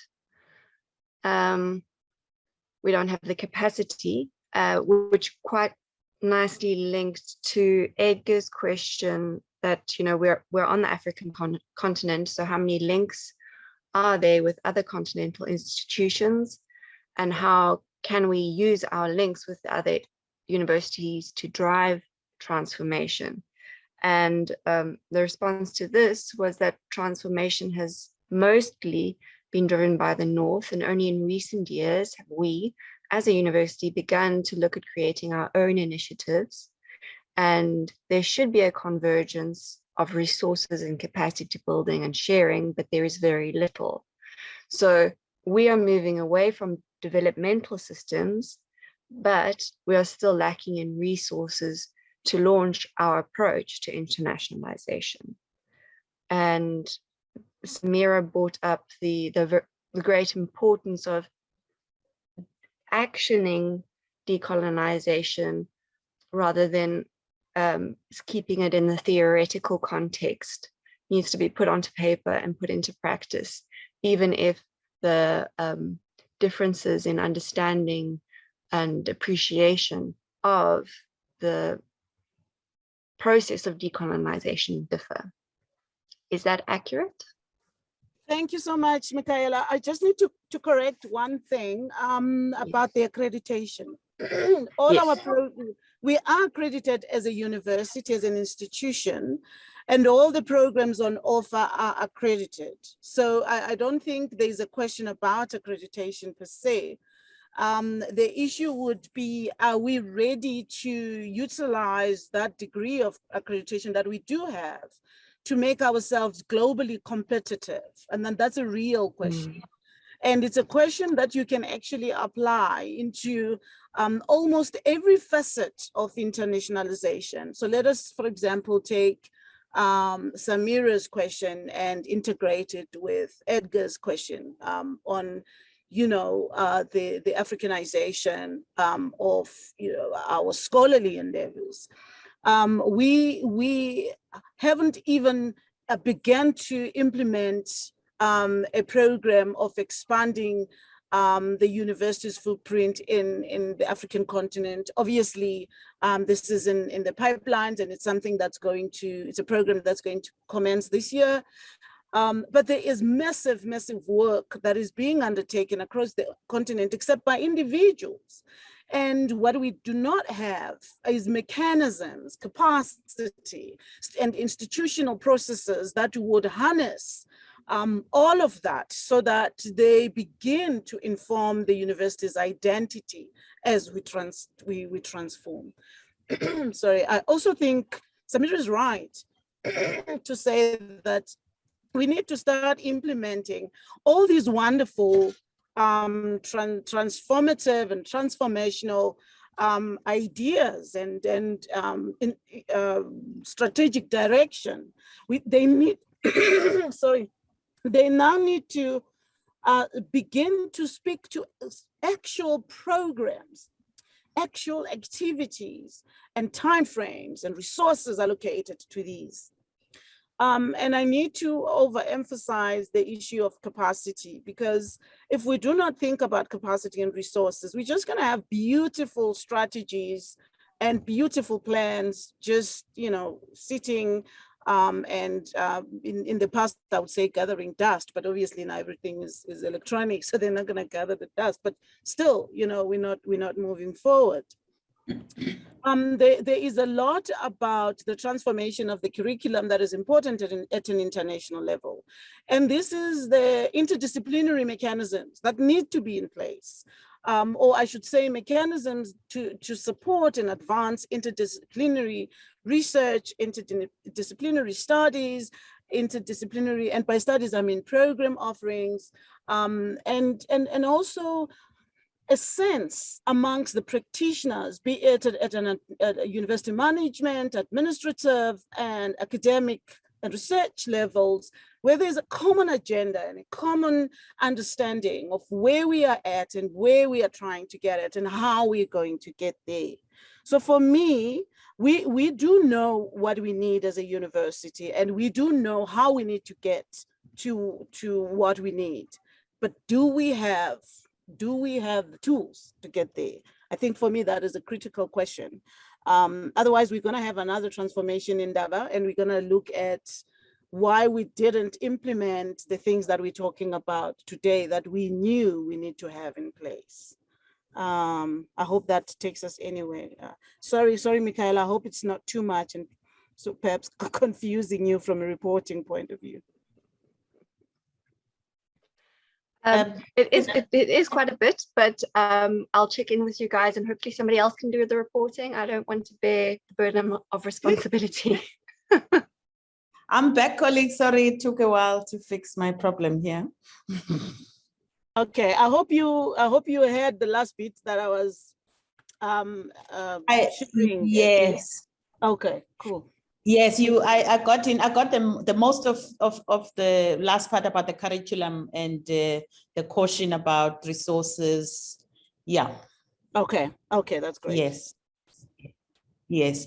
I don't know how much you've spoken, maybe in trying to address the questions, the teaser questions that I opened with, but I would like us to maybe perhaps think about any examples within the university that are working that can be scaled up, for example, in relation to all of these, because I do want to believe that there are things that are maybe in smaller scales that are working in terms of building the capacity, utilizing the opportunities that are available, but that need an angle of transformation in one way or another. I don't know if you've spoken about that, Beata. I did touch upon it at DVC, and this is, I wouldn't say small, it's actually massive work that is being done on the ground by our researchers and our scholars. And this is work that is looking at a variety of possible angles where internationalization is concerned. However, and as I said earlier, how do we make sure that we harness all of this in a way that's going to respond to the institutional imperatives, rather than it be disintegrated and almost polarized pockets of different things happening that are not connected in a way that supports the institutional imperatives and plans, you know. So I think there's obviously a lot that is available that we can harness, and a lot of positive progressive thinking, and a lot of scholarly work, and even publications. I mean, the question that Michaela was making is that are we able to showcase ourselves in the world? The massive publications that the university has been able to achieve together with, in partnership with different individuals across the world, is not being showcased in any of the university's platforms. And it's just an easy thing that we can actually use to market the university, to make the university visible, to make the university known. So for me, this is just one of the examples of the things we can be using. Okay, I'll come to you, Percy. Perhaps, Beata, what we perhaps need to also maybe make it visible are the shifts in patterns, because we do not have, I mean, we started doing this only started last year, and we don't have a product yet that is showing the shifts in our internationalization pattern in terms of those research partnerships and publications that have emanated from the partnerships. And I think that's an encouraging more for implementation of internationalization activities for capacity building at different faculties. I'll give you an example. Shifts in patterns of inter or scholarly work that have been produced over the past 10 years are quite, it's something to celebrate. But as you say, it's not visible in university platforms. And these are the things that have been happening over a long period of time. But we do see people emerging out of internationalization opportunities as leaders in their field within the university. What I would like to ask you to comment on for the sake of our feedback as well, and just for your own thinking, how do we make sure, I made an example of three levels for partnerships and capacity building drivers, through funding, through institutional partners, through individuals. And one thing that we are not, I guess from an engagement perspective, that we are not pushing, that hasn't been pushed as much as I think it should, is the involvement of our university in influencing, let's say, funding criteria, for example. And that is probably happening, but not coordinated well for us to push towards the direction that our strategy wants. The second one, what are the benefits of these inter-institutional partnership that we've had over a long time, so that we can draw case studies from it that we can use to build, to enable transformation. And I won't talk about individuals partnerships, because I mean, those are happening and we've seen some feedback from them. Percy, you had your hand up.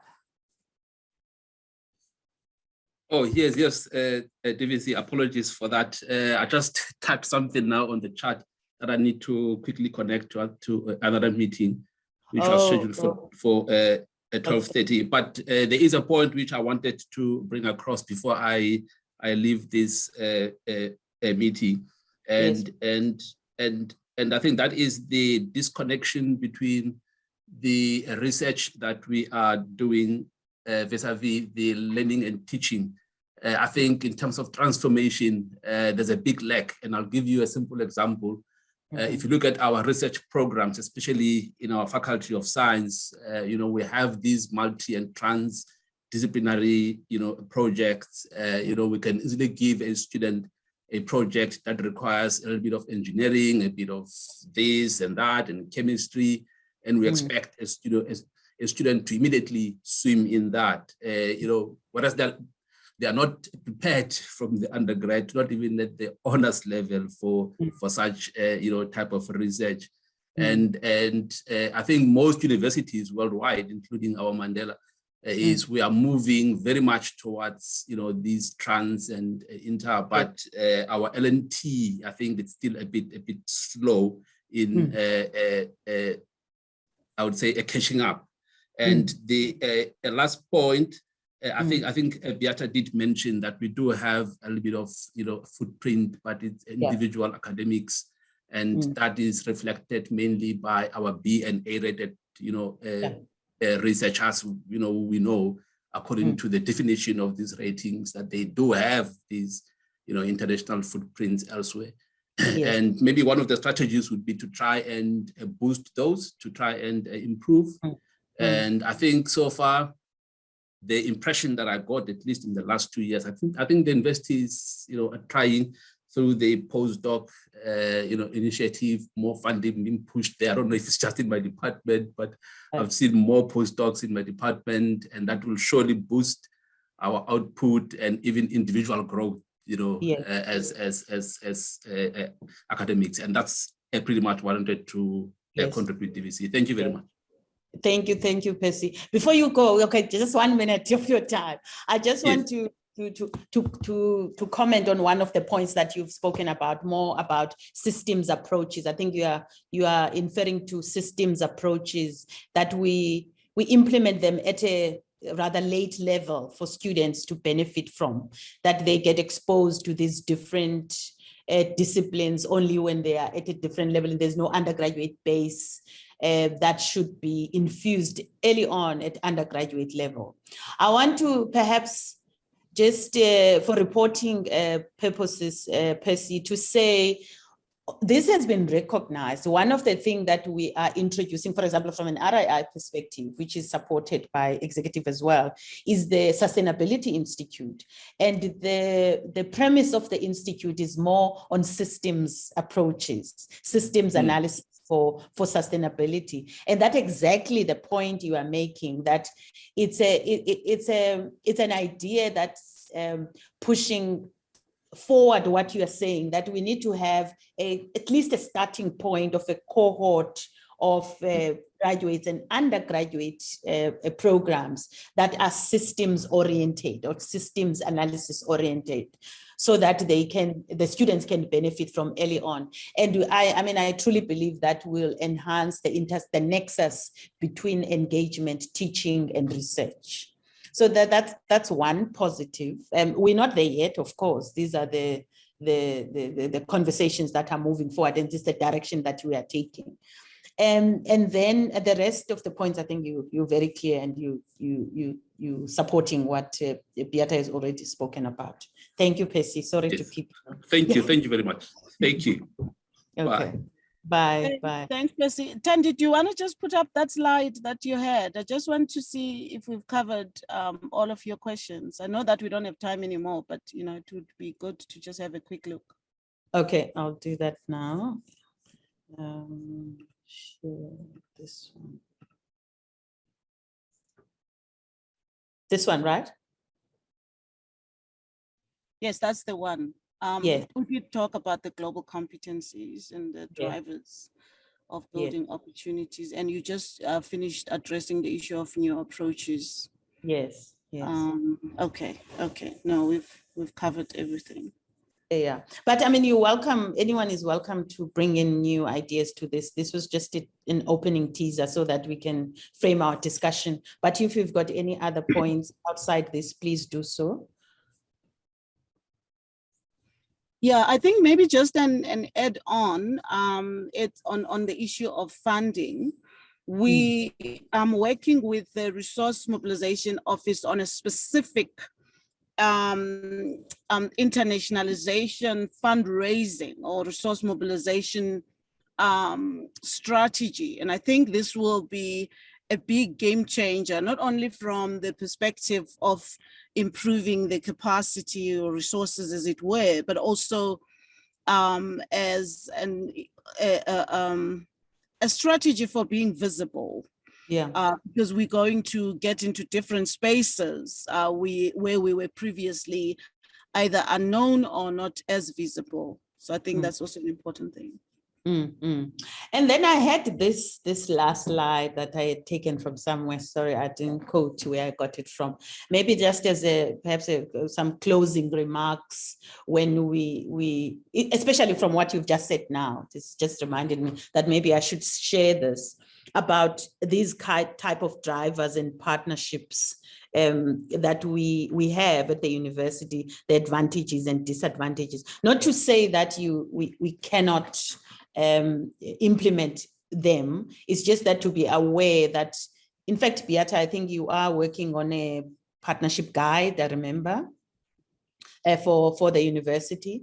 And I think these kind of things should be shared in that guide, perhaps, or should be a conversation within and between a faculty so that people become aware when they enter into the partnerships of our own agenda as a university, agenda as an individual for research purposes, and also and when we enter into the networks and what benefits and disadvantages there are, so that we enter into partnerships aware of what we're getting ourselves into. Yeah, that's exactly the plan for 2022. Absolutely. By the time we close this year, we would already be able to evaluate how effective we've been at implementing these ideas. I do think it's a good slide to share. Yeah. Colleagues, any other person? It sounds like Beata and I are the only ones talking now. Sorry about that. I'm very busy typing. Lesejo, Jay Stein, Edgar, Violet. Okay, you. Yeah. Anyone? Okay, we've been given a 5-minute warning. Yes. Okay. Samira. Who's? So what we've covered so far is that the university's current curriculum is internationally recognized, but we need tools and resources, mechanisms to action it. And the same lacking in tools and resources is what's holding back the actioning of the decolonization. To summarize. And although there's a lot of work being undertaken by individual and researchers across the continent, it hasn't been gathered yet and informed institutions so that they can action something and draw resources. Okay, right. Good. Then what I've captured is correct. Edgar, your hand is up. Yes, Thandi, on the question space, I was wondering whether one of the drivers couldn't also be, using technology better than what we had used it before, to drive the internationalization agenda and so on. Now that we are so easily connected, on the continent, beyond the continent, and so on, shouldn't we, also look at, how we use that technology going forward as part of our strategy? I'm sure it's in our strategy, but I just thought for purposes of our discussion today, whether we could actually use that, because then there wouldn't be so much pressure on raising funds, for instance, for travel purposes and so on. As we know, globally, we are financially stretched, so that may be difficult to achieve more funding than what we had before. The potency, how that comes. Yeah. Right. Thank you. Right. Edgar, will you be happy, and colleagues, if I put that as enablers? I'm just typing now as you're speaking, that the enablers would be technology, funding, capacity, both human and maybe administrative. What I don't know what to put, or shall I just leave it as capacity? Andy, I think just wanted, administrative. sorry, I just wanted to add on Edgar's technology. Perhaps you want to say technology / digitization. Yes, okay. Thanks. And perhaps when you report back, you can say capacity in all its facets, be it institutional capacity, be it human resource capacity, be it intellectual capacity, you know, everything capacity.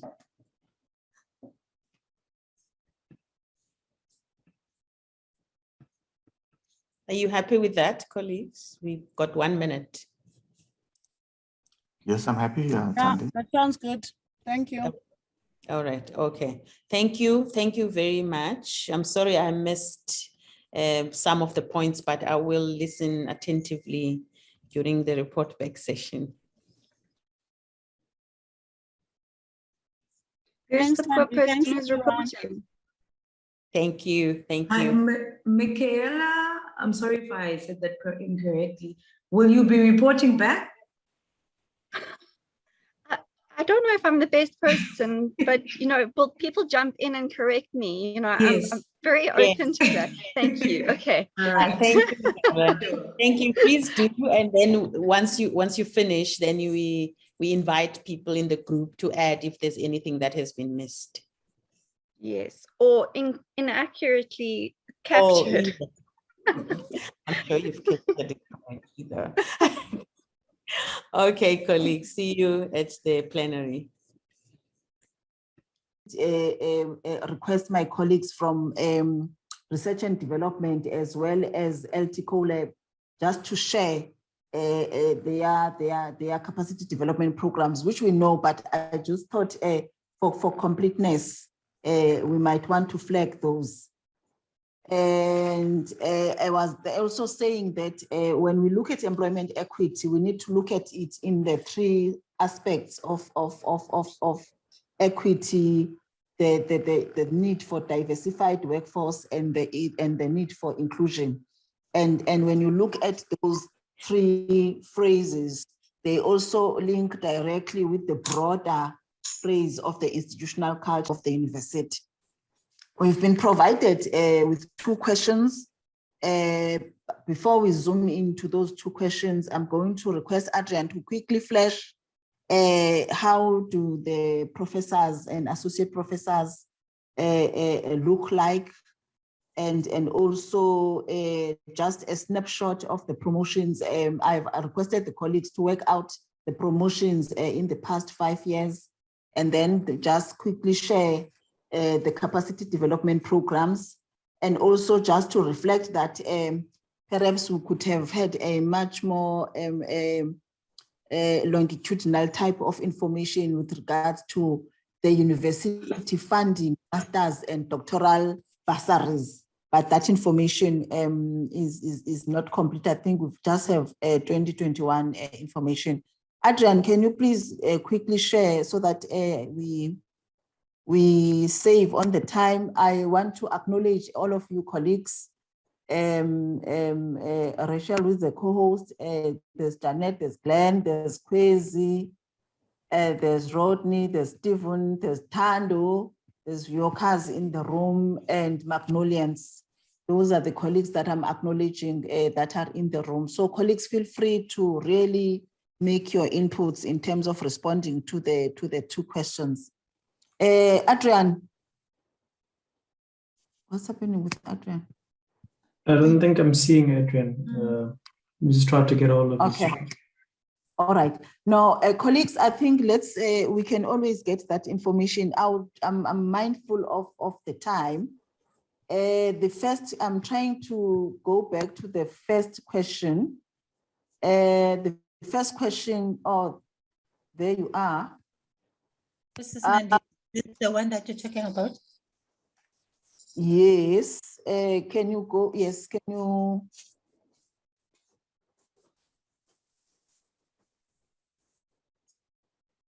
Yes. Can you make it bigger so that colleagues can see how we have moved? This slide is on promotions. from 2016, the promotions for the professorial level, you can see that we've been hovering on the average, like 16%.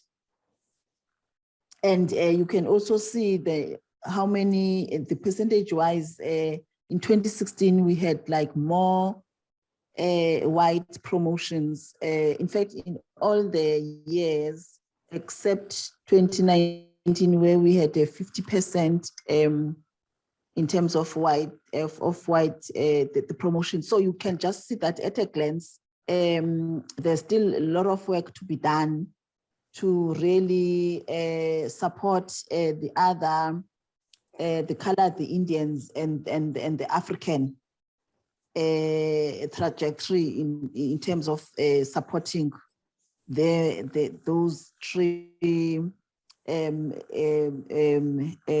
races, if I may use that word. I'm not sure if it's politically correct, but that's how employment equity, mentioned them.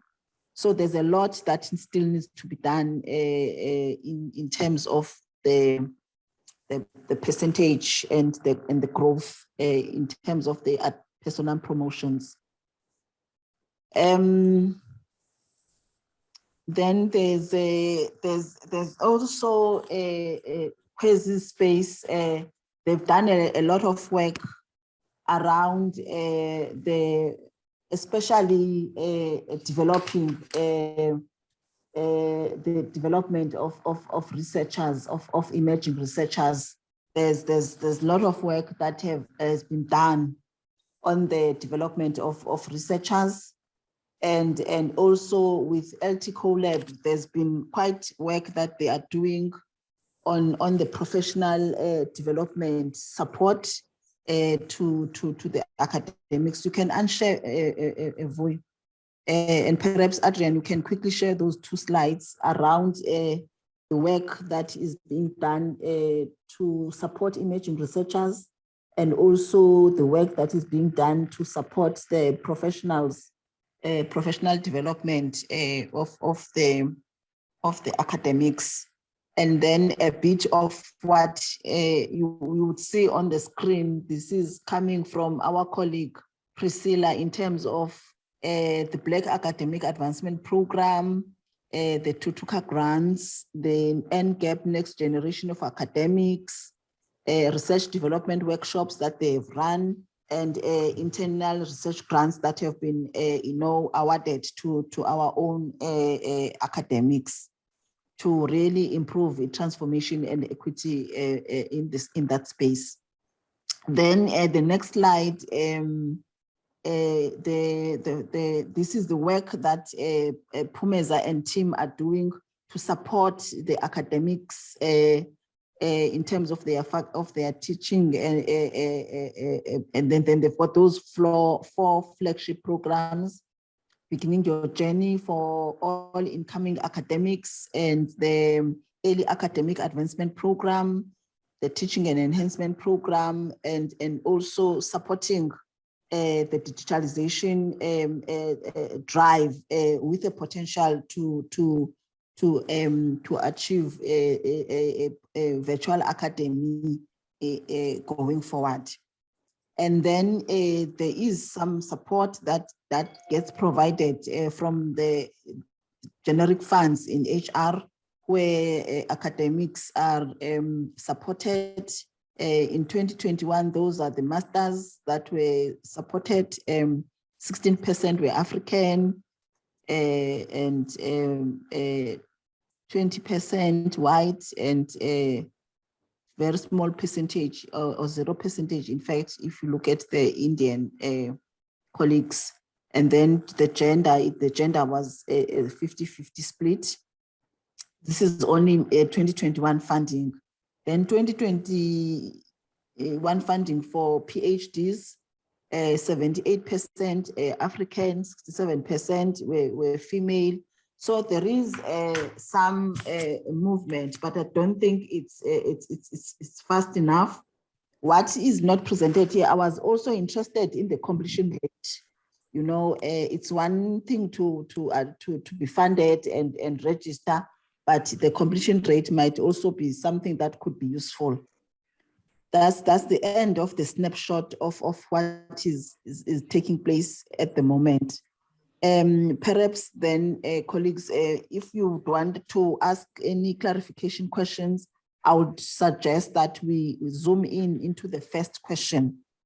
The first question, which is about the lessons from that we are learning from the transformation journey that we have had as a university.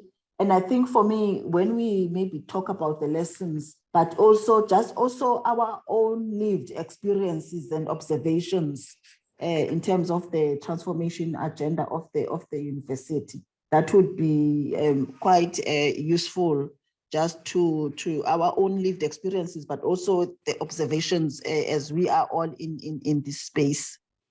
So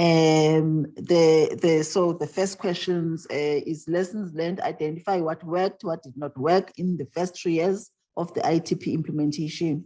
Can we take about, what time do we have now?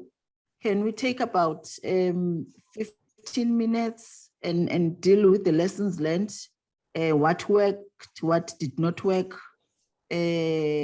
in terms of the implementation of the institutional transformation plan? Of course, the institutional transformation plan report was circulated. Can we engage colleagues? Let me see if there's anything on the chat. Okay. Oh, can we speak, or is there Yes, a hand? please. I don't know how there's a hand here. Let's see. Under reactions, there should be an option to raise your hand. Oh, there we go. There we go. Yeah. Found it. Yes. You can go ahead, Janet. Oh, thank you. Thanks, Nandipa. I've attended this session with a particular point to make, which I think is an important lesson that we can learn. Yes. And really, what I found interesting was when Ruby was presenting her summary of the report, you'll notice that she used the term Black in terms of academic and past staff as inclusive. And the way we used to use it in the Black consciousness sense, to include Coloureds and Indians.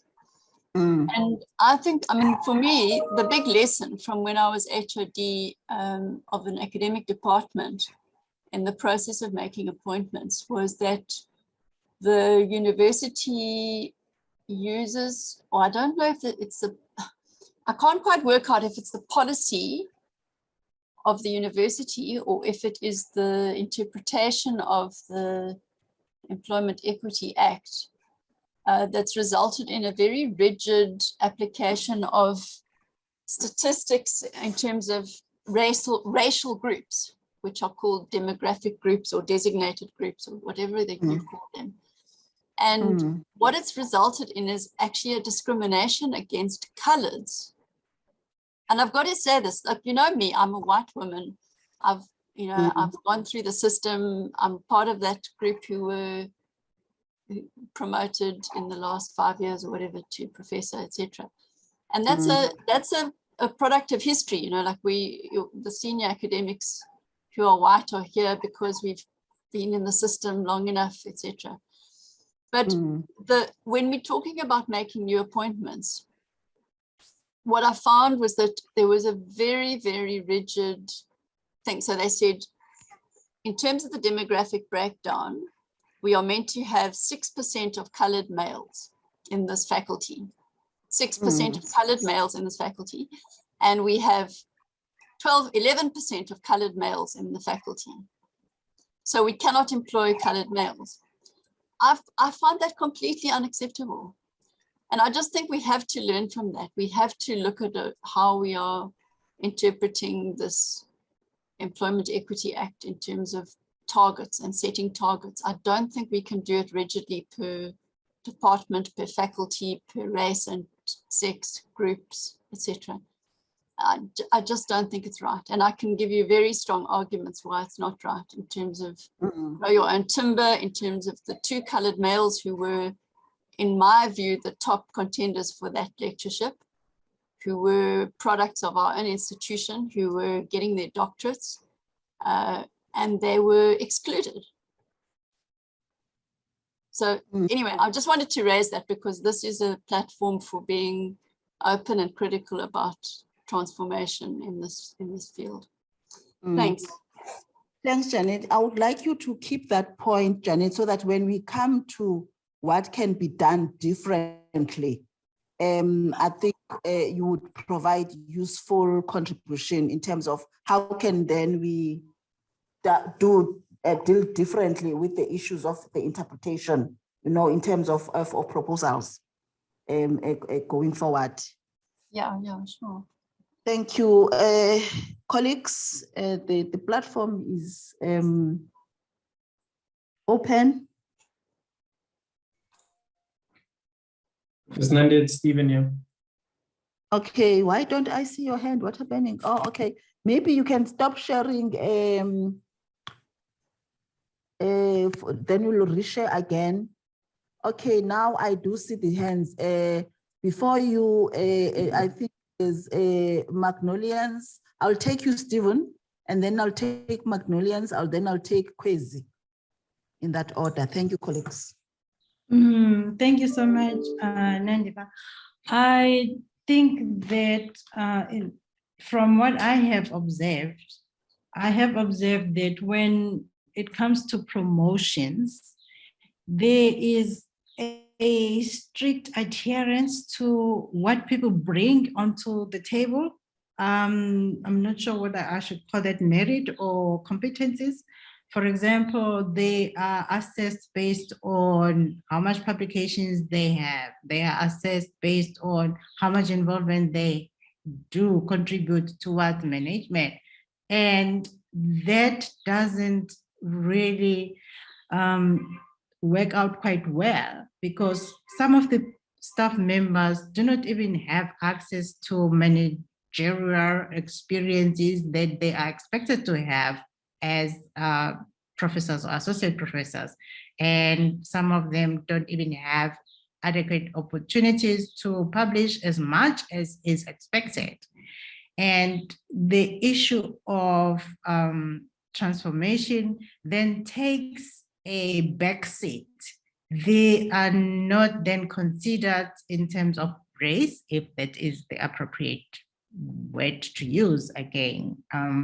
That's just my observation, that perhaps there is much more emphasis on merit and what they bring onto the table rather than them being Black and what support systems did they access over the years to be able to then qualify as professors. Thanks. Okay, Kwezi. Thank you very much. Good morning, colleagues. As you can predict, I am going to make a lot of my comments obviously around research, innovation and internationalization. And then I think what I'm going to try and do is to offer inputs that speaks to both what's been happening in the past 3 years and then how we move into the next. So sort of trying to deal with both questions at the same time. Okay. And then I'm also going to provide my inputs around the idea of a research development pipeline, even though I know the word pipeline is not always the most appropriate, but just for purposes of illustration. So when we start the pipelines, we start, with your postgrad students, the research pipeline, honors, masters, doctoral, postdoc. So these would be your so-called early career academics if we're talking about staff that are doing their studies. Then we move on into, mid-career researchers, which would probably be around your senior lecturers. So on the earlier end, you probably have your associate lecturers and lecturers. Then you move to your senior lecturers, then you move to the higher end, which is your associate profs and your profs. And these different types of people need different things.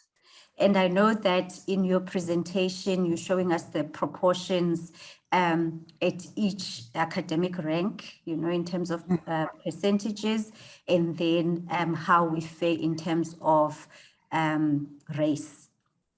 So the first thing I want to ask is, as we present our data, if we are saying, you know, we've been hovering around 17% of the academic workforce being professors, for a university our size and shape, what is the norm?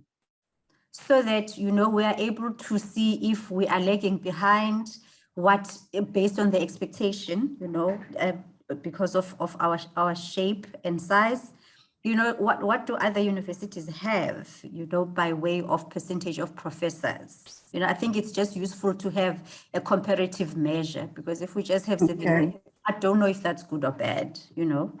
And if it should be growing, it should be growing. What is the benchmark? What is the target? Should we be 25%? Should we be 40%? Know that not everyone at the university can be a professor.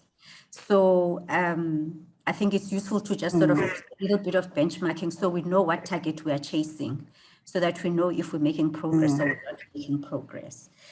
That's just by way of comment. And then if I go back to my excellence pipeline, you tend to find that there is a lot of support, you know, even in the data that you presented from LT CoLab and from Priscilla's division.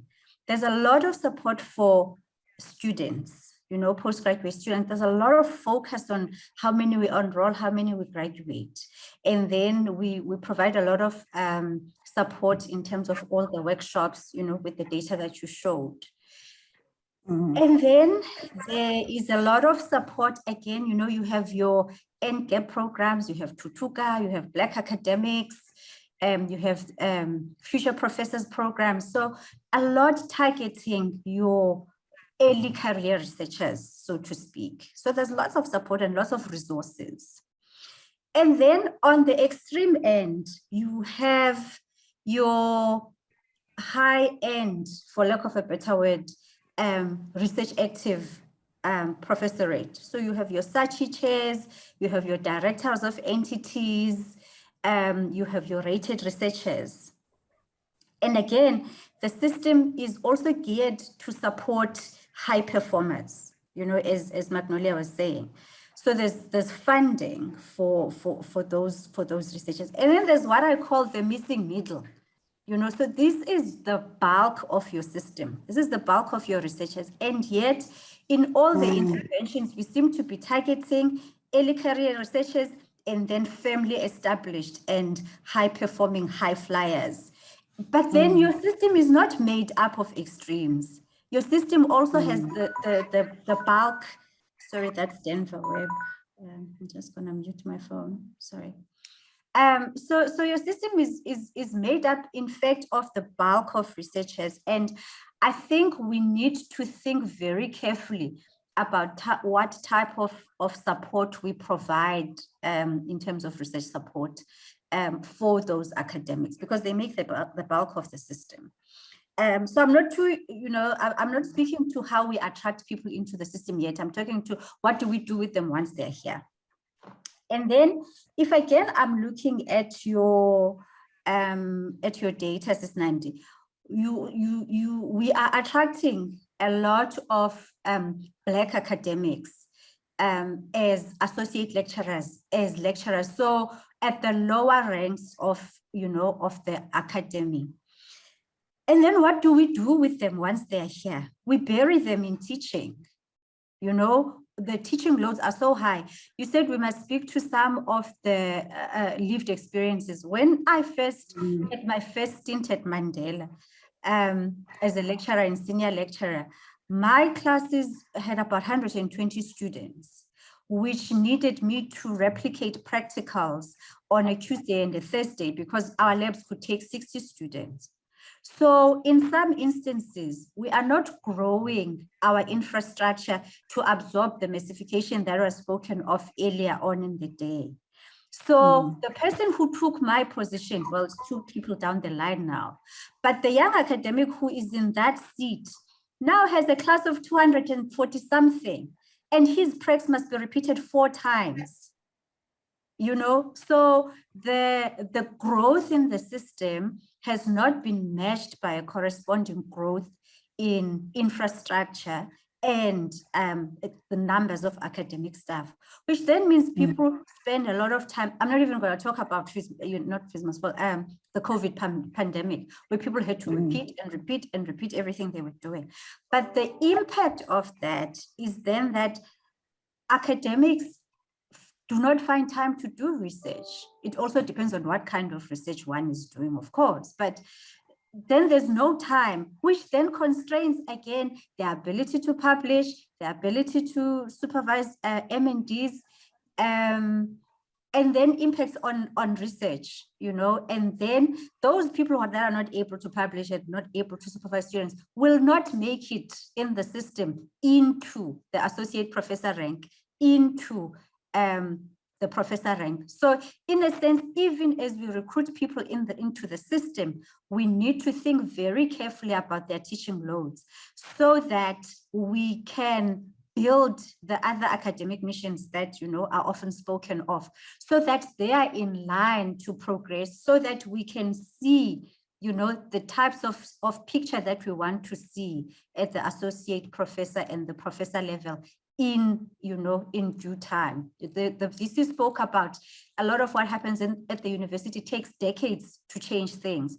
So we accept that it's going to take a decade for somebody to move from lecturer to associate professor. We accept that because you've got to produce the goods. One PhD student is going to take you 3 to 4 to 5 years to produce.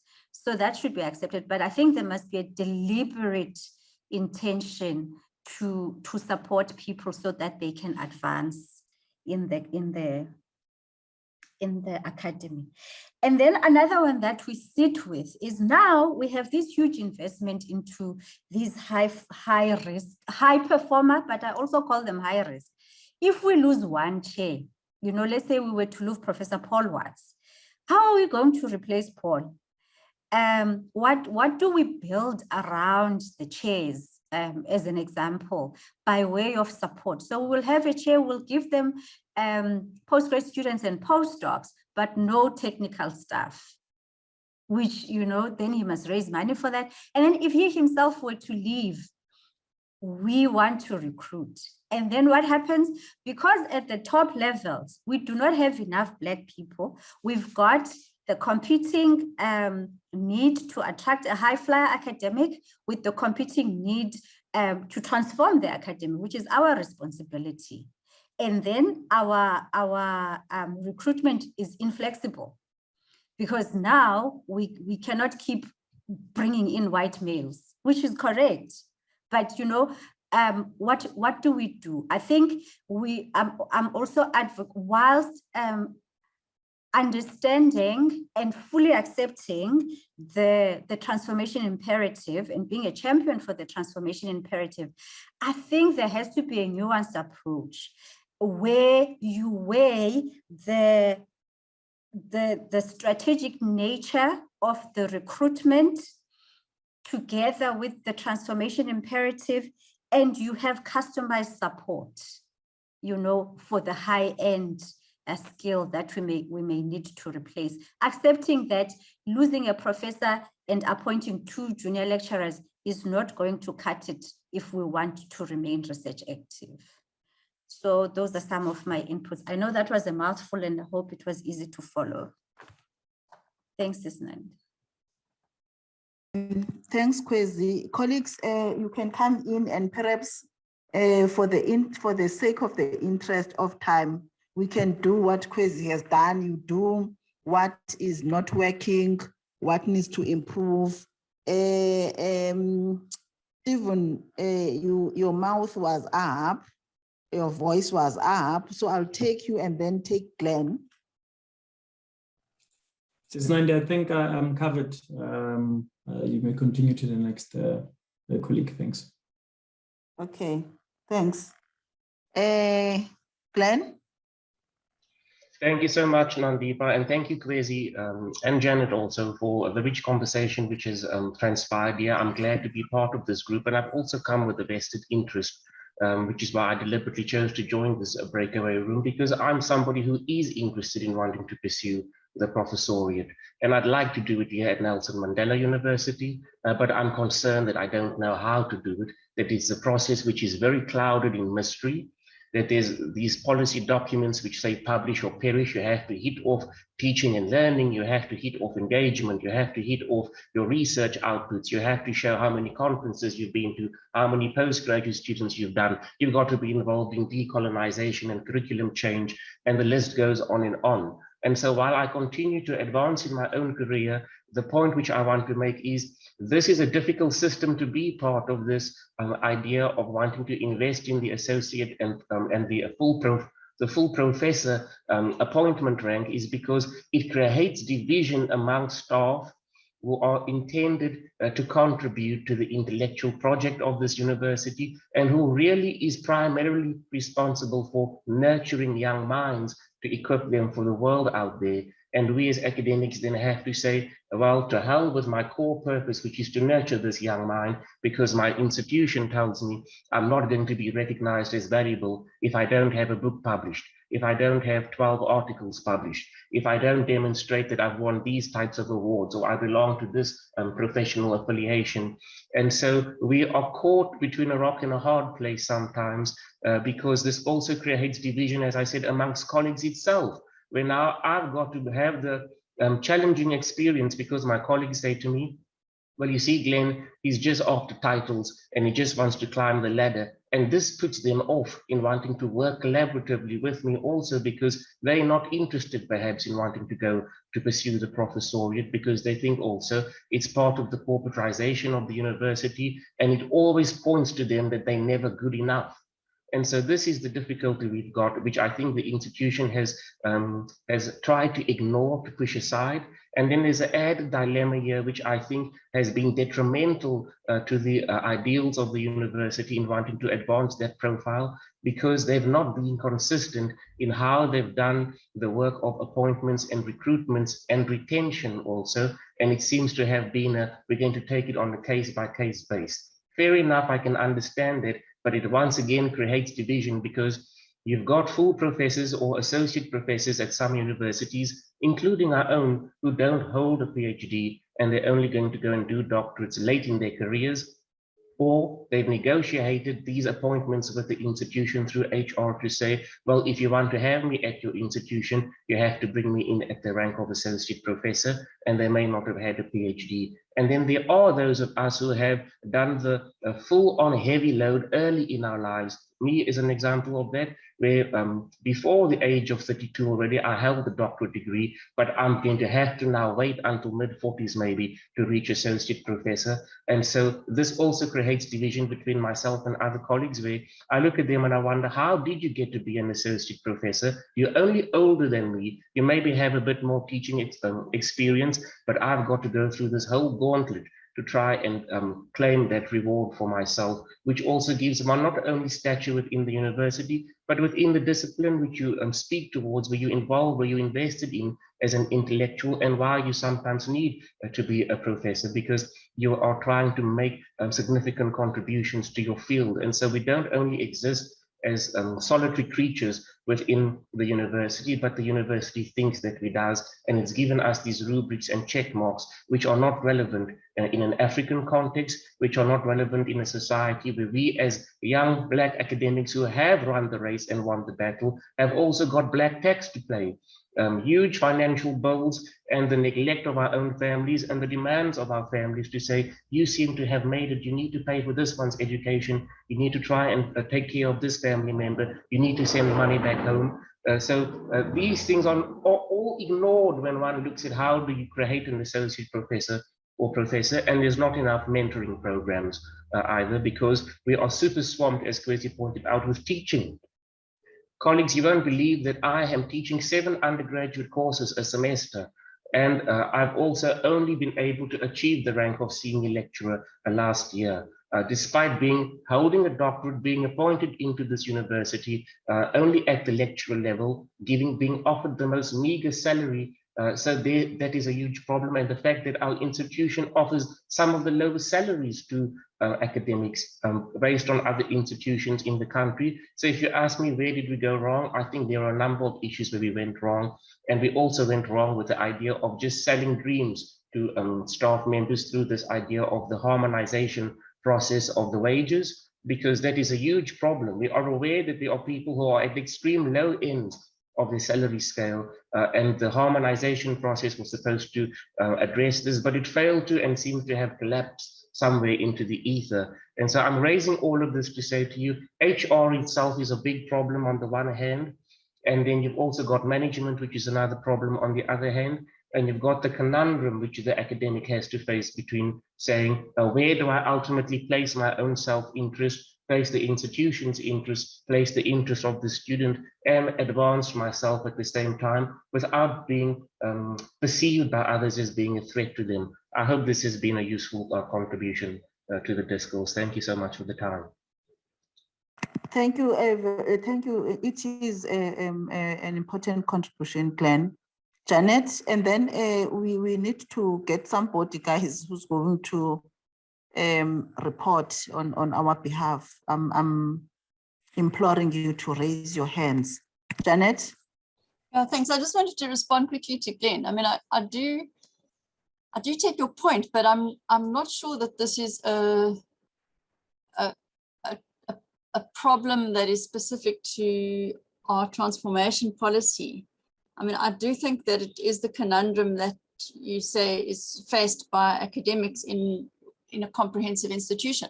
So we do have to do all those things. We have to teach, and we have to do research, and we have to be engaged. And I mean, I don't think there's any way around it. You know, like if we were going to say, look, this university is now going to be a research science university or something, then we could focus on that. But we can't do that. And we're all in the same boat, basically. We all go through the same process, and we all have to tick all those boxes.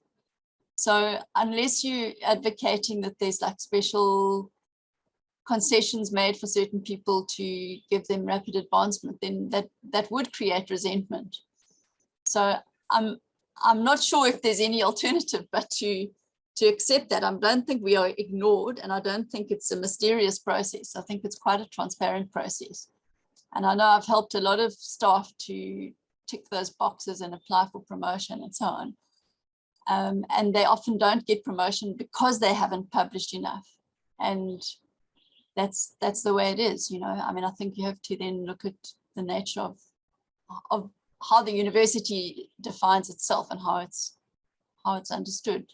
Anyway, I don't know if that's any help, but thanks for that point, Janet. I definitely agree with you. I don't want an easier journey for people just because they're Black or because they're at a particular age or they've achieved differently. But what my point is, how it relates to the transformation conversation, is the university has set a target, has set an ideal for itself, which is supposed to be some sort of beacon which we're striving towards, this magnet which is supposed to pull us. And even though it acknowledges it takes time, there seems to be a disjuncture there, so that you want this envisioned transformation ideal, but you aren't willing to recognize that it's not possible.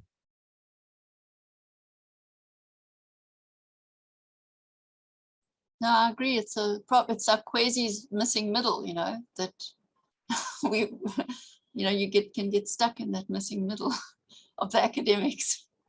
Yes, Janet, because not everyone is good at everything. And that's the problem with this promotion policy, is that it tries to homogenize the professor. It tries to make it something which is a cookie cutter thing, which everybody has to show, I'm able to check off all of these boxes. And it negates the fact that we are individuals trying to strive for something on an individual level also, and that it should serve broader institution, whereas I think oftentimes approach from the opposite angle.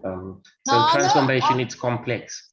Our faculty last year went through a whole review of the promotions policy. And I mean, it was an extensive review. I'm not sure if it was helpful in the end, but it was looking at exactly this problem. Like there's certain things which aren't valued and everything else is scored in a very rigid way.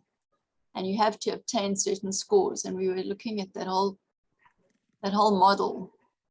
Anyway, I don't want to spend too much time on it, but it definitely has to be reviewed as part of this process. Janet, I would like you to pick back that point that you had raised earlier on, to offer what can be done. Remember your earlier point when you started around your point of discussion, the point that you came on, and at the thought that Vuyokazi, you need to come in as well and speak to the categorization that is applied in terms of employment equity to address that question, Janet, that asked, that say Black is an inclusive to include colored and Indians. So I think Vuvu, you need to make input into that. But let's take you, Janet. I don't want us to lose what could be your proposition to deal with what you raised. Sorry, do you want my response? I was just saying, I think there are 2 points that have come out of this discussion. Well, 3. The one is my point about appointments policy and the rigid racial quotas, targets that are ascribed.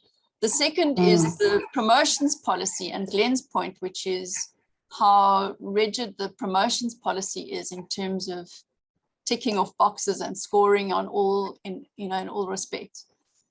And the third is, I think the third important point that's come out of this is Kwesi's point about the academics who are in the middle, who aren't the high-flying researchers and who aren't the junior academics who get support, but who's like struggling along for years in the middle without being able to get the support they need. Anyway, that's my summary of the points that I was going to make, but I don't know if that's what you're looking for. Okay. We've got 5 minutes left from Rachel, who's helping us with time. Kwesi, can you do us the honor, my dear sister, and just give the report back on behalf of the team? I knew this was gonna happen.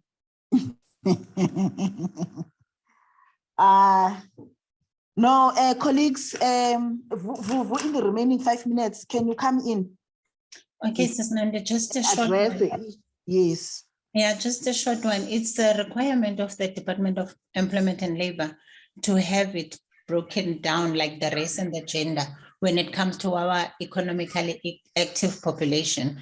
Otherwise, the Black includes everyone, as Janet has just stated now, including the colored and the Chinese in that inverted commas of Blacks. But then for us to be able to know exactly where is the underrepresentation in our own institutions, we need to break them down, the race and the gender, so that we can understand and build where we need to have growth or have the overrepresentation cut down when it comes to the over and the underrepresentation.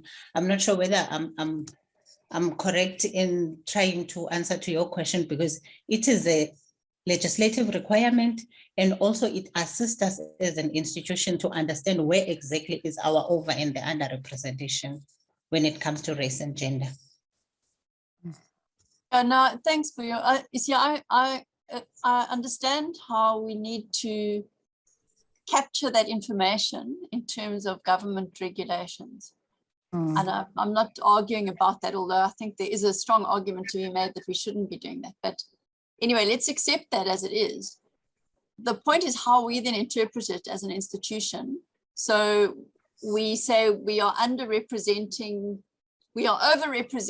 colored males by 5% in this faculty, business and economic sciences.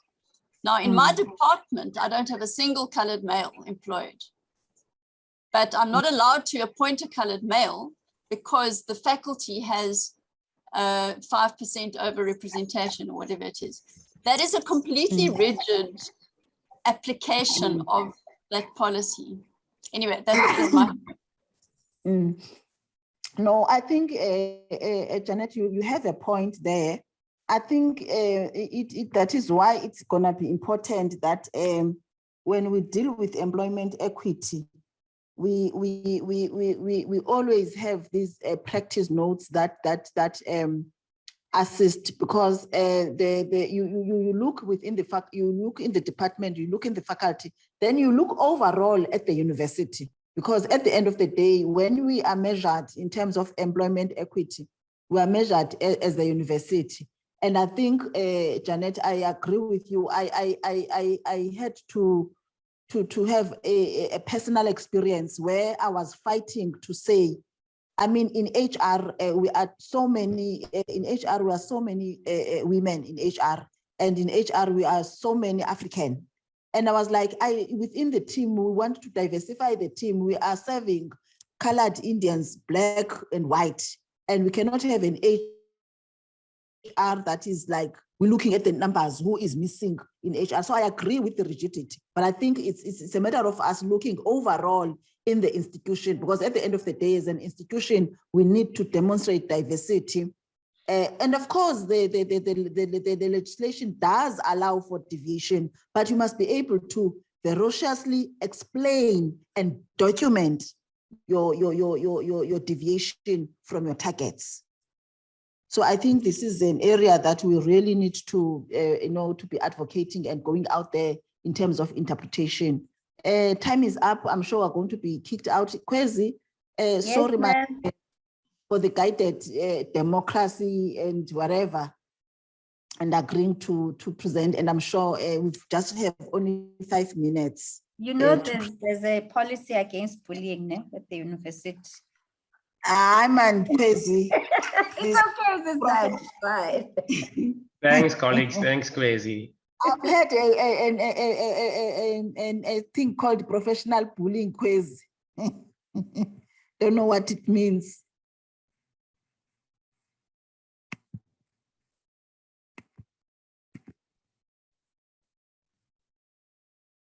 We then go back.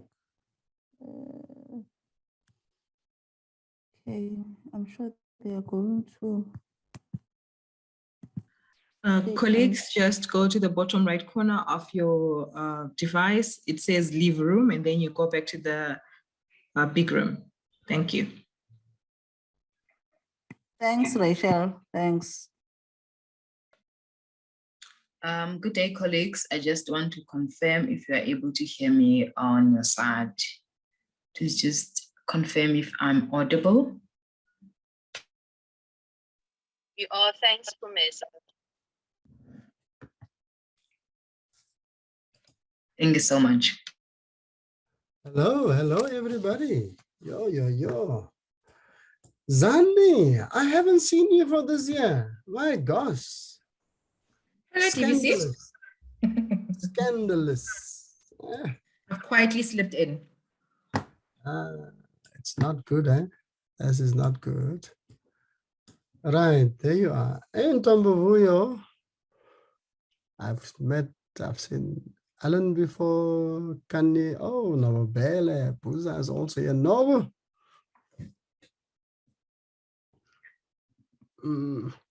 Heather, I was thinking, colleagues, we don't have a lot of time, so let me jump in quickly. Heather, in preparation for this group, I've gone through the ITP itself, but I was wondering if it may not be better if we discuss the meta-analysis, because it has the processing of all the data around institutional culture and actually more interventions that's reflected in the ITP, and then it also makes suggestions for the way forward. What's your thinking on that? Sure, Andre, but does everyone in the group have, they wouldn't have had access to that report, so. Yeah, but I would certainly, maybe we can start off the overall discussion. Sure. But I have it open here, so I can quickly share it. Oh, good. Yeah. Okay. That's absolutely fine. Fantastic. Colleagues, so by way of locating our chat and our discussion, we have a institutional culture working group, which was set up, I think, towards the end of 2017. We worked under very difficult circumstances, that way and the other. But we tried our best to hold this very important, like the tough, soft tissue of institutional change together. And in the working group, of course, we've asked Heather whether she and her team can do a meta-analysis for us on all the... Heather, please explain this better. That you can do it much better than I do. Heather, would you mind if you can just quickly explain what we've asked you to do? Sure. Okay, so colleagues, over the past 10 to 12 years, various studies were done, some by the Office for Institutional Strategy, which I'm responsible for, but some in other domains of the university as well, including the Vice Chancellor's Listening Campaign in 2018. Those of you who were in the university at the time will remember how expansive that was in listening to stakeholders and what they had to say. Other similar studies included an institutional racism survey that was done around about 2014, so some time back, but the findings, I think many of the findings are still relevant for today. And then there were also a number of courageous conversations within the university across different domains, such as campuses. So we heard, for example, from colleagues at the George campus. 12 o'clock. There were particular issues that were experienced there in terms of transformation. So what we did, what a meta-analysis essentially is, I mean, I'm talking to mostly academics anyway, so you would know, but it basically just takes a high level a perspective of looking across longitudinally at all those different studies that were done and seeing if any common themes emerged from those studies. And then based on those recurring themes, to think into, so how far have we come? What still needs to be done? What are the gaps? And where have we not moved very, very far? And we need to accelerate progress in terms of responding to the issues raised. And what was really, really interesting in that meta-analysis was at the beginning of last year, we did wide-ranging engagements to formulate Vision 2030. And what was interesting was to then see what came up in those engagements, which are very recent in terms of the university's history, and then to look back on those, those previous studies over the last decade and to see if there were still issues coming up that had been previously raised in those other studies that were still persisting. And then what should the university then be doing to respond to those issues? And many of them are quite deep-seated issues relating to institutional culture. And also what was interesting was the meta-analysis showed up that, institutional culture is such a slippery concept, and it can include a lot of different things, including, how our infrastructure is set up, our signage, issues of language, issues of inclusion versus exclusion, and so forth. So ultimately, what we then aimed to do was to come to a point which the report does, to a set of recommendations for MANCO and those people reporting into MANCO members to see how we take this forward so that we can deepen a truly transformative and values-driven institutional culture as we set out to do in Vision 2030. So I hope that gives a quick enough summary, Andre, and that would be helpful just to give some background to what the study was about. No, lovely, Heather. Thank you so much. And then colleagues, of course, if you can see the screen now, this is part in the ITP. These are the subheadings, and I'll throw it open now. The embed desired institutional culture, employee wellness, enhancing social cohesion through the arts, culture, and the heritage programs. Then the staff engagement platforms, of course. And we, in our discussion, of course, we can then relate, and later on I'll share with you the meta-analysis and its suggestions as well, which may feed into the work that we may be doing tomorrow, the student engagement, and then a positive transformative culture and employer relations environment. So those are the areas that this particular breakaway group needs to check. So let me throw out this wider discussion, and I would love for people to be unruly, you know, ill-disciplined. You can literally chat in a way and interrupt in whatever way you would like. The lessons learned, no? Identify what worked, did not work in the first 3 years of the ITP implementation. So what in your or our opinion is still the major sticking points when it comes to advancing and transformative institutional culture? Right, lovely. Vuyo, you are almost taking rapportering for us, isn't it? Yes, yes, Prof, I am. Hey, fantastic. Thank you so much. Right, colleagues, the floor is open. Nobu, since I haven't seen you for ages, would you kick off?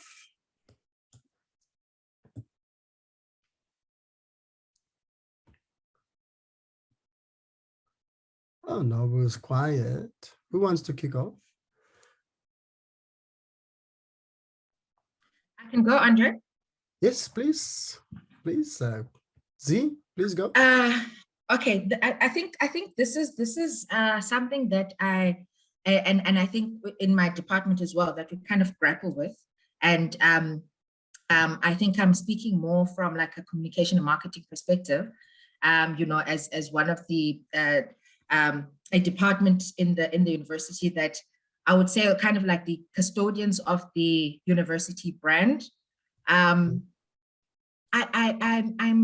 deeply troubled by the discrepancy in what it is like. For example, when we go out, when we're marketing the university, you know, as a place of study of choice or employer of choice, you know, we always foreground, you know, our values as the university, you know, our humanizing element, you know, all the nice stuff, all the nice mushy stuff, you know, that's what we sell, you know, and how we market the university.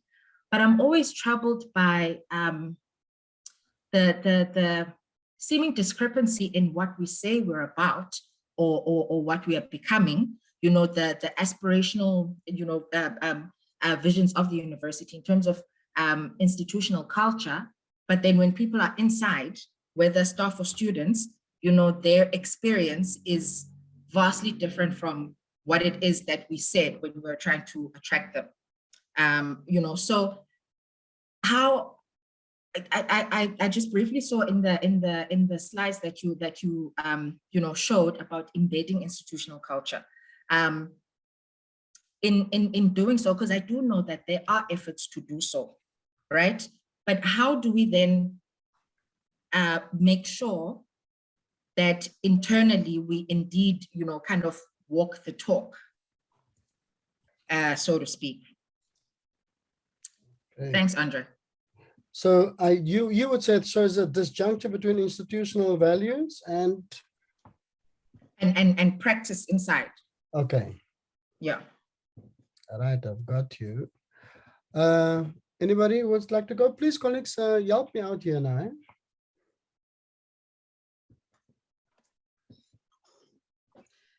Good afternoon, colleagues. Please go, my brother. All right, look, among the elements that you showed in the slide was the social cohesion, inclusivity. For me, central to that is the issue of recognition. Recognition in what sense? We are living in a diverse multilingual society. I understand we have the language policy here, but I am not sure if it has been reviewed so that it can be aligned with the language policy framework of 2020. Because when we are doing that and we view languages as a resource, then it's where everyone will be feeling at home, and the aspect of inclusivity and the aspect of social cohesion, unity, will be realized. So what I'm trying to say, Chair, is that I am not quite sure. I've been looking at the policies of our institution, but I am not sure if our policy has been, language policy has been reviewed so that it will be in line with the national language policy, so as to ensure that we are advancing unity, inclusivity, equity, and social cohesion. Thank you very much, Chairperson of the session. Yeah, thank you so much. Is it Zaki? Yes, Zaki Somlata, yes. Okay, lovely. Thanks, Zaki, man. Fantastic. Ruby Ann, would you want to say something quickly on the language policy? I know Yes. that there are processes, but I wouldn't know the detail of it. Yeah, so there is a task team that have been put together, and the language policy has been drafted. I know that they have submitted it to the DVC Foxcroft, Prof Foxcroft, for feedback. So that is in progress. That was still last year, so I'm not sure this year what you know, in terms of any change in that regard, but I do know there's been consistent feedback into the IF as well as the transformation committee about the language policy, which is a crucial policy that the institution needs. So that is what I know, Andre. Okay, thanks, thanks, Ruby Ann. Kanye? Morning, Prof. Morning, everybody. I hope I can be Hello, heard. hello. Can you hear me? Yes, very well. I think I have two untailored or unsanitized thoughts. One, is it possible if Heather can just indulge me, just to thread something through from the point of the research and documents that were put together in conversations that have actually then led to some sort of impactful change within the area of institutional culture? That's the first one. Can I take a second one? Yes, Even yes, if it's one please. example. But because of COVID regulations, you can't ask unsanitized questions. Eh? Well, let me do a cyber spray. Okay, sure. Perhaps that will maybe give me a bit of room. The second one is, when we're having conversations about institutional culture, to what extent are we then deliberately looking for all the voices within the institution? Are they fully represented? And to what extent can, let's say, the ordinary folk and ordinary staff member like myself, where I can then feel I have a platform and I can contribute to that platform because I feel that somebody actually has an interest in hearing my views. So I'll listen in. Thank you so much. Thanks, Kanye. Heather, would you like to take a bite at this? Sure, that's a challenging one. So I'll start with the second question. Was it Kanye that was asking the questions? Yes, the unsanitized one, yes. Yeah, thanks, Kanye. I always like to know who I'm talking to, but I thought it was yourself. So thanks for those two questions, particularly the first one, because I think that is, you know, when I was commenting earlier about authentic and honest reflections on how far we've come and where we still need to make progress, that is partly what I was referring to, because I think, you know, it's easy for us to gloss over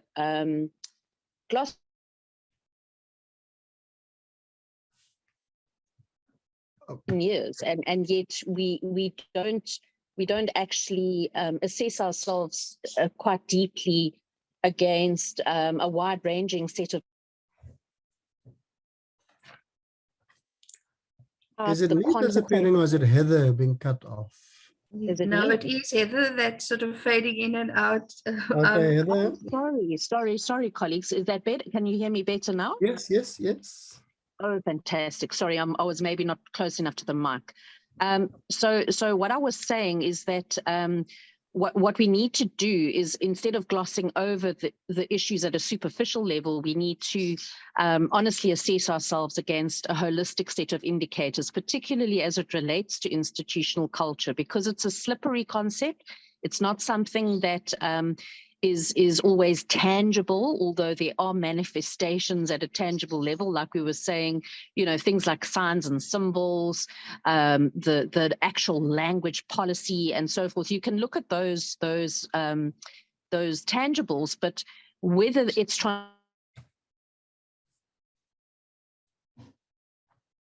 out. So what the meta-analysis sought to do was less about the quantitative indicators, because institutional culture is quite difficult to measure from a quantitative perspective, as I'm sure you would appreciate.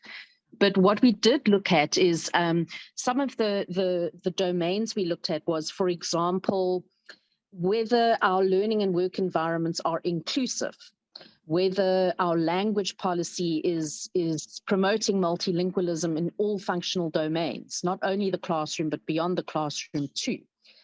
Whether we're living into our African identity as a university, and how is that African identity translating into our university spaces, but also into the way we relate to one another in terms of institutional culture.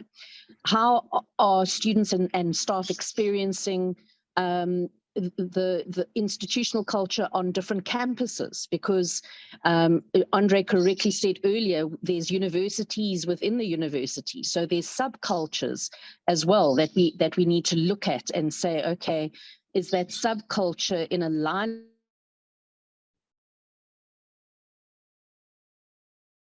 as a transformative, values-driven institutional culture? How are we investing our resources? Does our resource allocation show evidence of our commitment to a transformative institutional culture? How are we engaging with our stakeholders? Are we responding to what our stakeholders raise? And I think, Kanye, this is your second question. How are people given the opportunity, different voices, how are they given the space and the opportunity to voice their opinions and their concerns and their views about institutional culture, and those voices are heard and actually responded to? Because it's one thing having a voice, but to what extent is your voice being responded to in terms of action?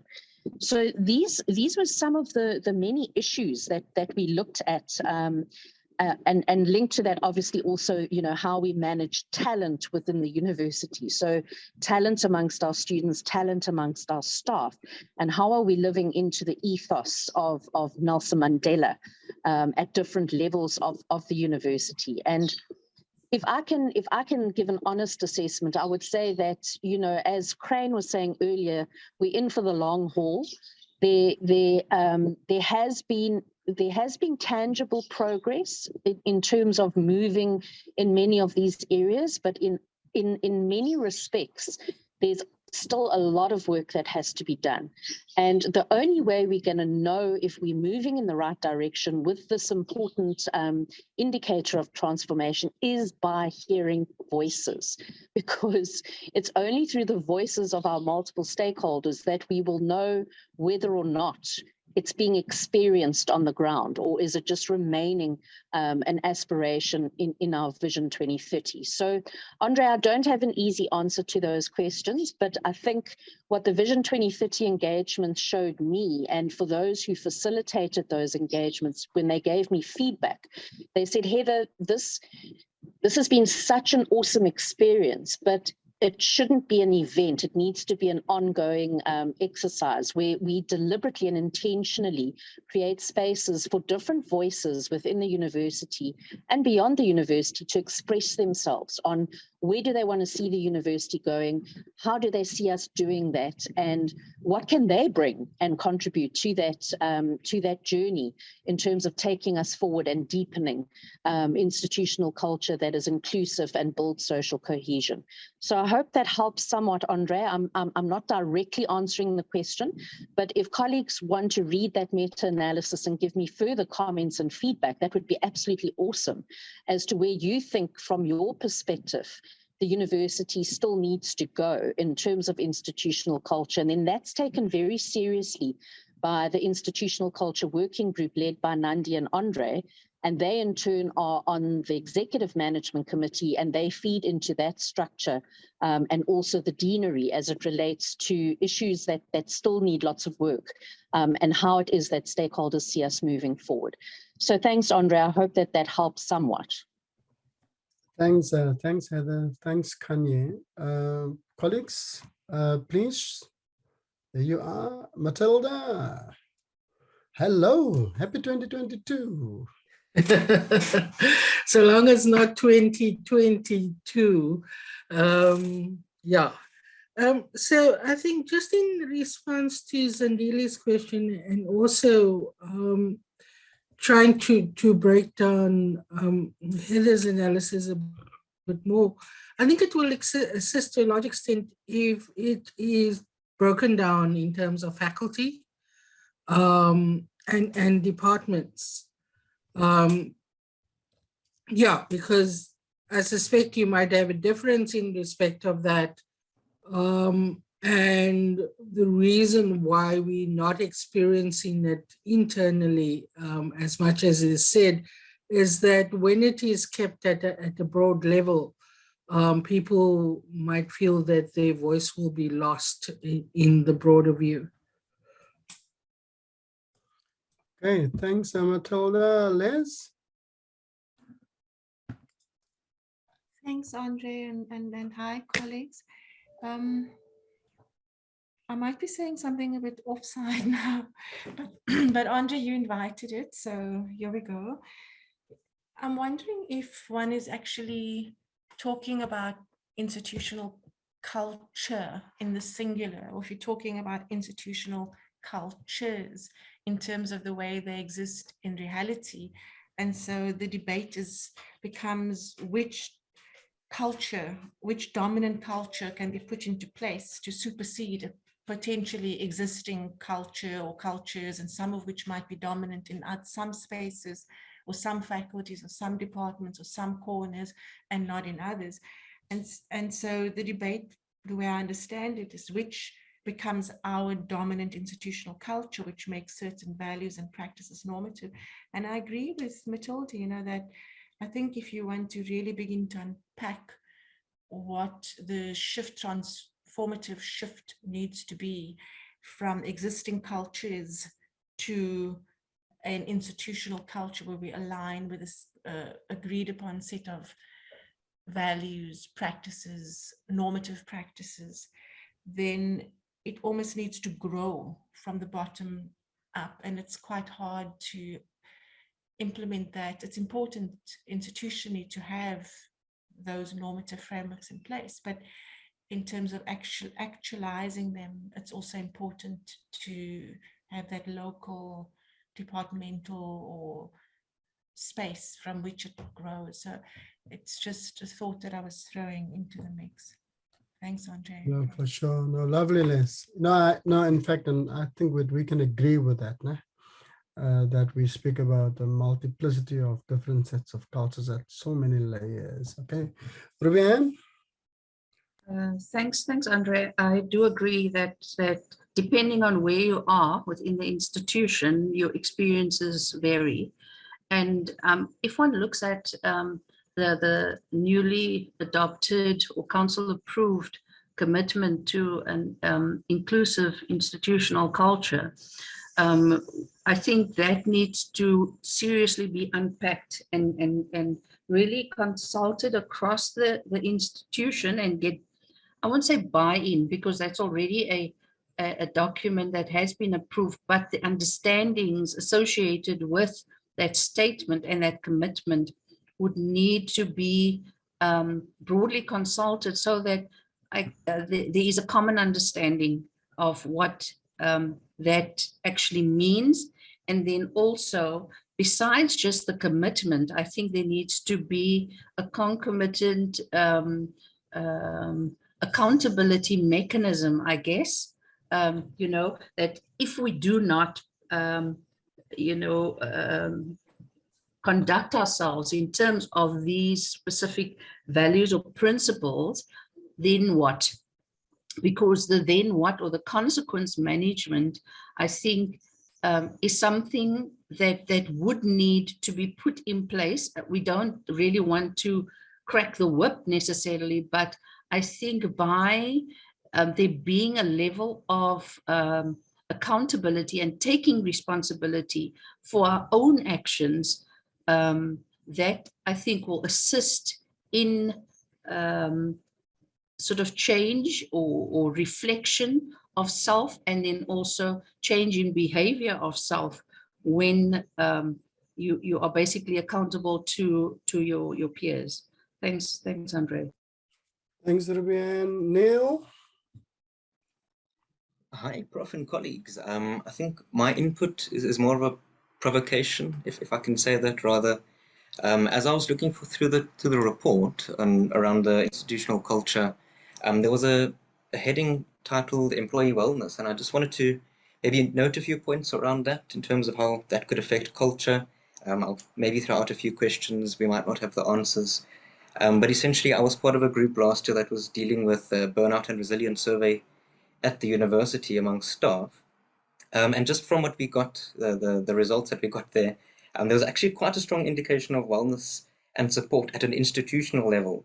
But indicators of that personal or individual support is a bit lacking, you know, and I find this quite interesting because when we look at things like burnout and resilience and stress and all of that in the workspace, it affects moral, it affects, you know, experiences of work security and a whole lot of other it's psychosocial dimensions that come from that. And, you know, we're all aware of the psychosocial pressures around COVID. That's not only affected staff, but also students. And then the question then comes, how does this then affect, or how is it navigated by lecturers and line managers, for example? And then how are those cultures of communication between staff and lecturers, or rather staff and students, lecturers, and, you know, line managers, how does that then feed back into the culture of the symbols and the language that we use around responding to wellness and care in the space?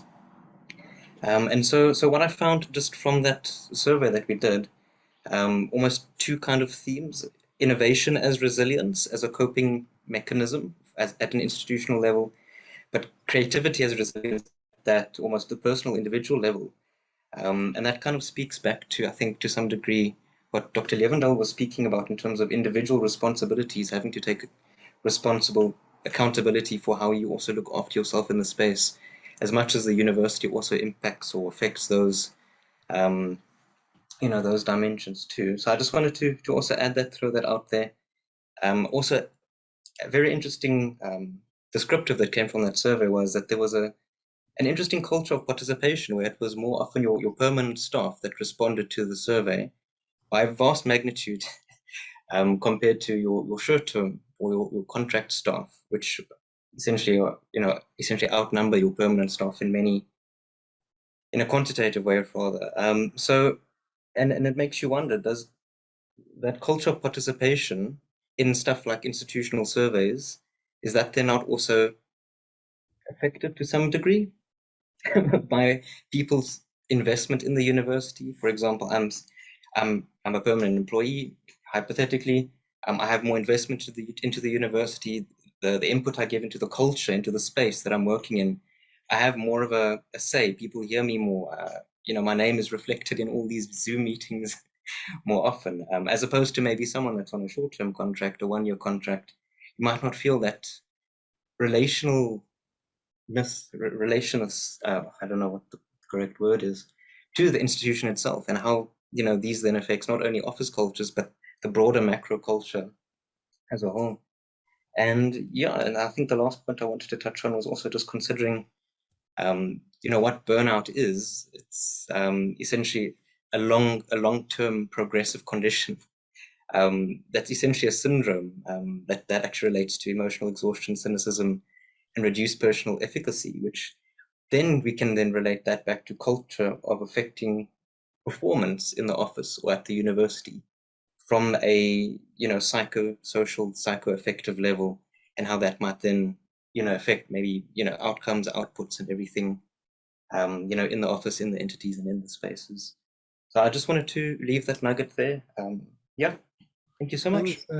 Thanks, Neil.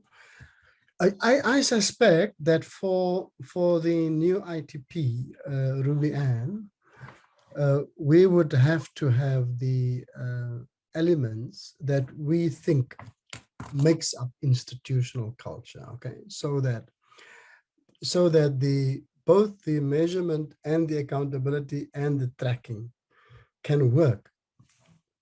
If you don't have that, of course, you will have different thematics playing into what people will think is the definitional framework of institutional culture. So Kai will argue that it's voice, Zaki will argue that it's recognition, Neil will argue that it's wellness, Heather may argue that it's broad participation, and so on and so on. And Z will argue that that it's the disjunctive in values and practice.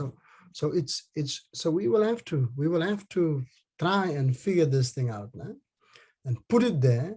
For instance, if you look at, if I can just come back to the question of it's like if you look at our ITP now, the positive transformative culture and employee relations environment. You see, and I'm more on the side of Zaki, it is institutional culture is the extent to which a university recognize the diversities that's in its space, you see, and then we have to break down what that may then mean, for the institution, for how institutional culture then takes shape within the university. And though it's going to be a very, very difficult exercise, Heather, as you well know, in providing that definitional framework, it is something that we should attempt to do at least, for the new iteration of the ITP. For instance, for me, I am so convinced that institutional culture gets produced by the 6 economies that I put forward, So if you don't change the intellectual economy of the university, you're not going to change the institutional culture. You see, if you don't change the effective economy, you're not going to change the institutional culture. So we will probably have to, even against our grain, we will have to get together and then discuss those definitional parameters of institutional culture. Alan, and of course, your hand is up. Let me hear what you have to say. Also reflect perhaps on ISEP as well. Les, your hand is still up. I'm sure that's a legacy hand. Alan? Okay, Andre, no, thank you very much. I think this is great. Us being able to reflect, what we've tried, where we've come from. I just want to make two points, because I'm thinking about the SONA in my head, with the president speaking, sort of tomorrow, and then where we fit in, the kind of the state of the nation, the state of the university. And then as we reflected over the last 2 days with the engagement arm, and now, the transformational arm. And I think, as you say, you were speaking about the economies in terms of, intellectual and, and knowledge, etc. I think that people in the metro, for example, as they look at the transformation of the university, they may be like, people may sort of reduce it in a sense by saying follow the money, and raising this because of the important role that the supply chain sort of management has, and the difficulty in shifting. Now, to give you an example, there's been a decided push by the presidency to try to get 40% even of procurement into the hands of women in the country. Now, when we look at that request from the state, and then we look internally at the university, we will see that we are so far away from that ask, even though it will be part of a broader look at issues of gender and kind of link it to institutional culture, Alan. Link your contribution into institutional culture. Let me quickly hear what your conclusion is going to be. Yes, no. I don't know. I'm thinking about it. The issue is I see it as linked. I see our work internally and externally at the university as being linked, and for us to see how we're going to ensure that we play a role. Let's just take an example on the campus in George. There were issues raised by the colleague here, Zakili, about language. There are issues of accommodation, transport, that will enable the poorer sort of communities to come into the space. I see the economy and the access in terms of the students and the staff as linked. Okay. No, for sure, but how is it linked to institutional culture? I know that it's linked, but how is it linked to the institutional culture of the university? Because what I'm interested in is that what would be the definitional framework that we put forward for the new ITP? How would that look like? Would we then say, okay, right, procurement that falls under a different thematic area? So I'm just, it's simply being devil's advocate. I would just want to try and figure out how this connects with institutional culture. So help me out. Yeah, I don't know. Maybe I'm looking at the issues of gender much more broadly. I'm trying to understand what when we talk about these issues, it's not only gender-based violence. It's inclusivity. We're talking about the values of the university and what role do we play inside the university, in the community, and in the country. So that's how I'm thinking, but maybe it's not.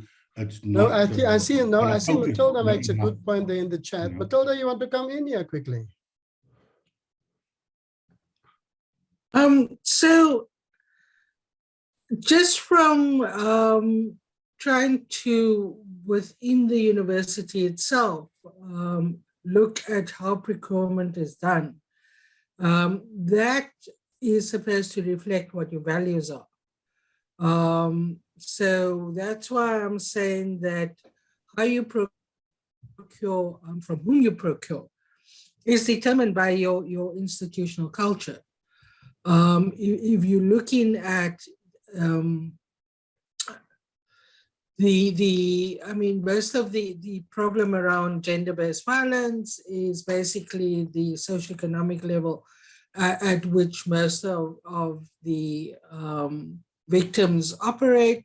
So if your institutional culture is such that you are trying to empower women, then surely, just to follow up on Alan's example, you will look at procuring more from women in the institution. I think that the practices that we have is based along historical relationships that we have with different service providers. And perhaps we need to look at that.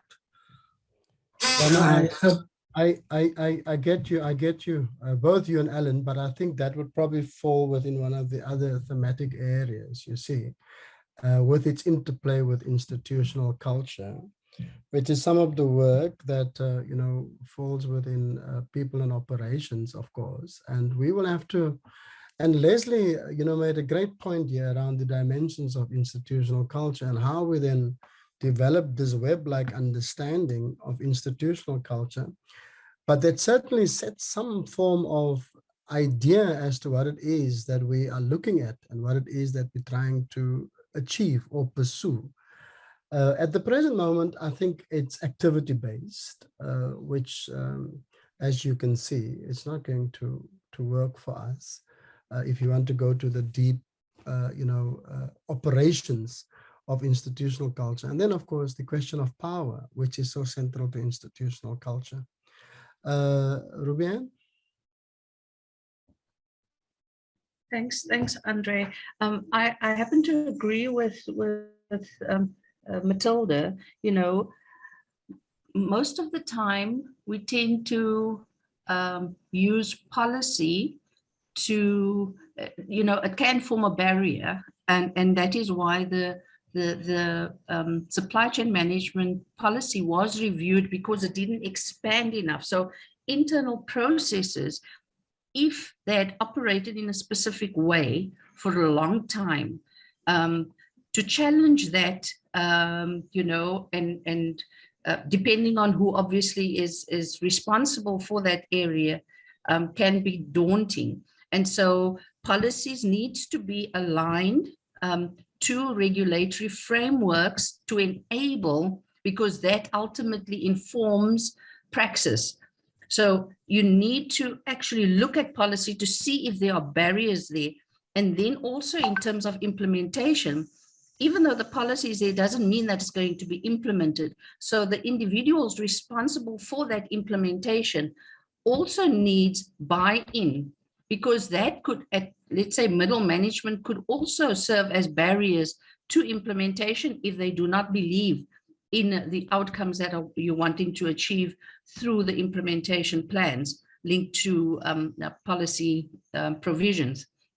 So, and in that way, it is linked to institutional culture, because it is in the behaviors of the individuals that are executing, either promulgating or formulating policy, or in terms of execution thereof, that you find these barriers sort of being set up, or even in terms of interpretation of those policies, you could have individuals deliberately misinterpreting it, or just ignoring it for that matter, and continuing as the status quo, in trying to preserve and replicate processes as was done before. Thanks, Chair. No, sure, but you guys will have to help me now, because I don't see a dimensions of institutional culture being knocked together for Ruby and for you to advance your ITP work, because policy and implementation was cuts across the entire university, and the fact that some people are not implementing policy, you will have to go a long way to connect that to institutional culture. Sometimes people are just lazy and they just don't do their work, properly. And there we have the entire national framework that steers that. And so if people have been interested in following that national framework, we would not have had the problems with regard to, say, for instance, procurement. The historical production of those particular kind of practices has more to do with a culture of accumulation and privilege than with institutional culture, I may suggest. And so we will have to start thinking about that. Now, it's about the personal economies that people are invested into those processes. And we will have to think how that connects with institutional culture. I'm just trying to figure out now, because it's not our responsibility to knock this new ITP together, so I'm playing a form of devil's advocate, when we come to this particular very difficult area of work, man. So sorry for that, colleagues. Alan, I'm just asking more questions. Yeah, no, just something quickly, Andre. I think that one of the weaknesses from the ISEP operation, which people can read, the 5-year operation, was the active involvement of students. And I think that the point that was raised by various people, so Crane and others, in terms of the coalface, in terms of that class rep and the interaction there between the lecturer and the students, I think that actually presents a possibility in the form of a study, in the form of some some research that we can track to see how can we ensure that there's a better communication at that point to resolve some of these issues that we are raising here, like for example language, etc., etc. I know that those were some of the Ellen, issues. I have to stop you now because you know, Leslie is saying that we have to come back, and I want to just check whether Vuyo, can you quickly just share with us those key points and then see where that takes us. And colleagues, you see what we have to do, and you can clearly see our different understandings here now. We would have to come together, Ruby Ann, Heather, in that working group of ours, so that we set down those dimensions of institutional culture that we think we should frame, you know, to allow us to track our progress a bit better. Colleagues, that will help us a lot, and especially our portfolio. Okay. So, Vuyo, can you just check in for us? All right, thank you, Prof. I've tried to note down some of the important factors or important points raised by everyone here. But the first thing was that we are looking at what actually worked and what did not work in the first 3 years of the ITP. And also we looked at the first point was in the perspective of, I would say, marketing, what we sell to people who want to come to the university and their experience when they get to the university. How do we make sure that we Vuyo, I think you should just say the disjuncture between institutional values and practice, because you're going to only have 5 minutes. Okay. Okay. Then if I can help you, then the second one was with social cohesion, inclusivity and recognition, and the centrality of language. Sorry, I didn't get that, Prof. Social cohesion, inclusivity, recognition, and the centrality of language. Okay. You've got that. And then, of course, Kanye, the inclusion of voice and the measurement of positive change. Then we have the question of resources and procurement that Alan and Matilda links to institutional patterns that determine certain behaviors. That one, and then of course the issues of ethos, and then the question of wellness, you know, wellness as a dimension of institutional culture. And then I have the question of accountability, and then the question of the participation of students. How does that sound, colleagues? Or did I miss out something? Sorry, Vuyo, I just wanted, do you have it like that, Vuyo? Yes, but it's like in the longer version of what you're saying, Prof.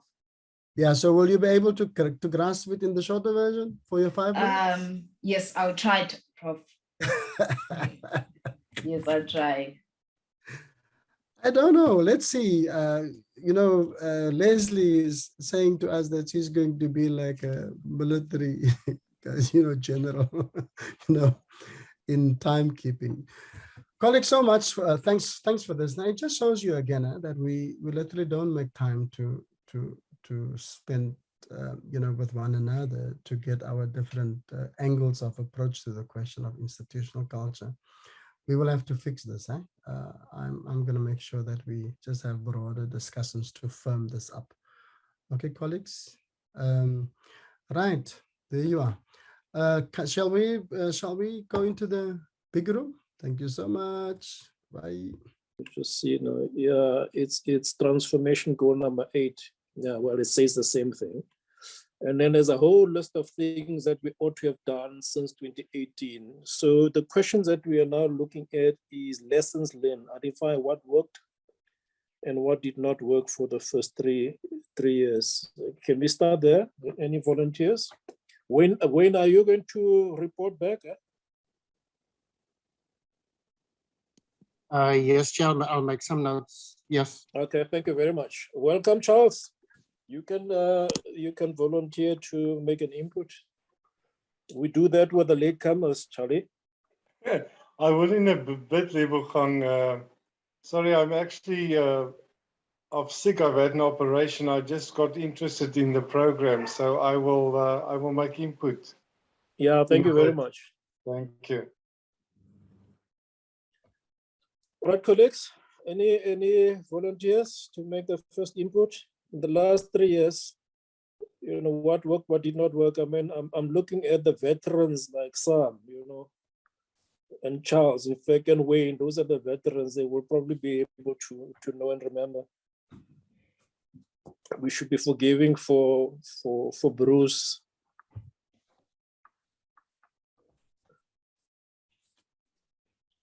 Lebogang, sorry, I jumped in late in the meeting because I was interested in the program when I saw it.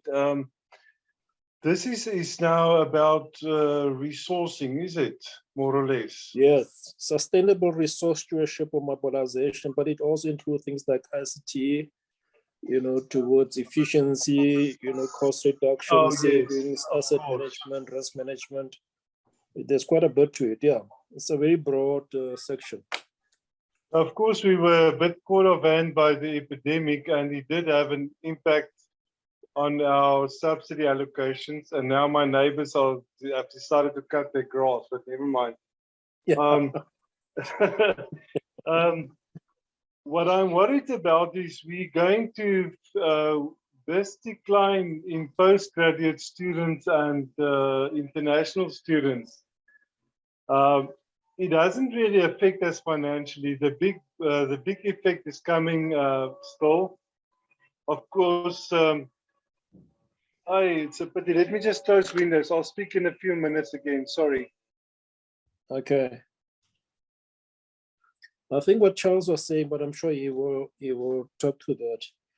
The decline in postgrad numbers and decline in international students is likely to have an impact on the revenue related to subsidies related to students. I think that's the point that he was making, which also talks to, you know, I think we've underperformed in terms of under enrollment. You know, I think we've had under enrollment last year, and I remember also but we're talking 2018, from 2018, which could also have been the year when we experienced under enrollment, but certainly 2017, 2018. So the undergrad enrollments as well have also impacted us, you know, from a subsidy point of view. You know, the next question is that what do we need to do for 2022? But I mean, that's the point I think Charles wants to make. Yes. Yeah. Actually, Go ahead, Charles. I just redid all the projections for 23 to 25. Now, you see, this in 2020, we were 8% under-enrolled in teaching input units, which was actually, if you calculate it, it is something like 56 million rand that we didn't achieve in our enrollments. But luckily, the department only gives you a penalty of 1/3 of that. But now, and then this continued in 2021. Now, fortunately, at undergraduate level, we're doing wonderful. Actually, after all the blood, sweat, and tears to get the students to finally enroll, because of that emergency management meetings and so on. But now the problem is for 23 to 25, which I've just redid all the projections, which will be circulated today for comments and inputs. Now I cannot put in those high numbers anymore, because the high numbers protected us, because it gave us 2/3 of the subsidy which we didn't earn, which is we didn't earn 56 million, but we got back about 18 million. Or they deducted 18 million, and then we got some more money because a lot of universities failed to achieve their enrollment targets. Now it means I cannot put in high numbers for 23 to 25, because how can I tell the department now, okay, we didn't achieve our enrollments, but we're projecting even higher numbers. So now, on 2025, we're going to see a huge subsidy decline, a big decline, and I can do calculations, but it's a decline. You will see in the narrative when it's distributed later today that I'm projecting 6,000 teaching input units less. Now, if you think one teaching input unit is 15,000 Rand, we're talking about 90 million Rand in 2025, etc., etc. So, yeah, this is a nightmare. And I think the thing is, for now, we still drifting on the mercy of the department that it's going to hit us in 2025. I just wanted to note that. I think when people think we don't achieve our enrollment targets, it's okay. But in the long run, we're going to pay for it. 20, 30 minutes. Luto, are you making input? Sorry, Davis, I was disturbed. Okay. Charles, let's just try to I mean, yeah, that's a sobering input you're making. I mean, look, the question that we're supposed to, that we're asking, you know, sticking to the enrollment is what you know, what did not work. I mean, so it suggests that, you know, from 2018 to 2021, we did not manage our enrollments, you know, as best as we should have. Is that the one lesson? You know, that's the problem that we It's actually, it was only, we did well in 2018, we had a problem, but yeah, that wasn't too 2000 short. bad. But in 2020 and 2021, we really didn't do well. That was the 2 years, which we really had a decline in postgraduate and international students. Now, again, if I look at the enrollments, that is continuing. So, what my conclusion is, postgraduate students are moving away from us. They're not registering with us anymore in the numbers they used to, and it doesn't look to be changing. This is now postgrad. Are you saying, just pause there, Charles? Are you saying that undergrad, we've learned our lessons, so we're planning better with undergrad? Is that what you're saying? What I'm saying is our undergrad is doing very well. Okay. But we did have you know, an unenrollment some time back, 2017, 2018. I remember, you know, the number 2,000 or something like that. And then I also remember the efforts at the beginning. The efforts at the beginning of the year to make up those numbers. Charles, do you want to just comment on that, because we want Wayne to make a note that, because he needs to report back on this one. I'm trying to think, Lebogang, I don't think we've ever done bad at undergraduate level. We've always reached our targets. What happened? Even after the certainties at the beginning of the year. Yeah, what you will remember is we put out an alarm that we're doing very badly at undergraduate. But with all the effort that we put in, we catched up. So we always... In the end, we made up the numbers. But why don't we simply say this, you know, for purpose of reporting back, Charles, that we have learned our lessons in terms of how best to manage undergrad numbers. You know, which is why you know, last year, 2021, we formally established as a permanent, you know, structure enrollment management committee, which then, you know, does the work throughout the year, as opposed to at the beginning of the year, you know, under emergency, you know, conditions. So that's the one. The second point that you're making is that with postgrad and international students, we're losing progressively and it's getting worse. That's the point that you're making. Yes. Okay. And then your projections for 2022, 2023 to 2025, you say that it's going to hit us with another 90 million, you know, decline in revenue in respect to postgrad. In 2025. Yes, in 2025. The first hit will be estimated 20 million Rand, 90 million Rand. Yeah. Okay.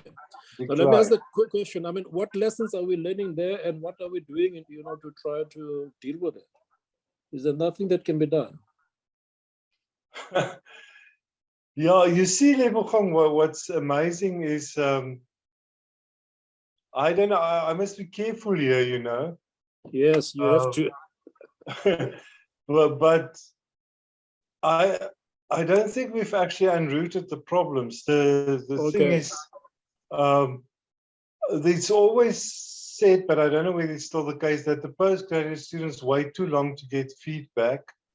Yeah. Secondly, obviously there's always problems with funding postgraduate students, but what amazes me, if you look at the money that finance has made available, that huge increase in 2020, but why didn't it also reflect it in an increase in enrollments? Does it mean the students doesn't take up the money? So is it a problem that postgraduate students don't want to come to us anymore? I'm just putting these wild questions. Those questions out are there. the other one, I think, is a supervision capacity. Yeah. Yeah, Wayne? that we always hear also. Yes, that's what people say. Wayne, do you want to give some light, and then we'll move on to another, part of the topic? Yes, Lebogang. I think the Manco has made a strong move to fund our postgrad students, and we've seen, in particular this year already, we've added more bursary funding for that, and we've also changed the postgrad policy on bursaries and funding that. So that's also to keep them in the system and to attract them. And I think that was somehow a response to where we found ourselves at the time. And the 10 million that we added to the postgrad bursaries for this year, which and that 10 million is then also moved into the future or kept into the future. And that's possibly maybe just how we responded as a university to this particular question, where we were losing those students. Is one of the responses, but what Charles is saying is that there seems to be, it's not entirely clear what the root cause is. So, there's a problem with diagnosis of this challenge. And then the other one is that there seems to be a variety of issues that we have raised, what the likely problems could be. And one of those could be funding, which is what Menko has now done to respond. All right, Bruce. Thanks, Wayne. Thanks, Lebogang and colleagues. I think I agree with your assertion. The last one is that we probably did need a proper diagnosis. But then I just joined the conversation late when Ruby Ann was giving a report. I think that the part of the challenge is also the throughput rate and the present cohort, perhaps, of postgraduates that we're attracting, because I think it's the same in the undergraduate, at the undergraduate level. It's mainly colleagues from the if you want to do the analogy of the quintile 1 schools. And it requires this is just my experience, a different type of support in that postgraduate level. That's just on the one more systemic, perhaps, analysis we need to do on the type of support that we need to provide postgraduate students. And the second comment is, how do we make the institution attractive for international as well as local students to want to pursue postgraduate studies?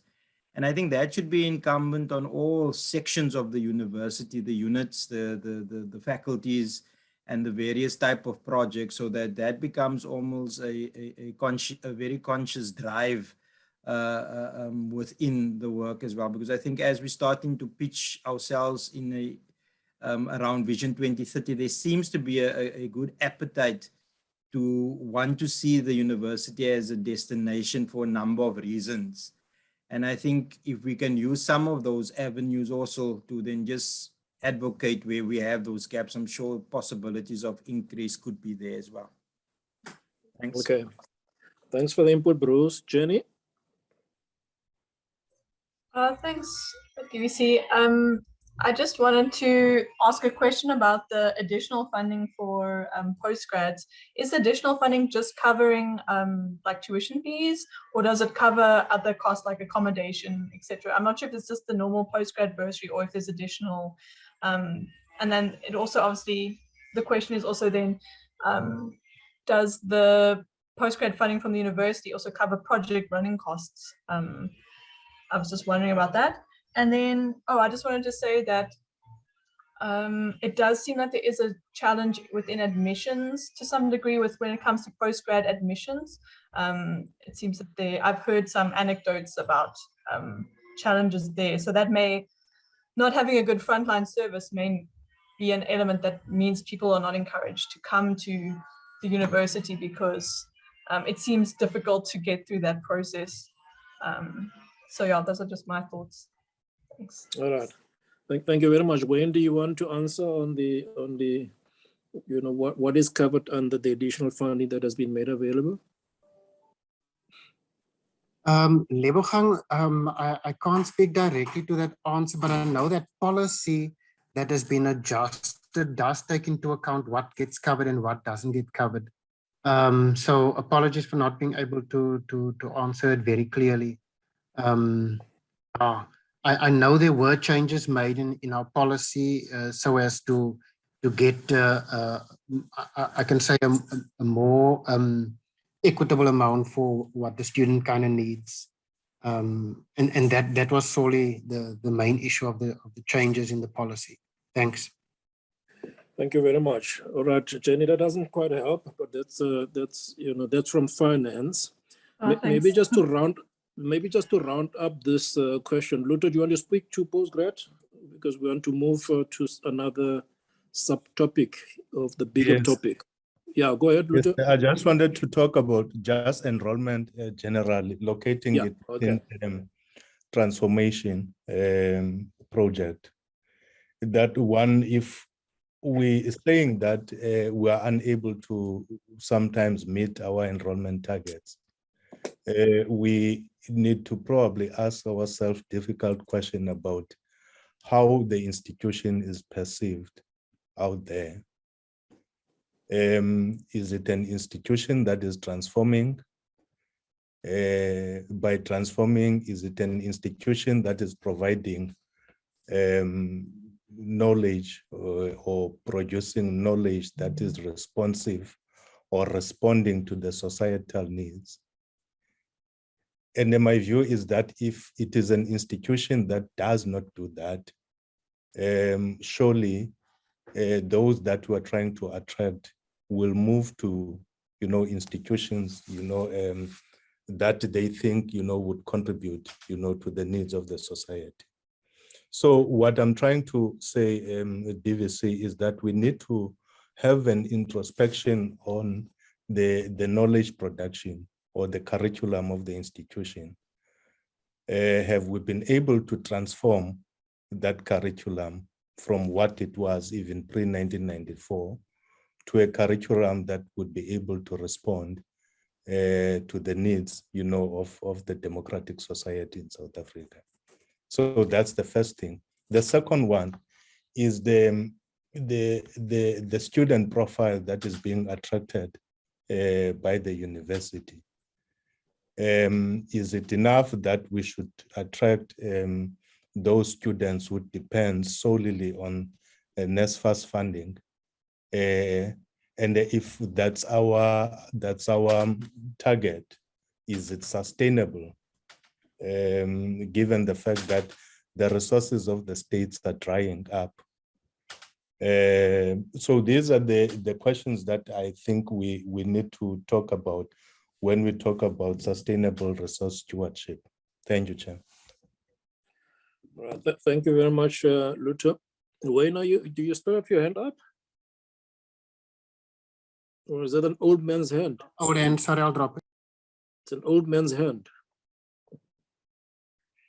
All right, let's just summarize, around, enrollment. I mean, Charles raised the issue about, the impact that not making the targets have on the subsidies. And it appears like we were penalized, but not badly, because it also affected the sector as well. Then when you equalize, we ended up not suffering that, a lot, if you like. But there was still a penalty in it as far as enrollment numbers are concerned. And then Charles is projecting that by 95 we might lose about 90, and a lot of that has to do with postgrad as well as international students as well. And on both of those, we're not doing very well. Postgrad numbers are declining progressively. which then raises the question about, to what extent are we attractive and what are the issues? And the issues are varied, including questions of transformation. But what has been done is we now have, for the first time, a permanent, Mango committee, I think, on enrollment. Last year it was focusing mainly on undergrad, so that you run a much more smooth and streamlined system, to get the numbers up. I mean, I don't know what the numbers are telling us right now, but a week ago, I mean, the sense was we're not doing that great, but it sounded like, people are attributing the challenge to NASFA's issue. So that's the one that you've got a permanent committee. And I know that committee has now shifted to give its attention to postgrad as well as to international students. Now, on the postgrad side, is that there is now considered effort through the DVC Research and Innovation Internalization Office, because that's the office that drive research activities, which then relates to, relates to entities, relates to chairs, because that area is what begins to beef up the research activity. It looks at doctorate. I mean, the question that was raised earlier on in the plenary, number of staff members with doctorate, for example, it looks at those programs, it looks at the new professoriate programs, stuff like that, because when you look at the totality of what they're now doing is to raise broadly the supervision committee capacity and bring in, postgrad in that respect. They are also the ones that did a financial analysis and put it in front of MENCO, which then resulted MENCO, allocating more money. But there's more. It's not just an allocation, but it's how you equalize the, making the money available. But the big challenge has been with senior diplomas. I think that's what they call for the 4th year. They used not to be covered, as well as honors, because if your honors is suffering, then it actually means that your masters is not going to be there because the pipeline is affected. So they're trying to do that, but those efforts might not be sufficient. It might not be sufficient in terms of turning around these things, in a year or so. But let's see. And then on the academic project side, there is the humanities, revival of humanity projects. And when you look at that, it's a humanities as a faculty. I mean, this is not a question of humanities as a faculty only, it's a question of the university's own positioning. But humanities as actually being juniorized. You would have very few professors in humanities, which then means that your postgrad pipeline becomes very limited. But they've actually been successful to attract a number of very enterprising, innovating, academics, and that's going to grow, over time. Then there's of course a focus around, I mean, the Chitral, the Christian area.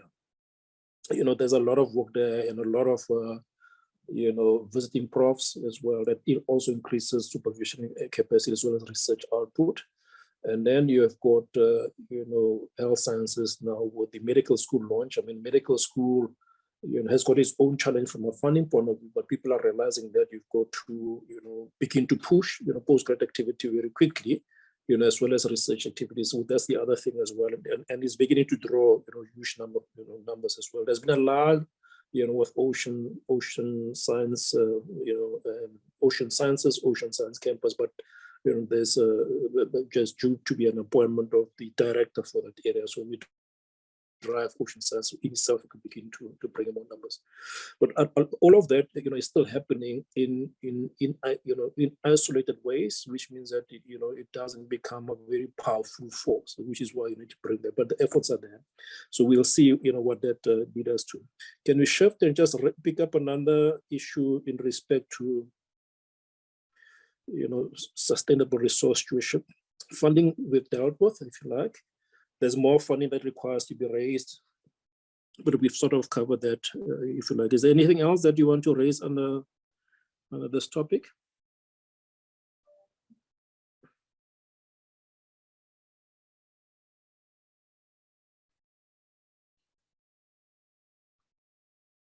What about, I mean, the issue of ICT enabled work and learning and research? Anybody wants to make a comment? Sam was in the meeting earlier on, but I see he's disappeared now.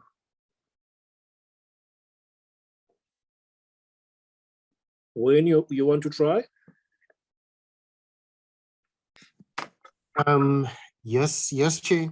I think before you, the we've been tasked by COVID to focus on completing our academic years, and that necessitates online learning, and that's what COVID brought for us.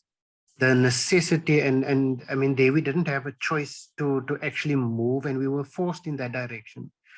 I think the university has responded in leaps and bounds to be able to finish the academic years 2020 and 2021, and that also saved us in a big way, because if we had gone wrong there would have been a ripple effect. I think also that together with the challenges that we had, I'm always in ICT's face concerning their needs and what they ideally would want to do or respond in this particular area. I think it's a domain where we're going to need to resource and become very strategic in how we resource it and what we do, because I think it's an opportunity as well where we can become and go into the space of online learning a bit more aggressive. It allows us I think the opportunity is there. But looking back, I think we've responded positively. We've responded by enabling the student devices in a big way for first years and finishing students or students that are finishing their final year. And that, I mean, those are great initiatives. And then the academic fraternity, led us to be actually to know that we can do this work online if forced to. Yeah, I think the challenge that we're going to be faced with now, Chair, and it's possibly a discussion point, is how we gonna balance online versus mask to mask, and what appetite we have going forward to do and to go online as far as what it possibly can. And certainly the impact on the past section of the staff as well is I mean, there's staff that can do their work from home, and that pushes us into a different dimension in terms of our spaces are now then quite challenged with how we can capitalize on the opportunity of free space, and then how to modernize spaces to respond to the teaching and learning question. Chair, let me park there. Maybe spoke too much. Thanks. Yeah, no, thank you very much, Wayne. I mean, this is just to kick off the discussion around the area of ICT enablement, digitization, etc. I think the first point you make, I'm just waiting for colleagues to come in as well, is that it has enabled us to complete the 2020 academic year and 2021 academic year. Otherwise, without responding digitally, we might not have been able to finish the academic year, which could have been a massive disaster from impacting the subsidy revenue, as an example. The other one is the dropout rate. I mean, just looking at the stats provided by Learning and Teaching, the DVC Learning and Teaching, it sounds like in 2020, I think the pass rate was higher. I mean, was above average, put that way, in terms of the numbers that you saw. Charles, you're in the meeting still? Because you might want to confirm this, how we fared. But it doesn't, the expectation in the sector was that, you're going to end up losing a lot of students, dropouts, etc., which then affects your pass rate, in a year, and then eventually your graduation rate as well. But didn't seem to have been affected, in 2020. I don't know about the stats for 2021, but I mean, 2021 was, we learned lessons out of 2020. I think that's the point that you're making, Wayne. But you also simultaneously say is that, the digital, shift is also bringing new type of problems, and I think the question you're raising is that how would we cope? Jenny? Thanks. I suppose I just wanted to raise the question of, so obviously being able to complete the academic year was really important in the stage of crisis. If we're talking about sustainable research, resource stewardship, I suppose the one question that occurs to me is how sustainable is mass online learning? I know, for example, on the ground, although it seems potentially you can teach a lot more students because you don't need space, you run into the problem of actually human resources, and you still actually need lecturers to process things. And there are other challenges on like a student level in terms of student engagement, and sometimes the pass rates are not necessarily reflective of the quality of the learning that has been taking place, for example, also in relation to assessment. So I suppose my question is, how do you then balance the potential benefits of online learning and the way in which we've been teaching the last few years?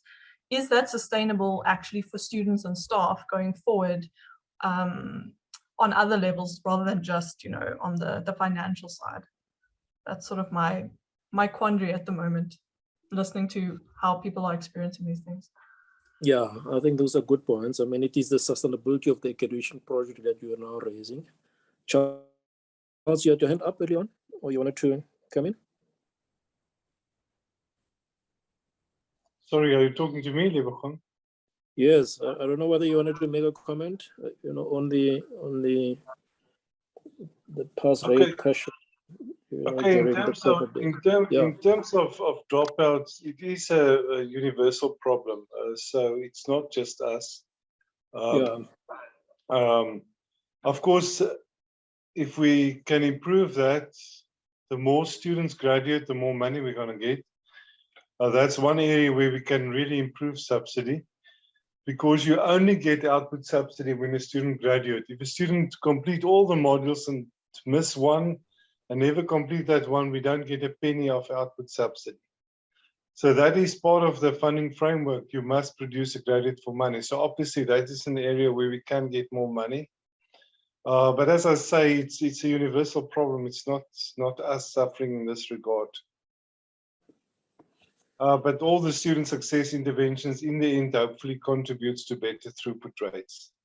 Yeah. But this, Lebogang, one thing that always bothers me a lot, and I don't know why we ever don't zoom into this, is that the biggest group of students that we lose is the African and colored males. They are dropping out enormously. Now, that is strange, because your African females are doing very well. So, and I think a lot of them comes from the same backgrounds. So if we can tackle that problem, we can make a huge impact on our throughput rates. Okay. What about the international students? I mean, we lost quite a bit in 2020. Yes. I think last year as well. What's happening there, Charles, in terms of your analysis? No, we've been losing them even before the pandemic. So there are other reasons why we are losing them. The pandemic obviously did have an impact, but it has been declining now for years. So again, are we not attractive anymore to international students? We used to have almost double the numbers that we're having now. Yeah. So again, an area, but the university is aware of these things. The thing is how to tackle it. That's the question. But if we go back to, thanks, Charles. If we go back to the questions for the breakaway, I mean, let's go back to Wayne. I think we have learned lessons about living with the COVID setting such that it doesn't affect us it didn't affect us a lot in terms of dropout rates. I mean, the dropout rates are not significantly more than the year before, with the exception of the international students, maybe postgrad as well. But I think we've lost more, which has been made worse by COVID. But I mean, learning to operate from digital seems to be one lesson. But the other issue that is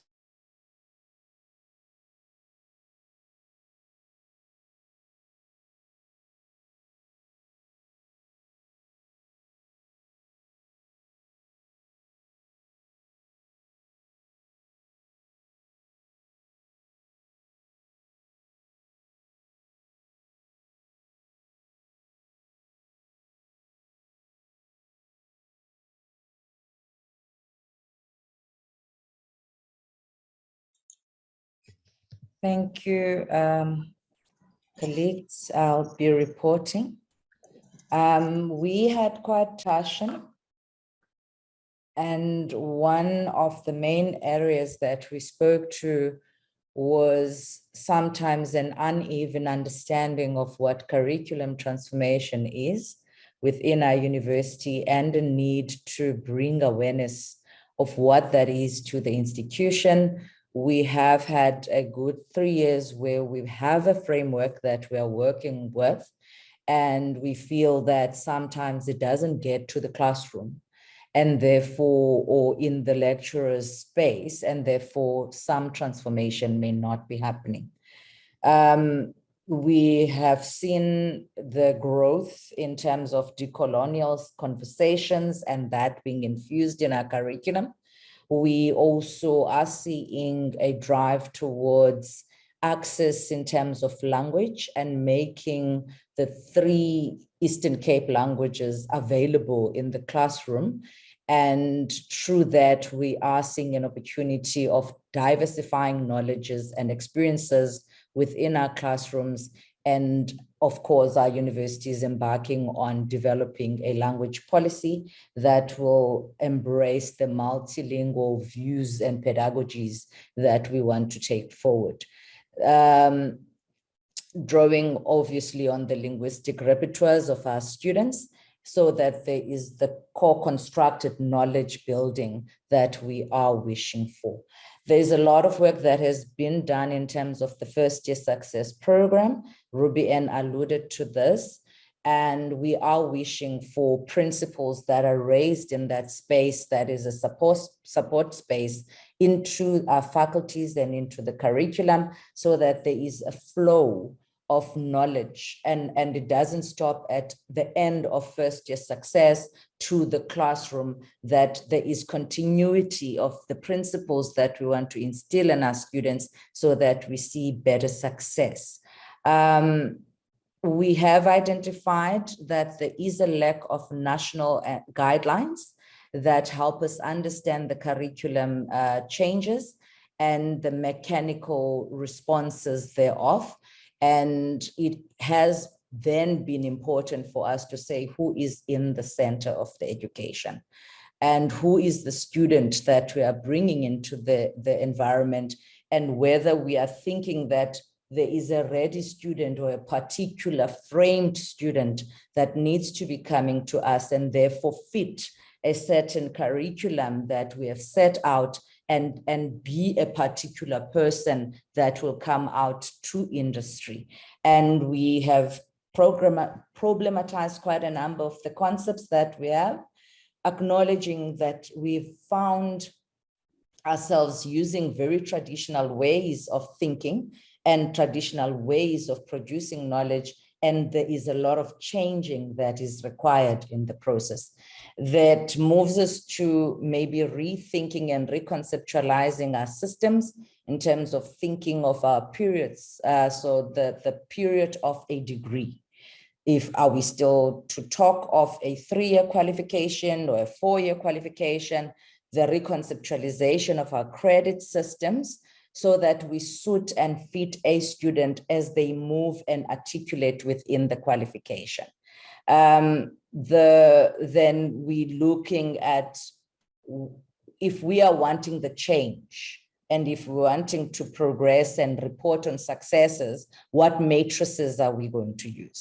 How are we measuring the successes we are reporting on? Is it still going to be based on just race, or are we going to use multiple matrices? That's mostly part of the discussion we had. Yes. But I will share the Jamboard with the colleagues. Thank you so much, Bumeza. Thank you very much. Could we have the rapporteur for the Holistic Student Support Breakaway Group, please? You've got 5 minutes.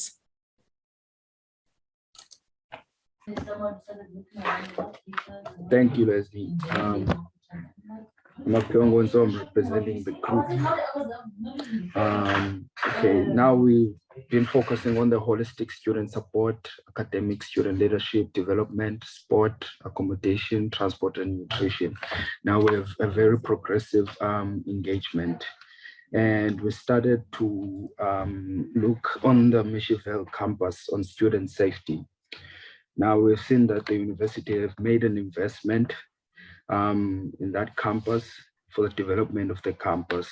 And also we're looking on the holistic student support in academic, student leadership and development, sport and accommodation, and transport and nutrition.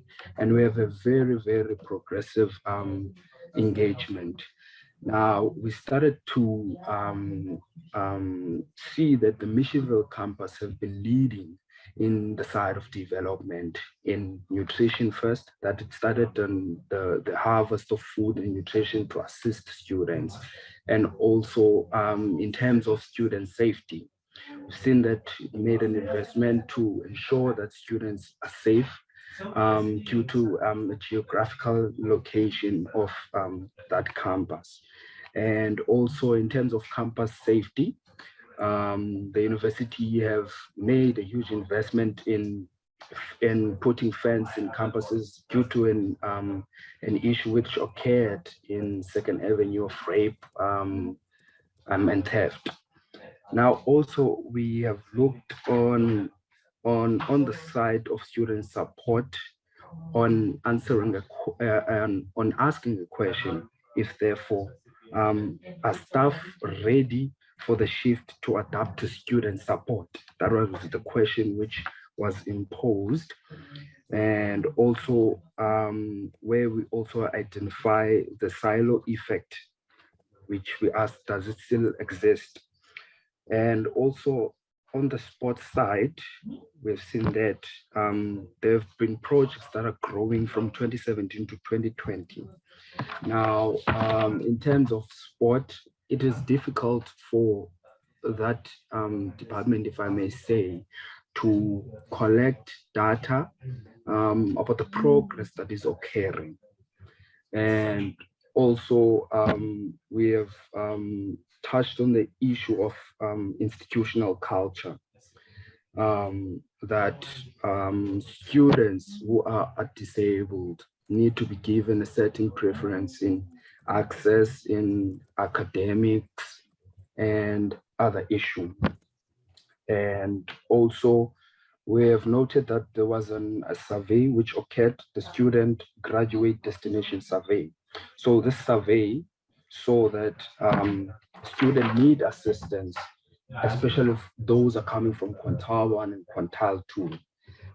They need guidance in career guidance and also on choosing modules and also being informed when they're about or inside the institution.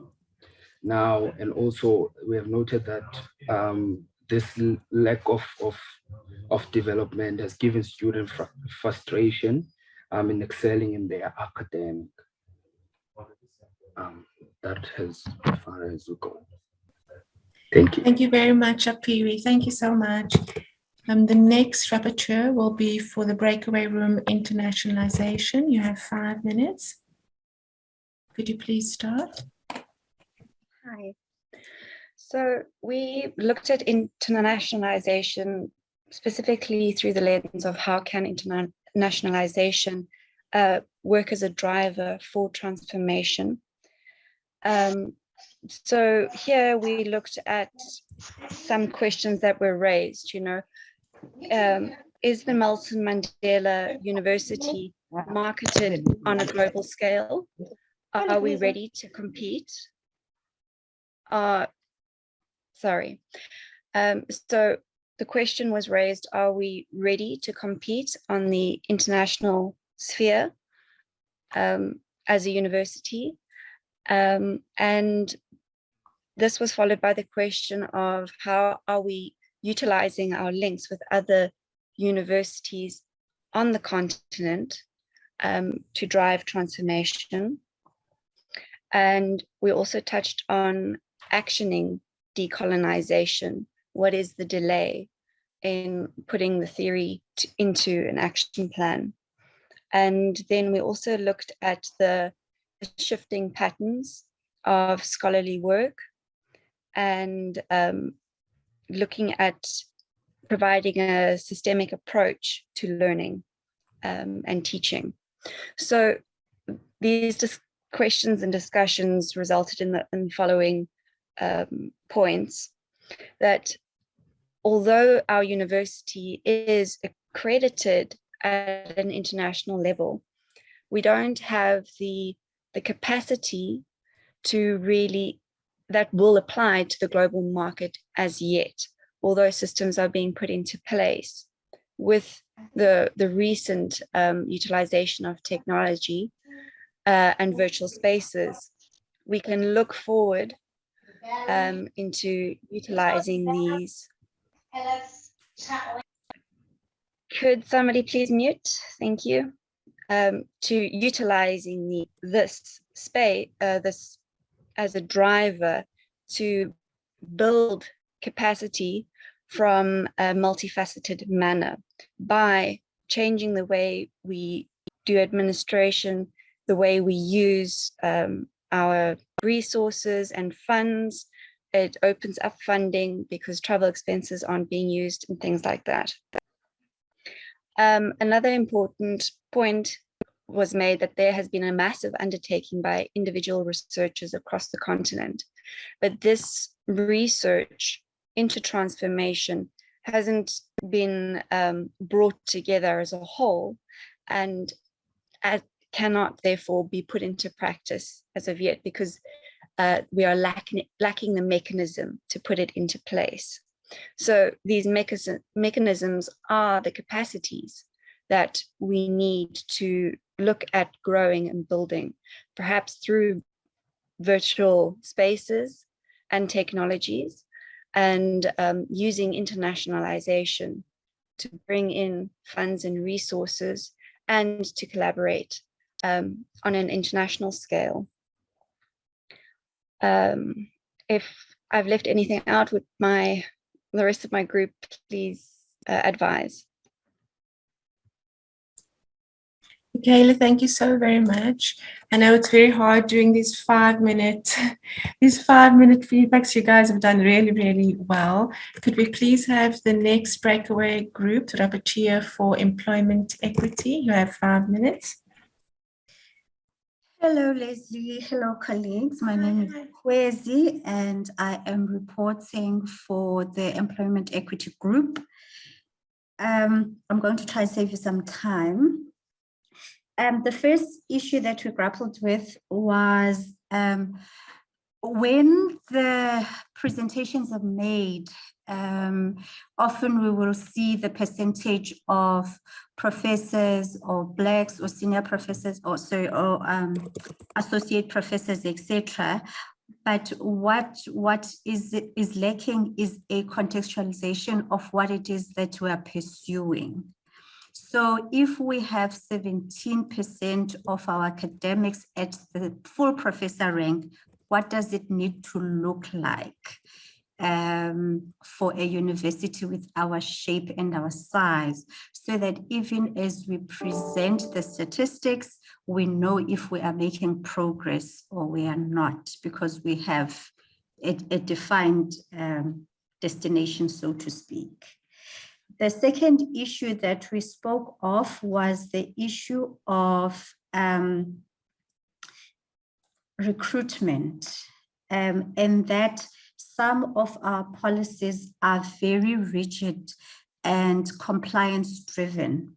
And that if we recognize that at times we've got differentiated talent, so you've got early career academics, mid-career academics, and established and high-performing, although high-risk academics, that we may need to have some form of customization and nuanced approach that recognizes that not the same size does not fit all, and that we need to be agile in how we use and how we approach recruitment. The third one was around the promotions policy and how, again, its rigid application sometimes produces tension amongst the different academic missions. And that also needs to be applied in a flexible way, so as not to create tensions between the three areas of activity at the university. I think that was it. Or the last one was around paying attention to the risk that is associated with high performers, so that when they leave, we are able to fill the gap, and not everything that they would have built crashes after them. Thanks very much, colleagues. Thank you so much, Kwesi. Fantastic. The next rapporteur is for the Breakaway Group Institutional Culture. You've got 5 minutes. Thank you so much, Chair. My name is Vuyo, and this is the report from the institutional culture. So one of the issues we spoke about was the disjuncture between institutional values and practices that we have identified, and the issues of social cohesion, inclusivity, and the issue of language. Also in the language area, we talked about the issue of language policy, which is a crucial policy that the institution actually needs. We also went on to speak about the resources and procurement, how procurement is done, and its interplay with the institutional culture. Another important aspect through these different conversations that we had, we spotted that, are we giving individuals platform to have their voices heard? So in that, we need to be deliberate and intentional as the institution in giving platform or for people or stakeholders to have their voices heard, but also to have their voices responded to in action. Right, and also one of the issues we spoke about when it comes to institutional culture, we spoke about living up to the ethos of Mandela as the institution. Are we living in our African identity? So those are some of the issues we spoke about, and the question of wellness for staff members as well. Say employee wellness when we talk about burnout, resilience, and how does all of that now affect institutional culture. We also talked about the issues of accountability and individuals stepping up to take responsibility. So, and also the participation of students, the culture of participation, and how we can ensure and how we need to ensure that there is better communication or relations between students and their lecturers. So that is the report that I have from my group. Yeah, thank you so much. Thanks, Vuyo. Thank you very much. The last group is Sustainable Resource Stewardship. Could the rapporteur please report? You've got 5 minutes. Hi, I'm Wayne Leander. Our group touched on a few issues, and the first being our enrollment targets. We heard a report from Charles stating that we've been doing well after our scare concerning undergraduate reaching our undergraduate targets. but we're not doing particularly well with our postgraduate targets. One of the stats that were mentioned was, 8% of our teaching inputs we lost. It equates to about 56 million.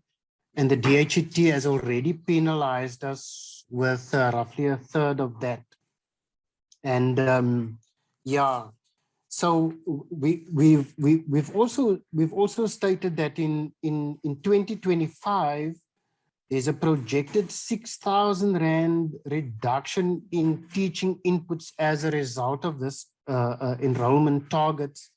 And we would see a decline in subsidy of around about 90 million. That's the estimate that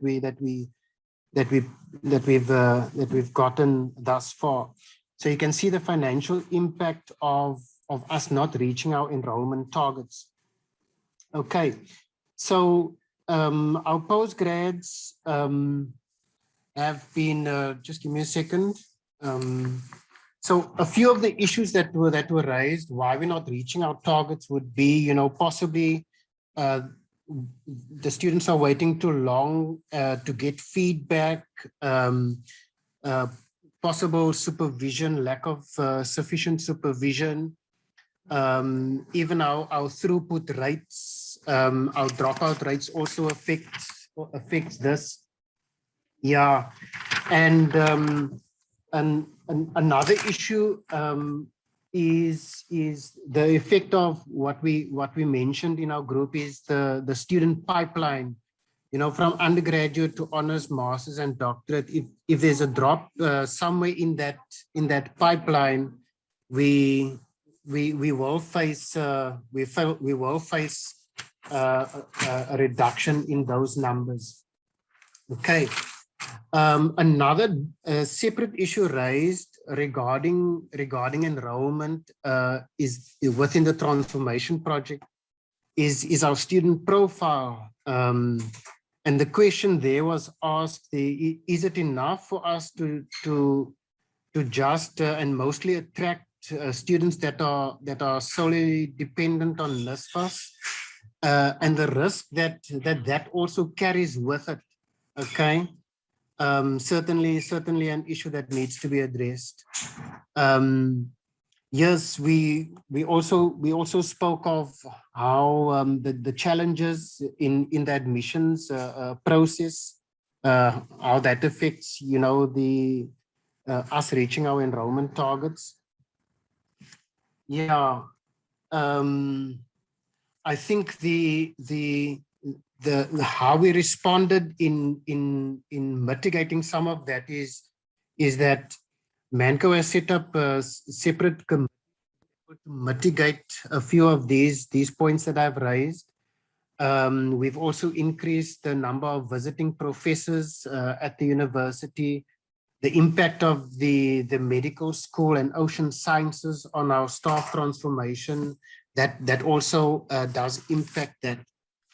Okay, let me move on to a different point, and it's really talking about the digitalization and what really COVID has caused and brought with it its consequences as well. Is the ICT enabled learning and teaching. Yeah, we've been able to complete the academic year, the 2020 and 2021 academic year, quite well, and in that way we prevented a disaster. Let me just move on, and it's about how we now attain the hybrid situation of mask to mask and online learning. We've mentioned a few points. I'm not sure if I still have a little bit of time, but with regard to sustainability, the university has gone on to move onto solar, providing energy via solar. And Wayne, also, please wrap up. Please wrap up. thank you. And then, yeah, with regard to water sustainability, we've moved in the space of return effluent. Colleagues, yes, I think there are one or two more points, but let me park here. I'll include the others in my report. Thanks. Thank you very much, rapporteurs. Apologies for having to push you on your presentations. Ruby Ann will be collecting notes from all the rapporteurs, so all the content will be captured. Colleagues, thank you so much for allowing us to run over time a bit. It's been a fruitful day of rich reflection that really sets us up well for tomorrow. Ruby Ann will be facilitating tomorrow, and we start at 9 o'clock. And so I'm now going to hand over to Andre Kiet, who will do the closure and a brief wrap up for the day. Andre, can I hand over to you, please? Yes, and I will be speedy. Thanks so much, colleagues. Amazing, and thanks for pitching. Thanks for participating. Thanks for engaging with our university, and for, of course, setting now the scene for the revised institutional transformation plan to be better aligned with Vision 2030, and for the new ideas coming through. It is just fantastic. You know, since the setting of the scene this morning of the Vice Chancellor, the presentation from Prof. Sudeen, the different works being done in the working groups, it has been fantastic. So I would like for you to join us again tomorrow morning.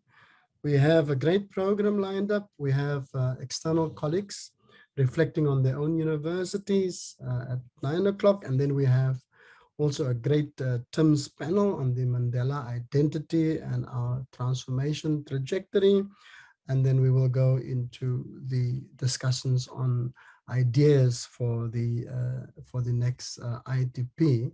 So from my side, and I speak also on behalf of the Vice Chancellor, thank you, and the executive, you know, our council members, everybody here. Thank you so much for pitching today and for participating in the way that you did. Thanks, Ruby Ann and your team for holding this together so well. Much thanks, and enjoy the rest of the day. Thank you. Bye-bye. Thanks, Bye-bye. Andre. Yeah. Thanks, Liz. Thank you, Andre. Thanks, Andre. Bye-bye. Bye. Bye. Thank you. Bye-bye. Thanks and Bye, bye. everyone. Thanks, colleagues. Bye-bye. Bye.